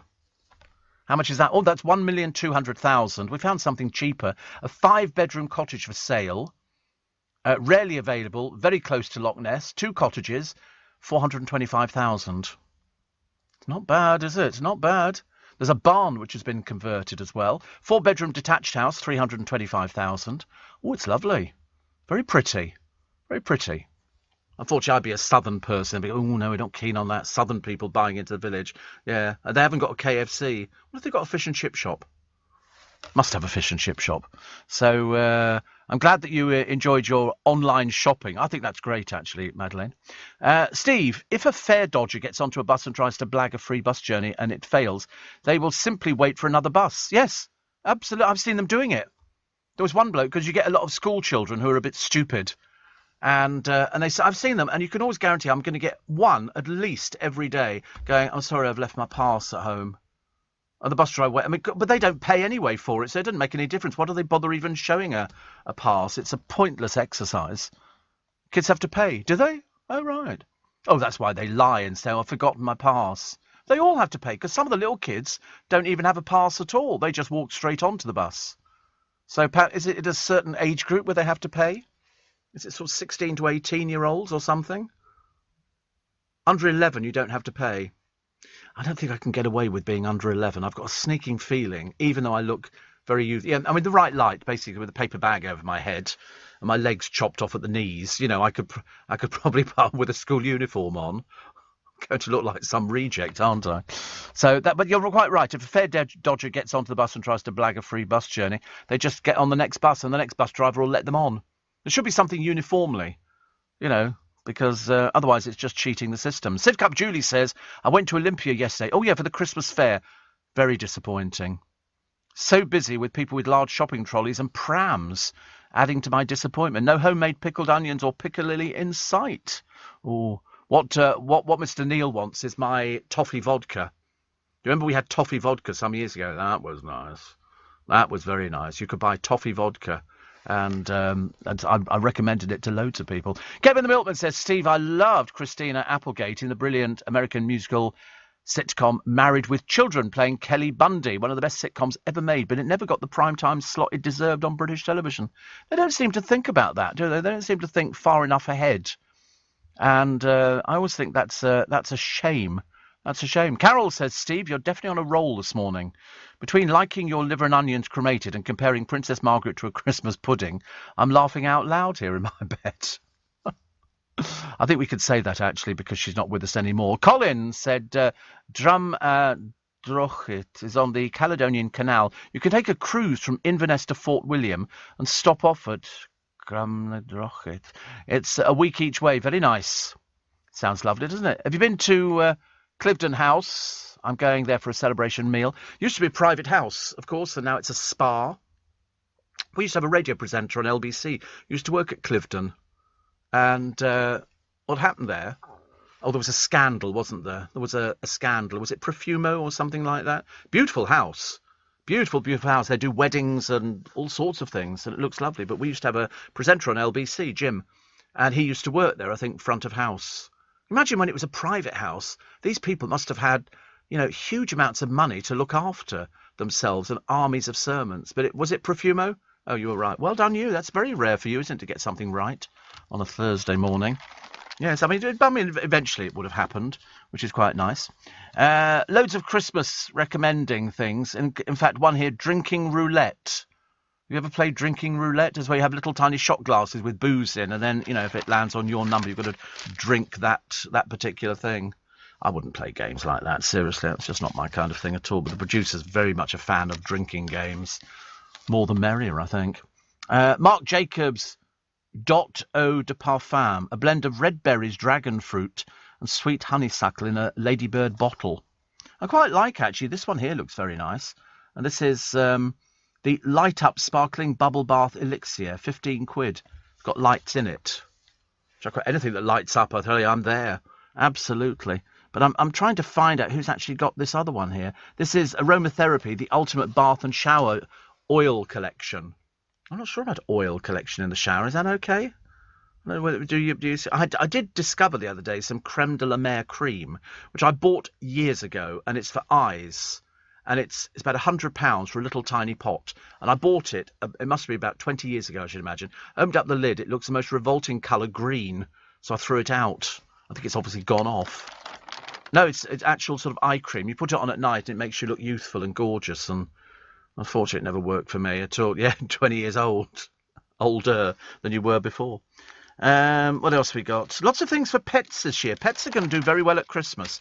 And also the drink of the moment is bubble tea.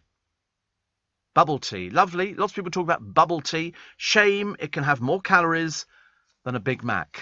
So to be avoided, I think. We've got 2 places in Twickenham that do bubble tea. I didn't know what it was. And now I've seen it, and I've often thought, oh, I'd quite like to try it. But then somebody said how many spoonfuls of sugar it's got in there. And it's astronomical. So I've had to sort of cross it off the playlist. It's got tapioca balls in it, hasn't it? That's why they call it bubble. See, I didn't know what it was. They said, oh, opening shortly, bubble tea emporium and things like that. And it's about £3.50 for bubble tea. So, I mean, it's a tea-based drink that originated in Taiwan. Commonly consists of tea accompanied by chewy tapioca balls, but it can be made with other toppings. Milk cream, boba, pearl milk tea, boba nail char, tapioca tea. Just got the word tea in it. They're all over the place, though. Absolutely everywhere. You can't miss them. And people queue up and get them because they're obviously very addictive. But if they've got that much sugar in there, no thank you. Not for me. Or any other diabetic, I should imagine. 84850 steve@lbc.co.uk. Still to come, the Beale Tucker trial. He looks amazing. He's lost a huge amount of weight. And the space boffins, NASA sending their rocket to blast the asteroid apart. We all saw the pictures on the news yesterday. Very impressive it was too. Will it work? We don't know. They don't know either. It's a suck it and see case. Plus Jamie Redknapp welcoming his first baby with his new model wife, Frida. As I say, babies just sleep. They have no other interest in life whatsoever. They just want to get... They're a bit like cats. Or Holly Willoughby's dog the other day, which just slept, with all the excitement going on in a TV studio, but they're quite warm under the lights. So I must have thought it was back in the incubator or something. But it was very lovely dog, very well behaved. Very well behaved. Because if you're going to get a dog, I'd definitely go to puppy training, which is a very good idea. Today, Steve, is my 40th birthday. I have a full teaching day followed by parents' evening. I shall be drinking Prosecco out of my Groovy Gang Prosecco glasses. It would make my day if you read this out, says Cass, the aspiring advanced novice spiker. 40th birthday. You've got to work all day. Parents' evening. Yes, little Johnny's very good. Very good. Unfortunately, I don't teach little Johnny. I used to hate it. They're always northern. I used to hate those parents-teachers nights because you never knew what they were going to say about you.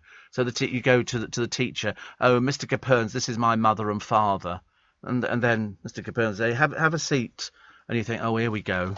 This is where you get slated from on high. Steve Allen, tweet at LBC. I've got something for you festive foodies now. This is quite nice. This is a Christmas dinner trifle. A Christmas dinner trifle. The pudding is stuffed with pigs in blankets, mashed spuds, Cointreau-flavoured cranberry sauce, and candied bacon and pea shoots. Family food business The Jolly Hog cooked up the novelty dish to mark National Pigs in Blankets Day. I wasn't even aware there was such a thing.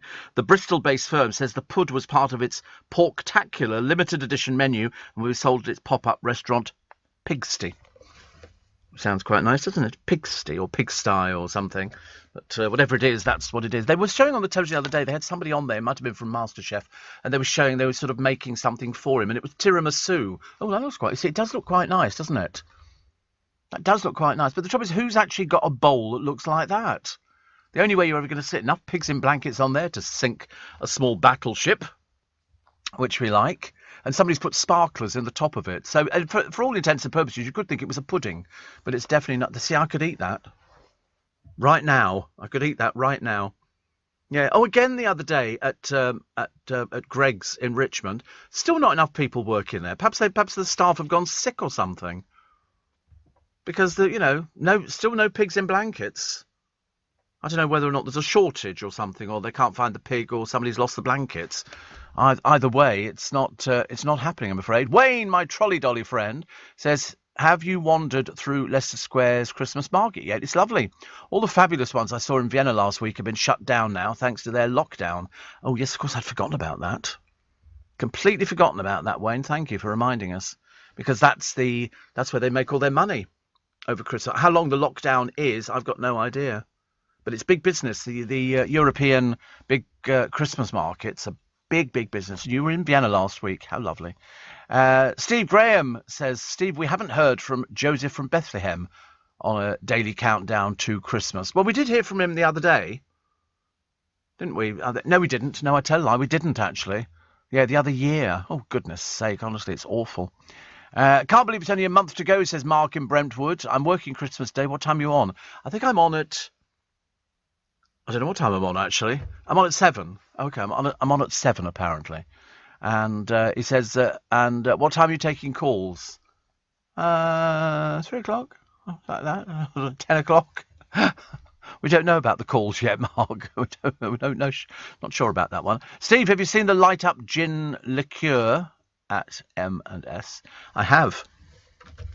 I didn't buy one for the simple reason I don't drink gin. There's a bit pointed, but I mean, I think it's quite pretty. I bought the other box with the little chocolates in which look like houses, and that lights up. That was only 20 quid. That was good. And I think I brought it in here, actually. I think somebody's already eaten the thing. It was you, was it? Yeah. Have you eaten it yet? You're such a fibber, honestly. He's going to rewrap it and pretend to his parents he's paid for it, so they give him the money back. Yeah, just give him an empty box with... How about some little tiny bricks in there and go build your own? I used to have that years ago. It was a building set, but with proper little bricks, proper little fired bricks, and you made it with a cement, and you mixed it, and you made a house up. Yeah, I think you can still buy it. It's build your own house, which is lovely. The first postage stamp was created in the UK. It was designed in May 1840 and featured none other than Queen Victoria, who was very miserable old devil she was, honestly. Oh, you've never known anybody so miserable. It was only Albert that she was sort of obsessed with. And, yeah, that was it. I mean, she was totally obsessed with him. And thanks, mad, apparently. But then I think if sort of people are repressed, I think they do tend to go like that, don't they? I mean, Albert was her cousin, was it? Oh, right. I never followed it. At all. All I remember thinking is that, didn't she have a thing with her Gilly, John Brown? I'm pretty certain. Yeah, that's what the film was all about. Victoria and Mrs. Brown, yes. And she had a thing with him, and none of the other staff liked him because he had the Queen's ear, and most of the rest of her as well. Sorry. And because there was quite a bit to go round. We haven't had a Victoria joke for years, have we? Goodness sake. But yeah, they had it was the Mrs. Brown thing, and he got very friendly with her in her affections, and she confided in him, and I think she was... but unfortunately, he had a drink problem. But none of the other servants liked him, and because he was getting away with murder, and they weren't allowed to, because it was what Victoria said. But oh no, she wasn't the most exciting person in the world. But the gin liquor I have seen, actually. Tony in Newark says, talking of Christmas food, have you tried the Greggs Festive Bake? No, I don't have any of their bakes or sausage rolls because they're not warm. All their cabinets are cold. So it comes out of the oven. Unless you're there and it just come out of the oven, then you can get the stuff and it's warm. You know, but apart from that, I wouldn't bother. Who wants to eat a cold bake? I know it's the most popular thing there, isn't it? Or one of the most popular things there. There it is. And this has got pieces of cooked chicken, stuffing, bacon covered in creamy sage and cranberry sauce. Let's be honest, they say, the countdown to Christmas doesn't really begin until you've had that first bite of a festive bake. It's student food. Students go there. That's what they do. Students love Greggs. In fact, students were the ones, I think, who campaigned for the vegan sausage roll. I think so. They're very odd students. I mean, you get them there in the morning. They haven't sobered up from the night before, weaving about all over the place, you know. Oh, look, here's a hole in a donut. Look what I can do. And all that kind of stuff. You know, oh, it's dreadful, honestly. But yesterday, postman again. I seem to be plagued by postmen, all in shorts. What is it with the post office and shorts? Very odd, very odd. Walt Disney World Resort in Florida is expanding with a new roller coaster, Guardians of the Galaxy. The ride, called Cosmic Rewind, opens next summer and features space-hopping Marvel superheroes Star-Lord, Rocket, Groot, Drax and Gamora. Oh, it's going to debut as part of Disney World's 50th anniversary celebrations, one of the longest ever fully enclosed coasters in the world. I love the big coasters. I love the big coasters. They're really fantastic. Well, you literally go up vertically and then it gets to the top and then stops and then drops you like a stone. I don't really get scared because I always think I've never actually seen an accident on a roller coaster before. So I'm assuming, I mean, there are things in place. So unless the whole ride becomes detached or something like that, or there's an earthquake or, you know, Yellowstone Park erupts, I mean, I don't think you're ever going to come down. I do get frightened if sometimes the thing stops halfway up because it's on a chain link and it clicks onto it and then drags you up to the top. But I would be very, very frightened if they said, so we're all going to need to get out of the cars. No, I can't get out of the car. I'm terrified of heights. So I don't mind closing my eyes or anything else like that. But no, can you imagine if you had to get out and you can walk back down? No. In fact, even thinking about it, I've gone all peculiar. Even more peculiar than normal. Steve, I'm coming down to see you in February and booked in at Joe Allen's. Oh, well done. It's always advisable to book. I do suggest people book, especially at this time of year because it's Christmas. And at Christmas, everybody wants to go out. And so what do you recommend to have? What did Joe Allen? I should imagine the menu would have changed. At the moment, we're on to crispy duck and watermelon, which is nice as a starter. I have all sorts of things, actually, but there's no specific reason as to why postmen or women may choose to wear shorts while they're on their rounds. Some have suggested it's because shorts are more comfortable to wear than trousers, regardless of whether or not it's cold, and because they're easier to dry when it's raining. Well, there you go. When the question came up on Reddit, one user said, my best mate's a postie. He wears shorts in all weather because they dry quickly. Well, yeah, just buy another pair of shorts. I don't know why. Darren, our postman at the moment, he wears shorts in all weather. How his legs haven't dropped off, I've got no idea. Seriously, I mean, it's just, he must be frozen to death. Frozen to death. Homeless people are being forced to choose between their dog and shelter this winter. 1 in 10 in the UK, that's homeless people, have a pet, 1 in 10. But fewer than 10% of hostels welcome animals. So what do they do with them? They have to palm them off to somebody else, I suppose. In partnership with Dogs on the Streets charity, the scheme will offer training and support, a welcome pack of pet essentials for residents, street paws, patent registration and full veterinary care. Because that's how you get more money, isn't it? If you're sitting there on a blanket by a cash point with a dog. I think that's how it works. Leading Britain's conversation. LBC with Steve Allen. Class UK goes back to school. The Duchess of Cambridge holding court in the classroom, testing pupils on her favourite subject. I don't know what her favourite subject is, but she seems to fit into just about everything, doesn't she? Oh, that's right. She was talking about addiction, poor mental health, family breakdowns. She was telling Year 8 children. Now, I'm a bit out of the loop on this one. So these would be 12-year-olds, Year 8, and Pinner. I was fascinated when I first learned about how babies' brains are formed and how they develop and what this means for us when we grow up. I mean, it's obviously quite a nice life she's got. That's why she smiles all the time. How could you not be smiling? It's perfect. She doesn't need to cook anything. Doesn't even need to put the toast in the toaster. ITV chiefs are said to be delighted that aides have cancelled a BBC screening of the Duchess of Cambridge's carol concert and turned to them instead. So I didn't even know she had a carol concert until the other day. I thought they just did a royal carol concert. But anyway, Kensington Palace's decision comes amid tensions over this controversial 2-part documentary about the relationship between William and Harry and the media. And it's brought ITV in from the cold 2 years after the commercial broadcaster made a documentary about the Duke and Duchess of Sussex in Africa, which laid bare the couple's frustrations and Harry's rift with his brother. Now they're expected to televise the charity fundraiser hosted by Kate on either December 23rd or 24th. William will be in the audience, and there's also speculation their kids might be there as well. I wonder if they've got a choir for their concert. We've got a choir, haven't we, on New Year's Eve? A live choir as opposed to a not live choir. I love the idea. I love the idea. I'm a postie, says Garon. Postman and shorts. If it rains, legs dry quicker than trousers. You're probably right, actually. You're probably right. And Kevin says 71 today, celebrating with a 6-pack of Stubbies. What in God's name are stubbies? Oh, small cans. Oh, right. Well, there you go. Can you tell me about Kingfisher Court in East Molesey? I've got no idea, Kev. No idea. Kingfisher Court in East Molesey. I believe associated with the movies. Really?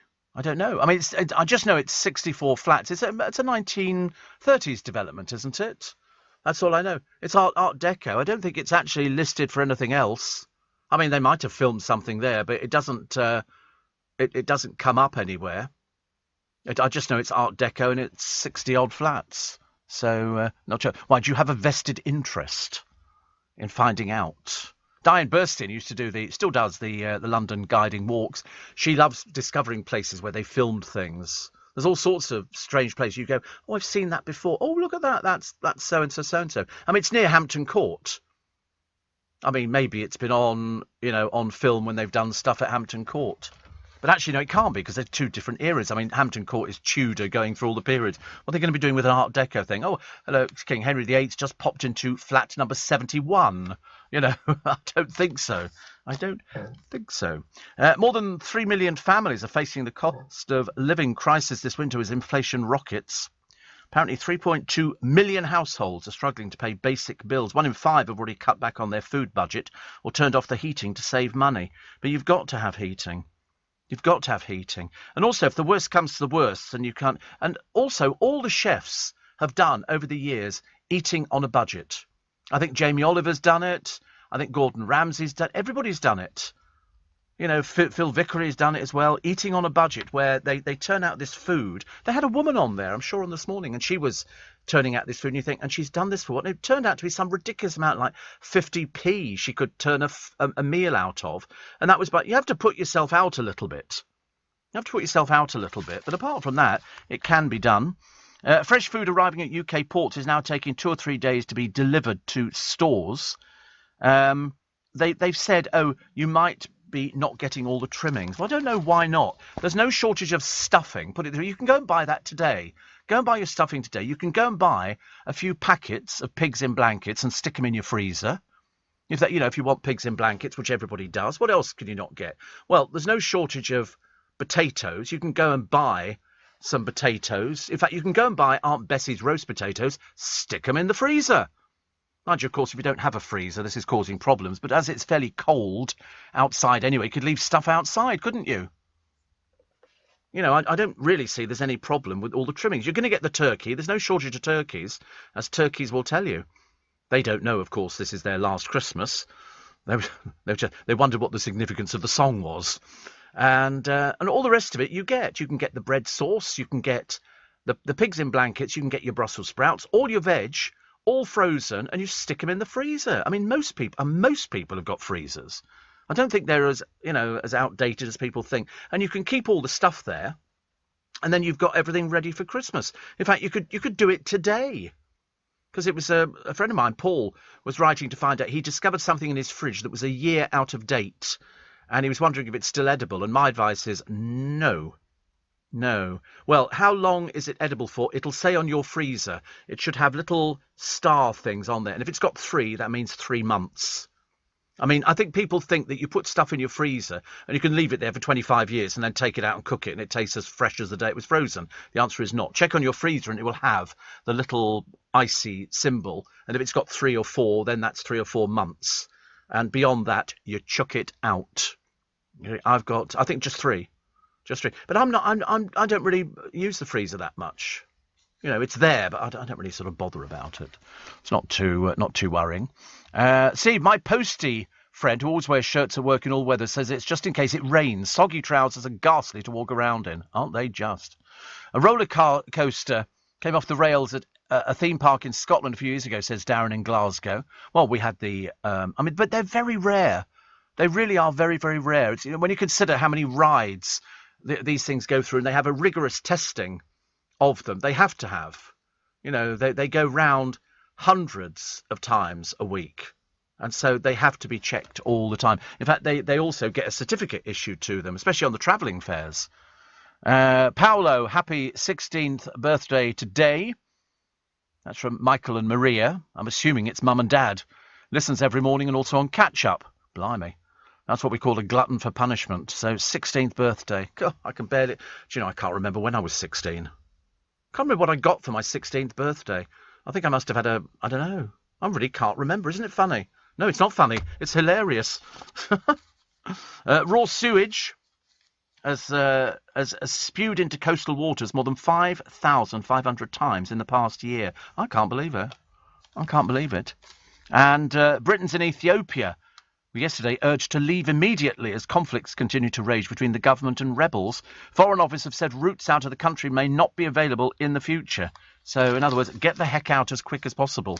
That would definitely be better. Virginia Blackburn, her champagne glass is always half full.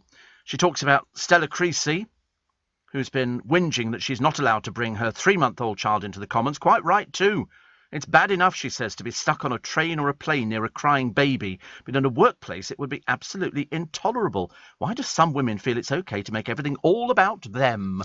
But she can use the creche that they've got at the House of Commons. I don't know if they have to pay for it or not, but either way, it's still there. You can do it. Lots of people, there are some sectors of society, writes Virginia, determined to cancel women altogether. The Brit Awards are set to scrap male and female categories and instead will just name the best British artist. This year Adele, of course, will sweep the board, but according to those in the know, most years will inevitably be a man winning. Now sit back and wait for the same thing to happen at the BAFTAs and the Oscars, and those actresses who've insisted on being called actors are going to seriously regret it. Don't say you've not been warned, she says, because we don't call them actresses anymore. They're called actors. So that's going to cause problems. And on it goes, says Virginia. It's now been claimed the NHS treats girls who don't like dolls as transgender. Far from understanding or empowering anyone, this is just pandering to lazy stereotypes. Will they adopt the same attitude to any female who doesn't like pink? See, I know lots of men who like pink. Does that make them any different to the person they were before? In fact, actually, there is one shirt company, I think it's called Pink or something like that. And look at Michael Portillo. Goodness sake, what you could deduce from his wardrobe, I can't imagine. It's all pinks and blues and greens and yellows. I mean, he's like a Haribo packet all by himself. And he gets on and he goes to some of these northern cities on these, clutching his little train guide, Bradshaw's train guide, and he gets on these trains and there's all these people in all these greys and blacks, and he's there with pink, blue, green. You might as well wear a feather boa. Seriously, I've never seen anything like it. And nobody says a word. Nobody says a word. We're far too polite. Far too polite. Yeah, green jacket, purple trousers. They must look at him in the local trains and go, "Why, eh? What's he wearing?" No, well, there's about 3 accents there. That was quite clever, actually. A little bit of Geordie crept in. Steve Allen on LBC. Text 84850. Morning, 10 to 7. 10 to 7, freezing cold. And this weekend is the weekend where it all goes a bit pear-shaped, I'm afraid. I'm a celebrity, get me a bath. Apparently, Richard Madeley faced a filthy Castle kitchen nightmare last night before the ITV show became awash with soap stars. He was plunged into a sewer filled with rotten fruit and vegetables, pelted with fish guts and offal, as he struggled to find stars. He's going to win, I'm telling you. He's going to win, but I mean, now he wants a bath, and now you've got the arrival of Adam Woodyat and Simon Gregson. They join Emmerdale's Danny Miller, who's already in the celeb castle, and both of them hope to show viewers who they really are away from their soaps. The trouble is, I've met quite a number of people from soaps over the years. They're exactly the same. They're not any different at all. The only person who was different was Hilda Ogden. Jean Alexander from Coronation Street. The rest of them were exactly the same. I didn't notice any different at all. I know that they actually, but that's the whole idea. They're playing themselves. I remember meeting Vera and Jack Duckworth separately, actually.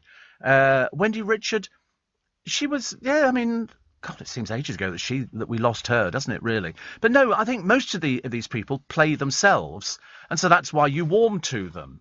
If you listen to the woman who plays Audrey Roberts, she's actually quite posh in real life. And Pat Butcher's posh as well. But the majority of them, especially when it's the younger members of cast, and strange enough, I still class people like Adam Woodyat as being a younger member of cast, even though Adam is 53.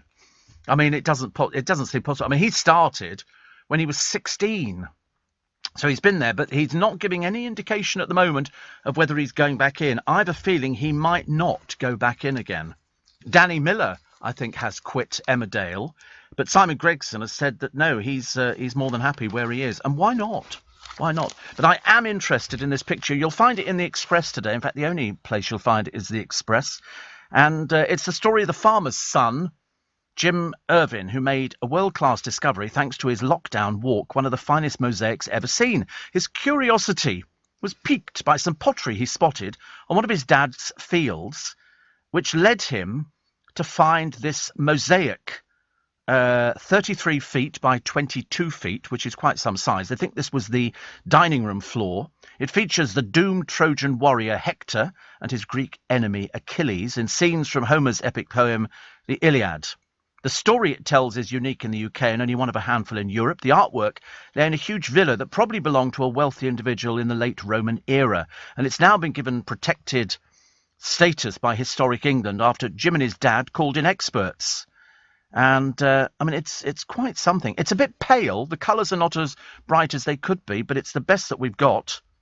Announcing the discovery yesterday, Historic England boss Duncan Wilson said to have uncovered such a rare mosaic of this size, as well as a surrounding villa, is remarkable. Discoveries like this are so important in helping us piece together our history.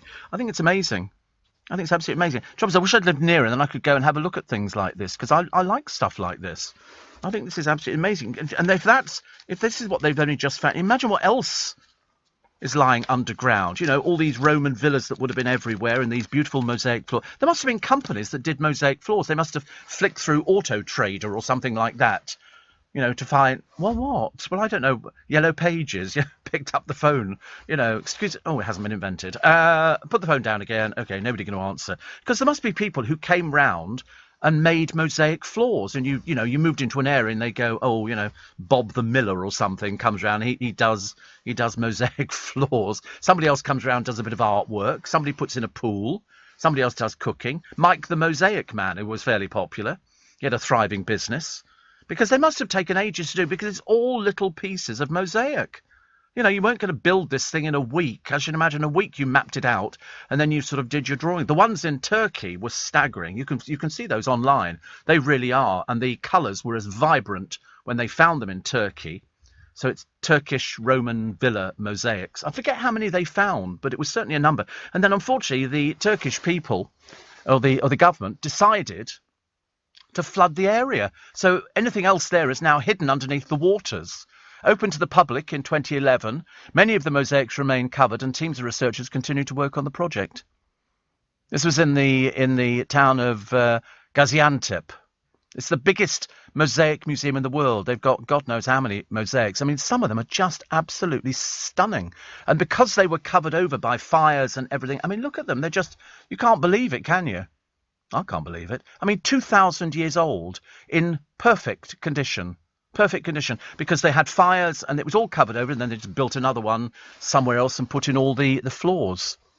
So for actually us to find things over here, I think is really brilliant. Really brilliant. Portillo is something of an eccentric, Steve, says Roger in Brentwood. No kidding. He did come to did he come to Twickenham? Michael Portillo? Oh, I don't know. I don't think we've ever had anybody walking up and down the high street wearing clothes like that. They'd be barred forever. Definitely. Steve, we're going to Ballands in Kensington and Cudgeon Hall to see Kerala settle. Have a lovely day, says Andrea in Yorkshire. You'll like that, actually. Ballands is good. Ballands is good. Very sort of up, trendy and hip kind of place. Very much so. But Michael Portillo, I don't know. But where did he get this idea that he could walk around with these clothes on and nobody looks at him? Because most of the places he's going to, I mean, I should imagine you wear anything brighter than black and you're in big trouble walking out on the streets. Yeah, I mean, it's just... I remember listening to Hampton Court to Teddington. Oh, he did that one. Oh, right. Treated to a behind-the-scenes tour of the world's longest vine. Yes, it's the world's oldest vine as well, I believe. As well as long, I suppose. But... yes, I mean, it's sort of... I forget what I was going to tell you, actually, now. I was going to mention something about him sort of coming to Twickenham, because we've got loads of history around there. We've got an underwater ballroom. Yeah. It's in the grounds of a house. And what they did was they dug a big hole in the ground, and then they put in a glass dome and a room, and then flooded the area. So you go in down a long tunnel, and you're under the water. I mean, to be honest with you, it's filthy dirty and all the rest of it. But yeah, underwater ball. Have you ever looked? Underwater ballroom. I love the way they look at me in disbelief. You know, as if, well, you prove it to us, Steve. You prove there's an underwater ballroom. There is. I promise you there is. I've just picked up a lovely book called The London Nobody's Seen Before. And it's a very old book, but they brought out a documentary on it, which was shown on the television only the other day, and I've got a copy of it on DVD. But I thought I wanted the book just to see if I could find out more things, because I generally read. Have you found the underwater ballroom? You found it. There you go. There it is. And so it's under the water, but of course, because of sludge and green and muck and all the rest of it, it gets filthy dirty. It's a bit rusty now, but I quite like the idea. Something a little bit different. TV star David Domine wants people to light up their homes and gardens this Christmas in tribute to public sector workers.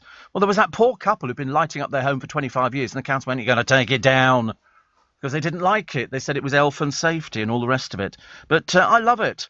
The more lights there are up, the more magical it becomes for children, and also people who don't generally have Christmas and things like that and couldn't afford to put up lights and things. So it could be quite nice. Could be quite nice. David said displays often support local charities, and he's looking to celebrate the best of the best. There's a website. It's called illuminationstreet.com. illuminationstreet.com. You can find. Perhaps that couple will be allowed to put their lights up again. 25 years. Honestly, 25 years been doing it, and then all of a sudden there's somebody new on the council going, "Oh, we don't want that, do we?" And you think they're miserable, honestly. Mind you, we're looking forward to our live choir in Trafalgar Square for New Year's Eve. No, we're not. No, we're not. We're definitely not.